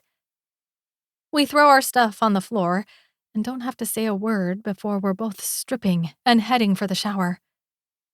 I moan as the cool spray washes over me, and Callum groans behind me. Then we're opening our mouths and drinking as much as we can. I spend a full minute just standing under the falling water, drinking before I start scrubbing myself clean. Callum does the same, both of us tired of being yucky and sweaty. When we're done, I ask him, "Do we really need to get out?" He gives me a wicked grin. "I have another excuse for us to stay in." I laugh as he pulls me into his arms, and we start kissing. Our kisses move from sweet to hot within seconds, and my body heats up for him. How long has it been since we were together? Too fucking long. He lifts me up and presses me against the wall of the shower, his mouth never leaving mine. My legs wrap around his back, and his tip presses into my channel. I let out a rush of air against his lips as he squeezes inch by inch into my wet and willing body. The fit is tight. When he's fully inside of me, he breaks our kiss, breathing hard. "I love you." "I love you too," I say, digging my nails into his shoulders. He starts thrusting into me, and it's as if the heavens have opened up and swallowed me whole. Every muscle in my body is tense. Every nerve is alive and aware of every inch of him touching me. And he feels so incredibly good inside of me. "Callum," I moan his name. "Marry me," he groans, thrusting into me harder. My head rolls back. He sucks his way down my throat, and I love the feeling of my hard nipples rubbing against his chest. Every part of him feels built for every part of me. "Marry me," he asks again, picking up his pace. "Elora, marry me." "Yes," I whisper, and he starts pounding into me. "Yes, yes, yes," slips out. My inner muscles tighten. Pleasure explodes over me, and my orgasm hits, rolling through me like a tidal wave. I move my hips, taking his thrusts harder and harder as I ride the waves of my orgasm, and then I feel him come inside of me. I clutch him harder, pull him closer, loving the feeling of his hot cum inside of me. I love knowing that the man I adore, the man I'm going to have a child with, can make me feel this good, this cherished. Slowly his thrusts calm, and he kisses me again and again. My forehead, my eyes, my cheeks. "I just love you so much," he rushes out between ragged breaths. "I love you too," I tell him again, smiling as I comb my fingers through his wet hair. His baby blues lock onto me, and he says, "I meant it when I said I want to marry you." I don't hesitate. And I meant it when I said my answer was yes. The smile he gives me could light up the darkest night, could fill up my soul on even the bleakest day. This man is my everything. And I swear to the gods that I want him to always be at my side. He sets me down gently. We turn off the water, and then he uses a towel to dry me gently before he picks me up and places me on the bed in the cabin. Then he goes to dry himself. "What do you need?" he asks me. I shake my head. "Nothing." He frowns and goes to dig in the chest before coming out with bags of food. I'm going to make you a stew. You need to eat more. It's hard not to watch the gorgeous, naked man making food for me. Hard not to want him all over again. When he finishes, our eyes meet. He washes his hands and slips under the covers with me. I don't know what he's planning on doing when he slips under the covers, and his mouth finds my core. My hands clench the sheets, every muscle in my body tenses, and he proceeds to lick and suck me until I feel like I'm losing my mind, and then my orgasm hits me like a ton of bricks. I'm screaming his name as stars burst in front of my vision, and my nerves sizzle with pleasure. He continues to lick me long after my orgasm passes. I have to reach down and tug on his hair to get him to come up, and then he's grinning, like he just won the lottery. Wow, I manage. He laughs. I could tell you weren't fully taken care of. I try to give him an innocent look. Well, what if I'm not fully taken care of later on tonight? He grins. What my lady wants, my lady gets. We cuddle together for a while, listening to the stew cook over the fire, enjoying the cooler air and the soft bed beneath us. I start to feel like I might fall asleep and force myself to stay awake. I want to eat first. Should we see if they left a journal here? Callum kisses my forehead, then slides out of bed and starts digging through the chests. After a minute, he produces a brown leather journal. We sit in bed together and open it, noticing there's only one page with anything written on it. Is this a good thing or a bad thing? He asks me. I shrug. I guess it depends on what's on the page. The entry is in my dad's handwriting. The next ecosystem is the Cloud Realm ecosystem. We only know this because of something we learned from the traders. We have never been to the next ecosystem, so we have no idea what you'll face there. We have no words of warning, no words of caution. All we can hope is that Callum and Alora made it this far, because we sense we are nearly to the end of the Phoenix Trail. Can you feel it too? The pulling? The desire to keep going, even though you don't know why? If you're here, keep going. Paradise Falls is not the place you think it is. We are not respected in the way you think we are. We are tools for the council and the people. We will never have real lives or happiness if we remain in Paradise Falls. Callum sets the book down. What are you thinking? What am I thinking? I'm a little nervous that they don't know what's coming next, that we don't know what's coming next, and that they never returned back this way. Yeah. All we can hope for is that the Cloud Realm is better than the Ash Realm. He's right. Then he glances at me. Do you feel the pulling they were talking about? A need to keep going? After a second, I nod. It's like there's something inside of me telling me that we'll find our home at the end of the Phoenix Trail, that everything we're looking for is there. He sighs. I wish I had that feeling. The only thing I feel. He hesitates, then continues. Is a need to keep you and our baby safe.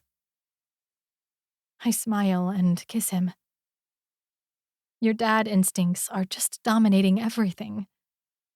He returns my smile. It's weird that someone's going to call me dad one day. Weird and good. I kiss him again, then look back at the journal. Do you think they knew about the council's plans for us? Callum takes a long minute to answer. No, I don't think so. I think they ran to protect themselves from something, but I don't think they ever thought we were in that kind of danger. I think they just didn't want us to be mindless tools for the council, and I think they knew that our only way out of Paradise Falls was Neverwood. I feel strangely relieved. Some part of me has been wondering what our fathers knew since the day we learned about the labs. I mean, if my father knew they were going to imprison and torture me, and he left me behind, he'd be a pretty shitty dad. Sighing, I close my eyes and cuddle into my pillow. Suddenly, very tired.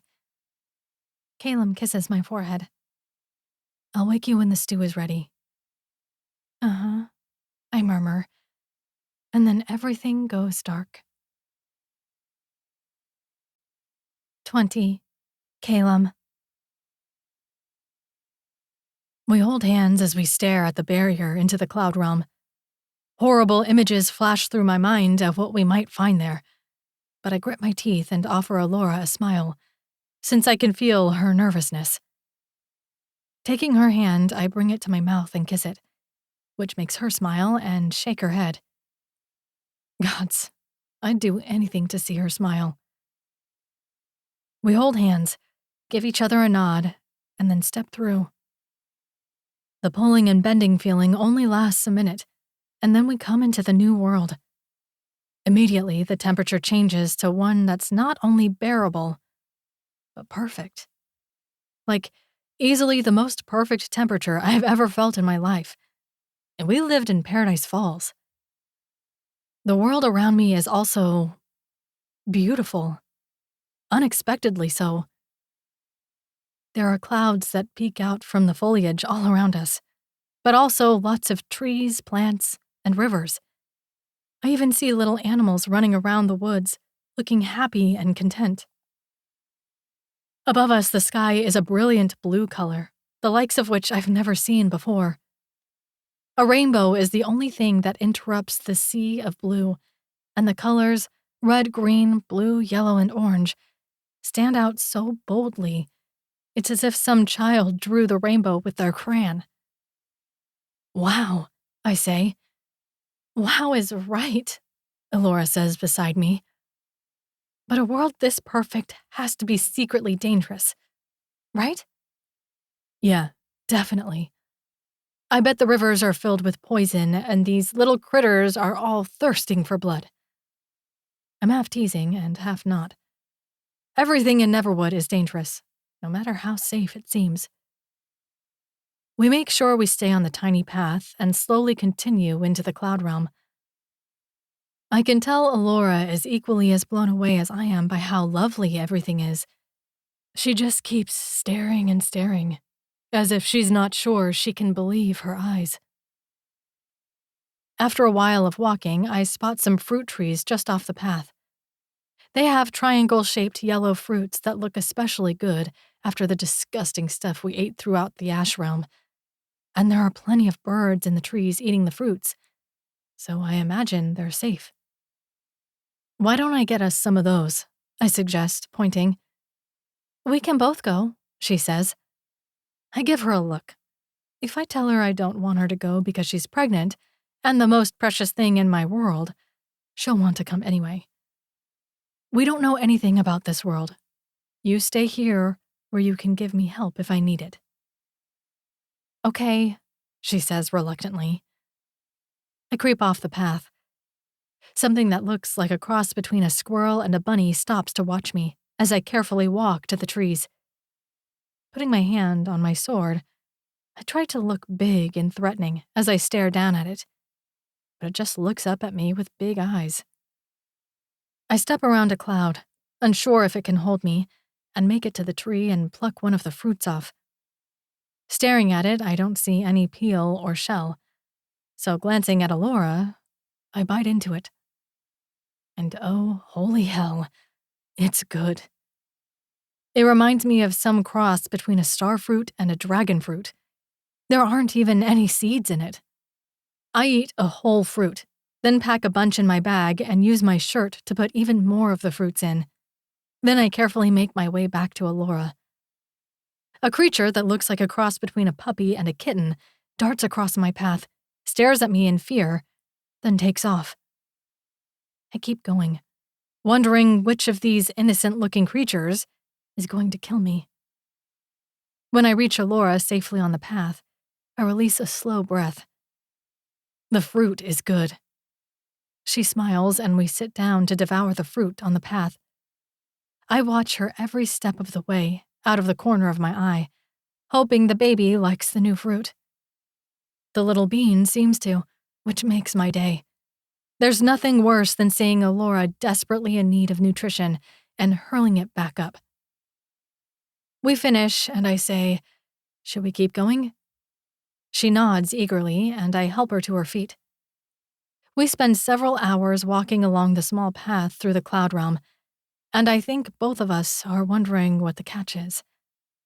Everything looks beautiful and safe, which probably means everything in here is dangerous and will try to devour us at any moment.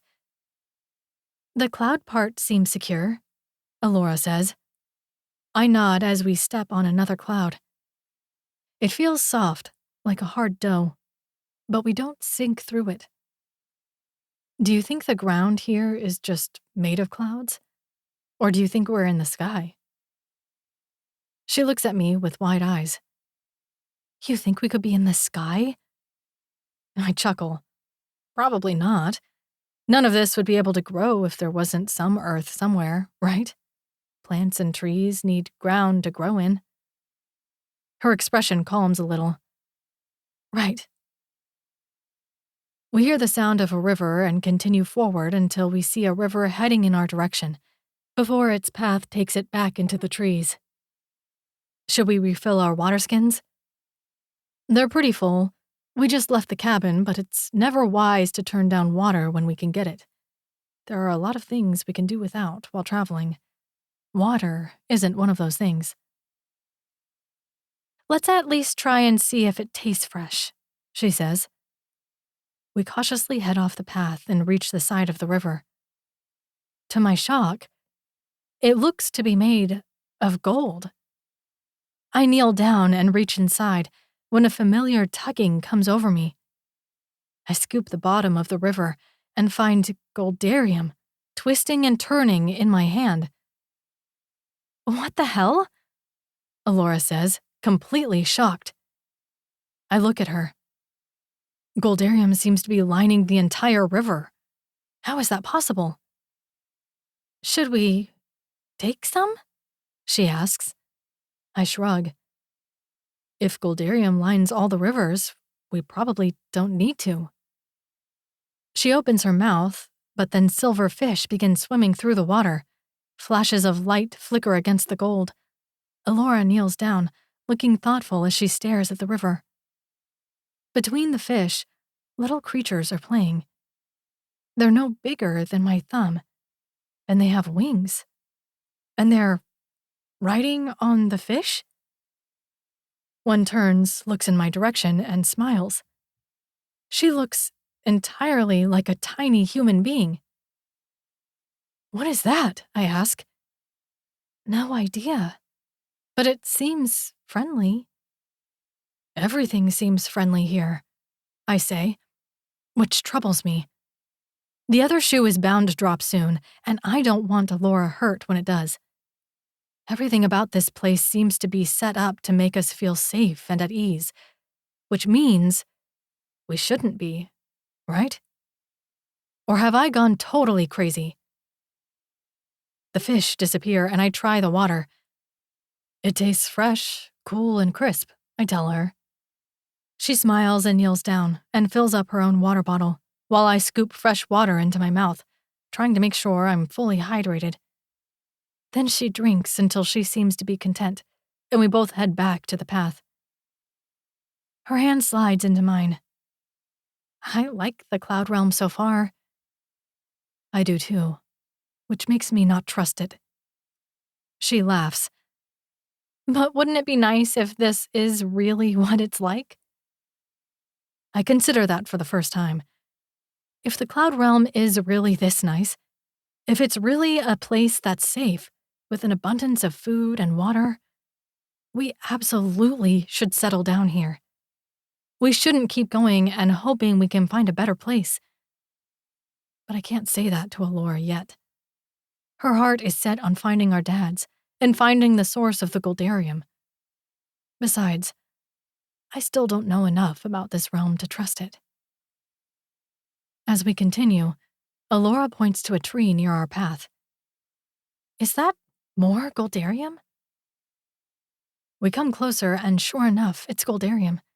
Several large pieces are just dripping from the leaves of the tree. It's strange, though. I don't feel the same pulling and tugging as I did with the Goldarium in the past, I say, realizing it at the same time as I say it out loud. I think maybe that's because it's everywhere here. She does a spin around. I mean, don't you feel it? This whole realm is calling to us. Frowning, I try to feel what she does. But I don't.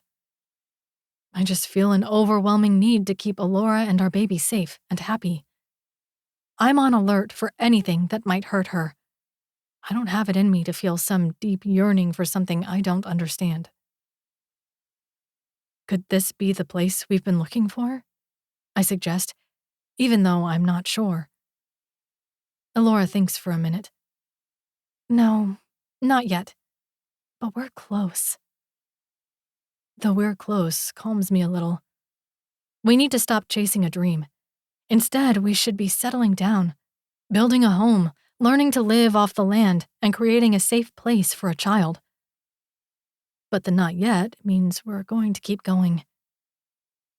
Up ahead, one of the bunny squirrel things crosses our path, looking at us with innocent eyes before darting into the bushes once more. I guess those things aren't dangerous to us, I say, since it could come on the path. Alora nods. Not that they look dangerous. As the afternoon turns to evening, more and more creatures walk on our path, to the point where I start to wonder if we're protected from anything on this path anymore. Is everything just safe here? Or is the path not protecting us any longer? Alora? I know, she says softly. The path might not be working.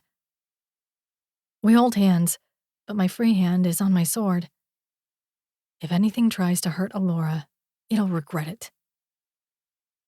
Up ahead, a cabin separates itself from the trees. We hurry toward it, grateful to see something familiar in this strange new landscape. This landscape may be more dangerous than any we've encountered before, because our paths might not be safe here. But as we get closer to the cabin, we realize something is wrong. It looks different, Alora says, and there's nervousness in her voice. It does, but it's still a cabin. We reach the cabin and just stare at it. It's made with white wood, something no goldkeeper cabin has ever been built with before. There are cute little windows with shutters, and the door has been painted blue, although the color has faded. Cobwebs are gathered in the corners of the windows and the door, something that doesn't happen with cabins made out of Goldarium. What is this? I ask. Alora shakes her head. Let's go in and check it out. My muscles tense.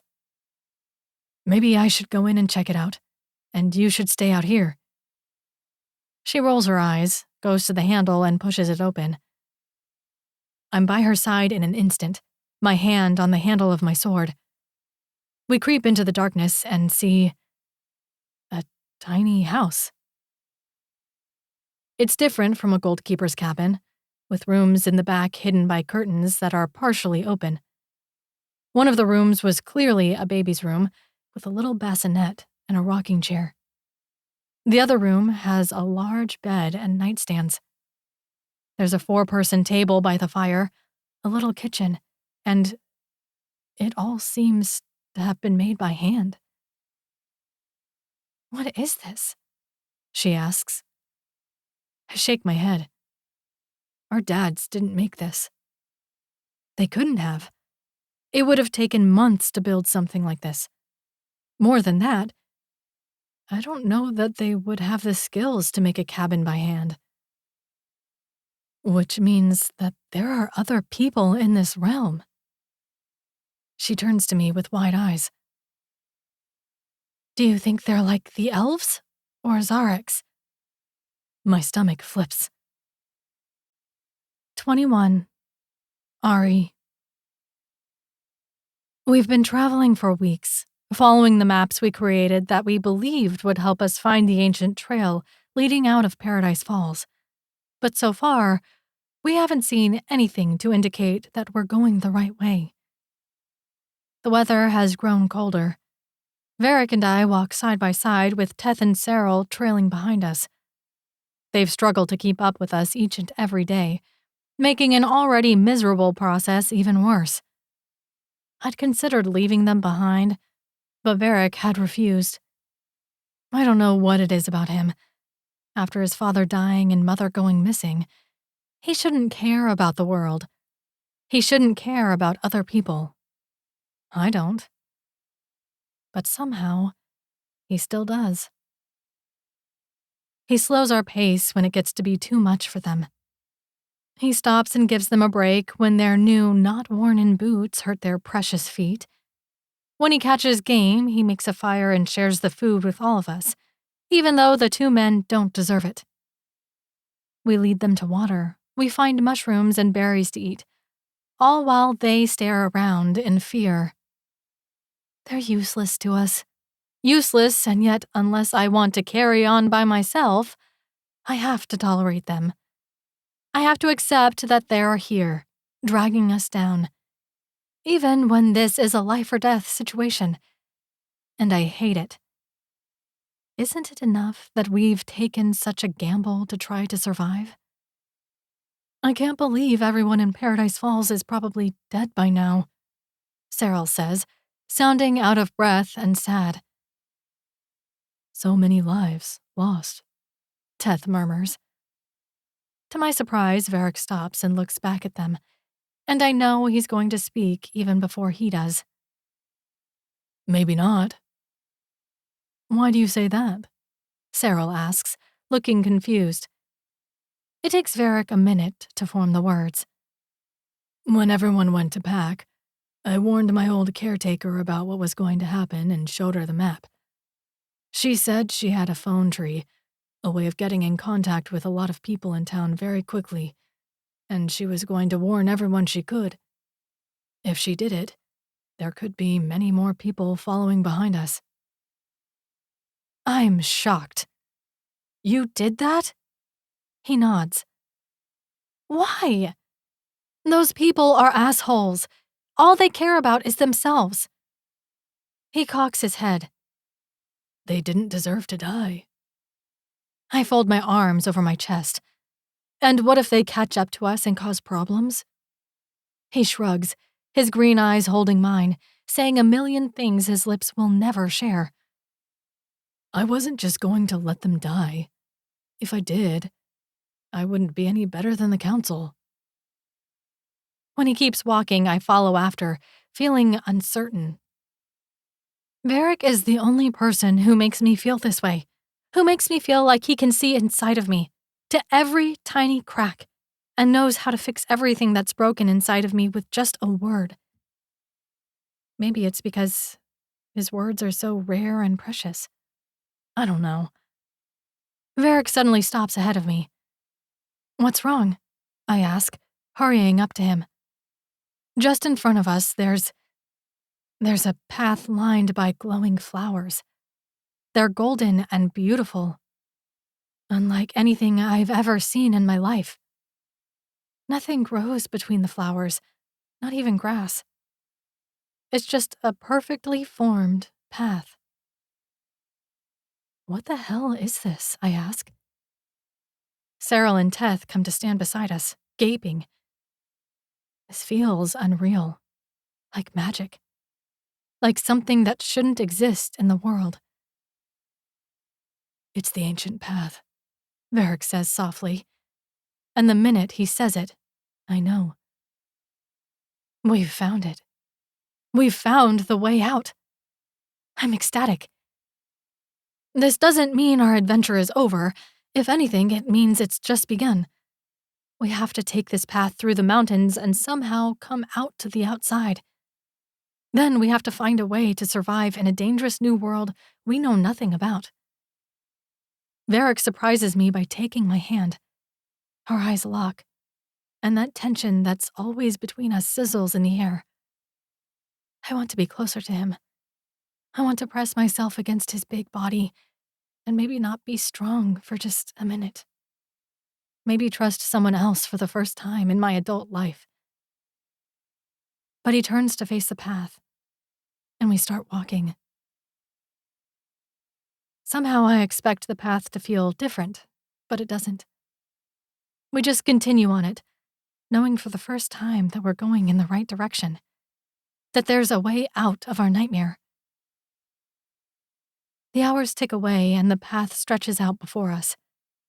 Teth and Cyril breathe heavily as we climb higher and higher, and I try to will myself not to be annoyed by them. Maybe at some point I'll be grateful for them. Just not now. "What's that?" Cyril asks, pointing. I follow his finger and see something strange just off the path. It looks like a big wall of tangled vines, except there's something green underneath. I know what it is. I'm probably one of the few people in Paradise Falls who have gone close enough to the wall to Neverwood to really see it for what it is. "It's an entrance to Neverwood," I say. But I never thought there was more than one. "Impossible," Teth murmurs. "Why do you think it's here?" Cyril asks. My mind starts working. I wonder if some of the original families were able to go through the entrance. "Should we try?"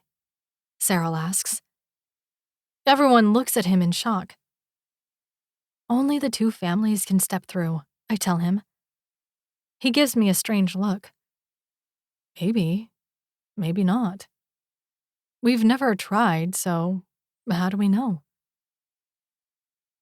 On one side of us is the entrance to Neverwood. On the other side is the path to the outside. For some reason, this feels like an important decision. A choice we can never take back. What should we do? 22. Elora. The afternoon sunlight streams over us, and butterflies flutter past.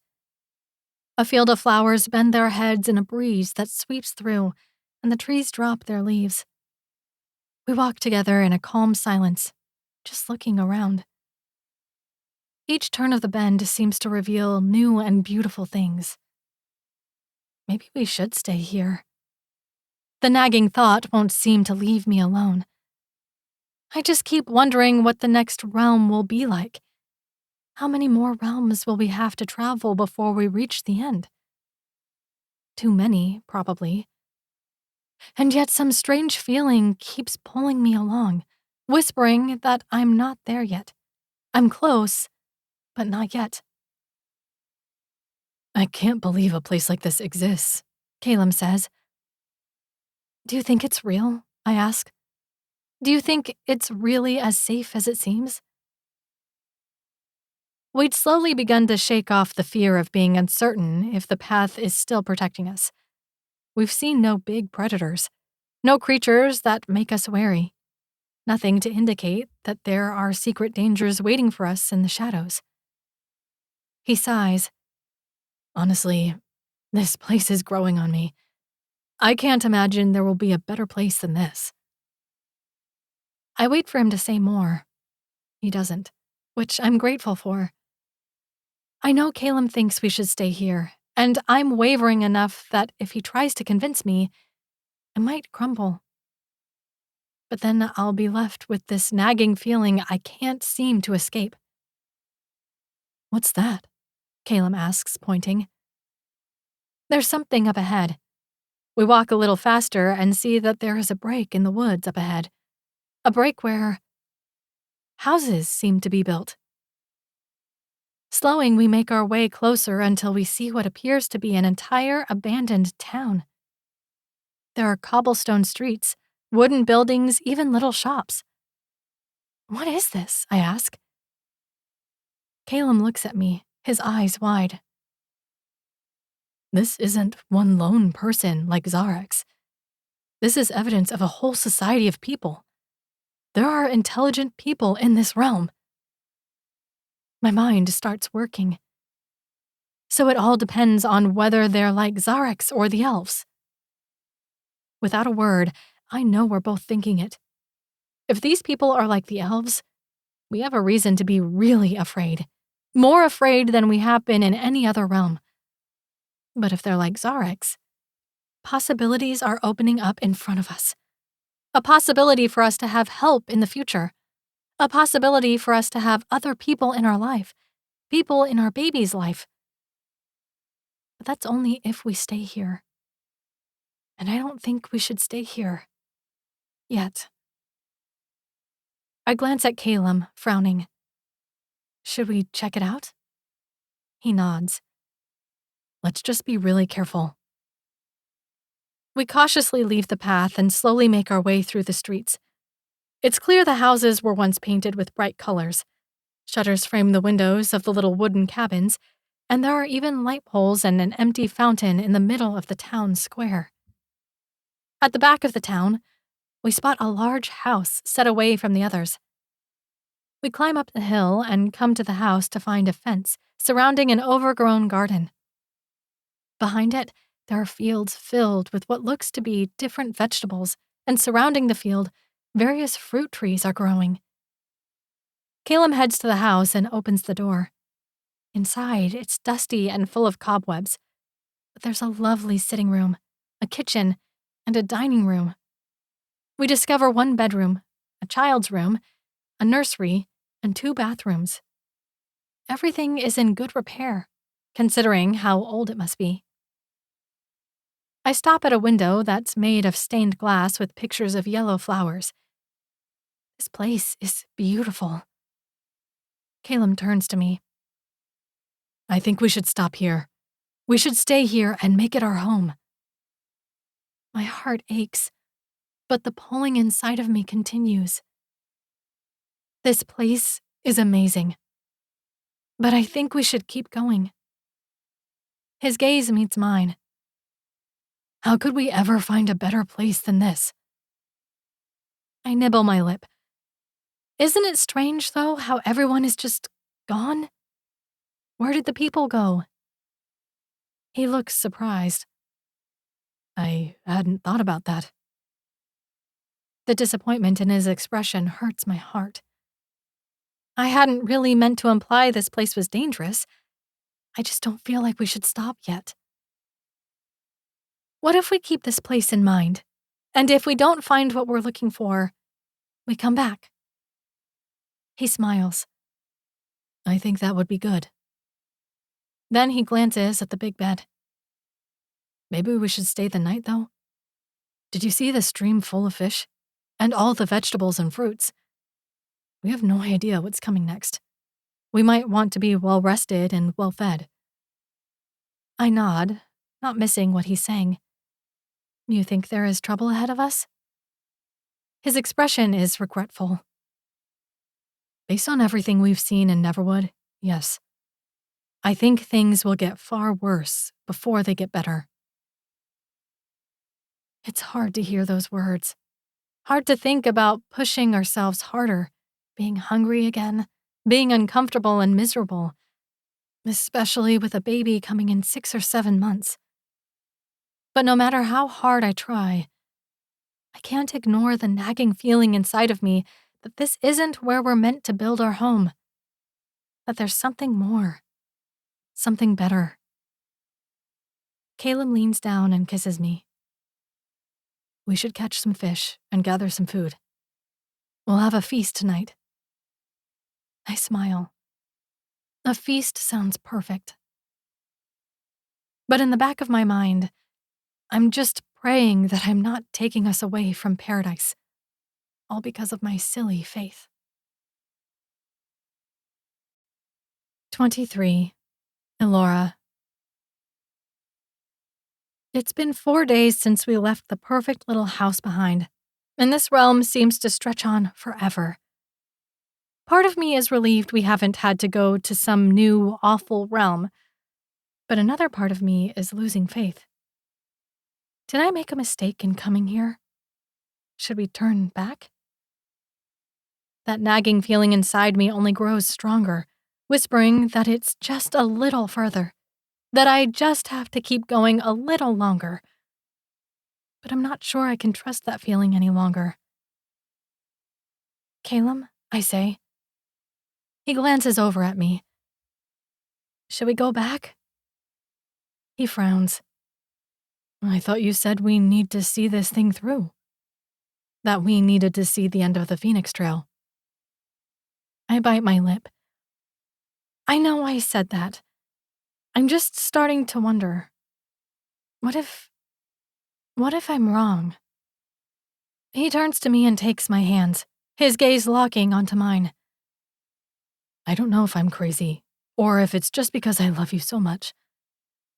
But I've started to feel that nagging sense that something is pulling us along too. We've come this far. I think we just need to keep going. To have faith. I smile. My heart aches. It's like he knew exactly what I needed to hear.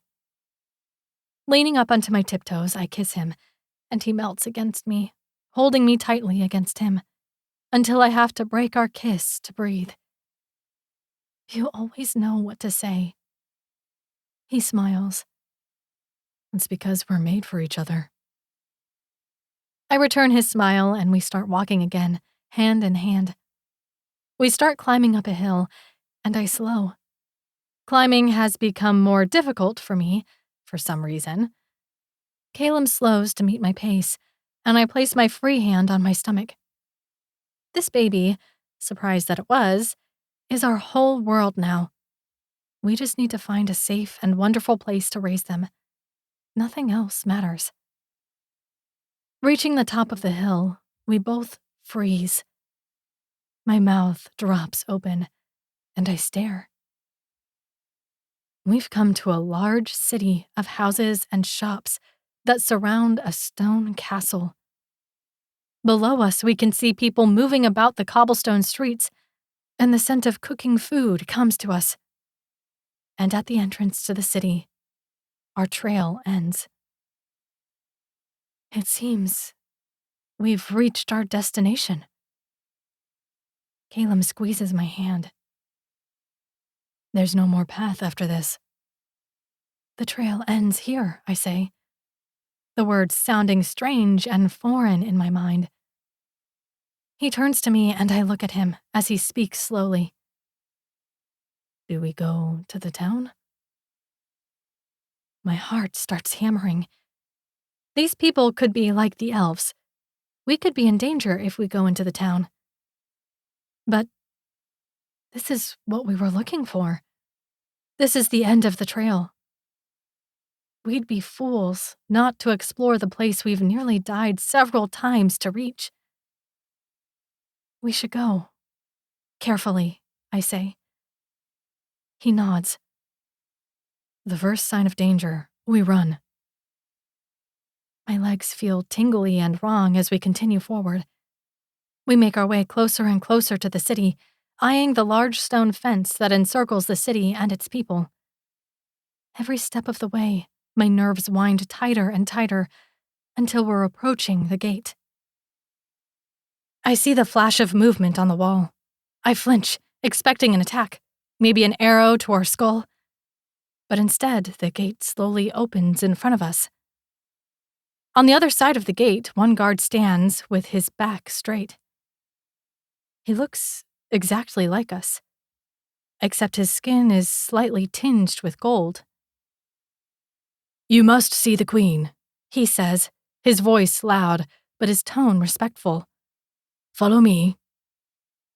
Then he spins around and starts walking toward the castle. Unsure about what else to do, we follow behind him. There are golden people everywhere in the streets. Children run this way and that. Every time they see us, they stop and stare, moving out of the way and smiling at us, like we're long-lost friends. I don't know what to make of it, but I'm aware of the sword at my side. If we need to use it, we will. I'm just glad they haven't given us a reason, because I'm not sure we could take down enough people to be able to escape. We come to big doors that lead into the castle. The doors are promptly thrown wide open. Dozens of golden people line our path into the castle, all smiling at us in the same strange way. We're led to a throne room where a beautiful woman with silver hair and deep golden skin sits in a silky golden dress. There's a smile dancing over her lips, and she seems excited as her gaze falls on us. I'm not sure if it's a good thing or a bad thing. Is she excited to make a new friend? Or does she plan to eat the skin off our bones? It could be either. We're here in Neverwood, after all. "Hello, children," she greets. "It's been a very long time." We stare at her, unsure. "We've missed you." I find my voice, hoping I'm not making a mistake. "Actually, Your Highness, we've never been here before." She tilts her head, an amused smile on her lips. "Perhaps you'd like to hear the story. It's one I've become used to telling." Without hesitation, she says, "Once, a very long time ago, a group of mischievous young Fae children decided that they wanted to explore beyond the safety of our realm. Unfortunately, those children stumbled far and wide, searching for their way back home, with no luck. Instead, they eventually found the Earth realm and a group of lost humans who would never survive the winter. They used their ability to step between worlds and collect our gold to build a world in which the humans could survive. But they were never forgotten by the Fae people. For many generations, the Fae waited for their lost children to return home. And now, they have." I don't know what to say. I don't know what to do. "You're saying we're these Fae children?" I ask, confused. Her smile widens. "You are descendants of our lost children. With each generation, the gold in your veins has been diluted by the human blood you've mixed it with. But the two of you have the purest blood of any of those children. With you in the human realm, none of the other Fae children would be able to pass through to Neverwood. Now, however, they will be able to." I don't know what to say. "So we're your lost descendants?" "Precisely," she says. "And you two, in particular, come from two separate royal families. The loss of your lines was a great and terrible thing, as is the loss of any child." "All of this is hard to accept," Callum says slowly. She smiles over our heads. "Maybe they'll be better at explaining it." We turn, and I stop short. Our fathers are standing together in matching golden outfits. Their skin is tan, and their hair has less gray than there was before. They look like themselves, only younger and happy. My dad. He's alive. Without thinking, I run to him. He catches me and pulls me into his arms, and before I know it, I'm sobbing, clinging to him like I did when I was a child, murmuring things that make no sense, while he reassures me. "It's okay, honey. I'm here now. Everything is okay. All of your traveling, all of your sacrifices, they're done. You're home. You're safe." I pull back to him, tears rolling down my face, then see Callum standing still, staring at his father. Giving my dad an apologetic look, I go to Callum and wrap myself around him, not sure what to say. I know he loves his dad. I also know his dad doesn't deserve any of that love, not with the way he's treated him all his life. "Son," Archer begins, looking to my dad like he's lost. "Just be honest with him. Say what's in your heart. my dad tells him. Archer clears his throat, running a hand through his long white hair. I was never a good dad to you. I was never there for you the way you needed. I was cruel with my words. I was awful. There are no excuses for that, but I want to try to explain. You know I wasn't happy. I hated going to Neverwood. I hated being in Paradise Falls. But more than that, he hesitates and looks at my dad again. I was in love with someone I could never be with. And it killed me, each and every day. My dad nods at him. I stare, not quite comprehending. What is he saying? Archer continues. I'm sorry for everything, and I know you won't forgive me now. I don't expect you to. But we're going to have a whole life together in this beautiful place. So I hope one day you'll find a way to at least understand me. I look at Callum, then squeeze his hand. Callum shifts awkwardly. Maybe. Then he looks back at me. But we have a lot more pressing things to figure out. After an awkward moment, I say, I don't understand what she's talking about. She said there are lost fae and we're them? My dad nods. See, the fae are magical, human-like beings who can go between realms, but they never do. It's one of their hard and fast rules. So when they had teens disappear, they didn't go after them. Those teens ended up in Paradise Falls and met the humans who had wandered into the valley between the mountains. The fae didn't have paths in the other realms then. They made a life on Earth. Only their kids, and their kids' descendants, were able to make it back through to Neverwood. We actually learned that there are more than 2 families that can make it through. But their blood was so diluted that by some weird trick, the ones with less fae blood in their veins couldn't come through while we were on Earth. So, we're fae? I ask. My father nods. And there may be more people in Paradise Falls who can go into Neverwood? Yes. Neat, huh? He smiles. My head feels like it's spinning. And can we actually make a home here? Are we safe? Archer answers this time, taking my father's hand. We're absolutely safe here. More than that, we are all fae royalty.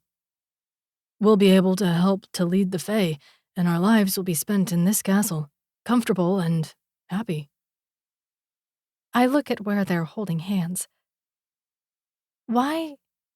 They're together, like Teth and Cyril, Callum says, very matter-of-factly. Archer tenses, his eyes locked on his son. Is that okay? But you like women, I say to my dad, feeling dumb. He gives me a soft smile. When I had your mother, I could never love another soul, and I never thought I would. But then something changed between Archer and I realized that that part of me hadn't entirely died. That's why we had to leave Paradise Falls, Archer says. They found out. They had the 2 of you as goldkeepers, so they were planning something awful for us. Not nearly as awful as what they planned for us, Callum says angrily. He's right. My father looks confused. How could they do anything to you? You're the only goldkeepers. Callum answers readily. They planned to imprison us in a building made of goldarium so they could steal her eggs and my sperm and grow our babies in test tubes to build an army of goldkeepers. What the fuck? Archer says. My dad shakes his head in disbelief, and some small part of me eases. They didn't know. They didn't leave us there to be tortured. It's how Mom died, I tell him gently. She found out their plans when I was a baby, and went in and burned down the building made of goldarium. They realized she knew the truth and they didn't want you to find out. So they staged it to look like she died in a fire. Those bastards, my father says, and there are tears in his eyes. Archer wraps an arm around my dad and I squeeze Callum's hand tighter, feeling lost and confused. This is the end of the Phoenix Trail. We've found our dads and now we know that we're Fae. Fae royalty. Is this the end? Elora, my father asks. Callum wipes tears from my cheeks that I didn't even know were there. Yes? Are you and Callum? I realize he doesn't know and smile. Callum and I are together. Then I glance at Callum. He smiles and nods. And we're expecting a baby. Smiles break out on my dad's and Archer's faces, and they come to us, hugging me eagerly and then Callum more awkwardly. My dad keeps repeating, "I'm going to be a grandpa," over and over again, looking happier than I can ever remember him looking. A baby, the Queen says behind me. We spin around. A baby from the two royal families. This is a rare and wonderful thing. And she looks as happy as our fathers. Coming off her throne, she comes to me and combs my hair back behind my ear, smiling tenderly. I know that you've been through a lot, and that your journey here was impossibly difficult. I know that everything we've told you is a lot for you to take, and that you'll need time to wrap your head around it. But I want you to know, we will do everything in our power to make you happy here, to make you feel glad, to call this your home. I smile, already feeling loved. Thank you. Her gaze moves between us. This is the end. This is the end of your journey. Elora and Callum, you are home. 24. 10 months later. Elora. I wake to the sound of crying and jolt upright. At my side, Callum rises sleepily. My gaze sweeps over our massive room, past the fire crackling in the fireplace to the little bassinet against the wall. Time to feed the baby. I pull back the blanket, but Callum stops me, saying, I've got her. He climbs out of bed groggily and goes to the bassinet. He scoops our daughter up into his arms and carries her to the bed. I instantly take her and begin nursing her, and she quiets, happy. Her little hand is in a fist at my breast. She has her dad's hunger, he jokes. I smile, looking down at her blonde hair, mismatched eyes, and chubby cheeks. The child does love to eat. All the time. I just wish she noticed when it was light and dark outside. Although, technically, it's light out. The early morning rays are already coming through our open balcony doors. I nurse her for a time, and Callum sits beside me, staring down at her. From the moment she was born, all he's wanted to do is watch her. Every little thing she does seems to fascinate him. I don't blame him, though. She's absolutely perfect. She finishes nursing, and I cover up once more. Callum takes her and puts her over his shoulder to burp her until she gives him a couple that he seems super proud of. Then he lowers her and stares at her. Happiness illuminates his face as she smiles up at him.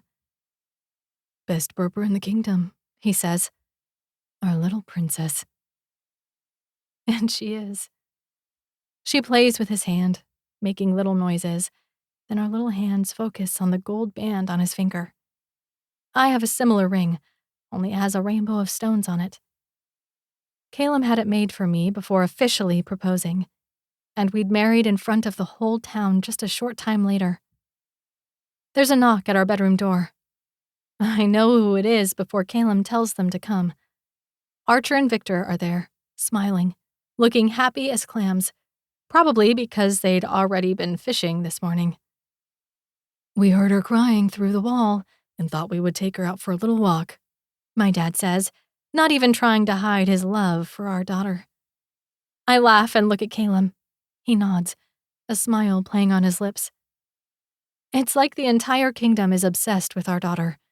Every person in the street would throw themselves in front of a knife for her, and that most certainly includes our fathers, who seem to be eager to take her, day or night. My dad comes to Callum's side of the bed and takes our happy baby, scooping her up into his arms. All fed and happy for a couple hours, huh, princess? Archer goes and gets her blanket and says, I wouldn't count on it. She'll be here eating again before we know it, getting big and strong, just the way she should. At first, Callum was reluctant to let Archer spend time with our baby, but his dad had been patient at every turn, letting Callum set the pace with their relationship. And every time he had a chance to show he'd changed, Archer had proved himself to be a better man than the one who had mistreated Callum for all those years. Their relationship wasn't perfect by any means, but it was a lot better. I think it's partly because Callum understands what it does to a person to not be able to be with the person they love. He seems to never be able to forget how cruel he was to me when he thought I'd betrayed him with Farron. Not that I held it against him any longer.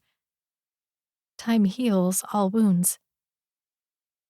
I look at my dad, who's smiling between his partner and his granddaughter, and my heart gives a little squeeze. After my mom died, he'd been so broken. He hadn't been happy when he'd been forced to marry my stepmom. His only joy came from me. He finally has someone else to make him happy, and that means the world to me. Get some sleep, my dad says as they head for the door. Thanks, I say, and mean it. Except when they leave, I'm not tired any longer. Want to get a little air? I ask. Callum nods, and we head for the balcony. He wraps his arm around me, and we stare out at the kingdom that will one day be ours. It's a kind of paradise we never imagined could be in any realm. A place where we are happy to raise our daughter. I wish everyone I love can live like this. My thoughts go to Beva and Cyril. Do you think they're happy at their colleges? Happy in the outside world? Callum squeezes me. I think they're exactly where they're supposed to be. Just like us. I turn to look at him, and he kisses me, stealing my breath, making me feel alive and incredible all at once. When we pull away from each other, our eyes are locked, and our breathing is rough. Should we try to give Natalie a brother or a sister? Laughing, I shake my head. You're having the next one. The thing is, I wouldn't mind another baby. The more loved ones in this perfect life, the better. I'll just give thanks each and every day that all the events that happened before this led up to this happy life with the people I love most in the world, with the man I love most in the world. What more could I possibly ask for? A guard is suddenly at our door. My lady. What? I ask, frowning, my heart racing at the unexpected interruption. There are people on the Phoenix Trail. People? I ask Callum. He shakes his head. Who in the world could that be? This has been Bonded Ever After, a fantasy romance, The Royal Goldkeepers, Book 3. Written by Lacey Carter Anderson. Read for you by Daphne Fields. Copyright 2025 by Lacey Carter Anderson. Production copyright by Lacey Carter Anderson.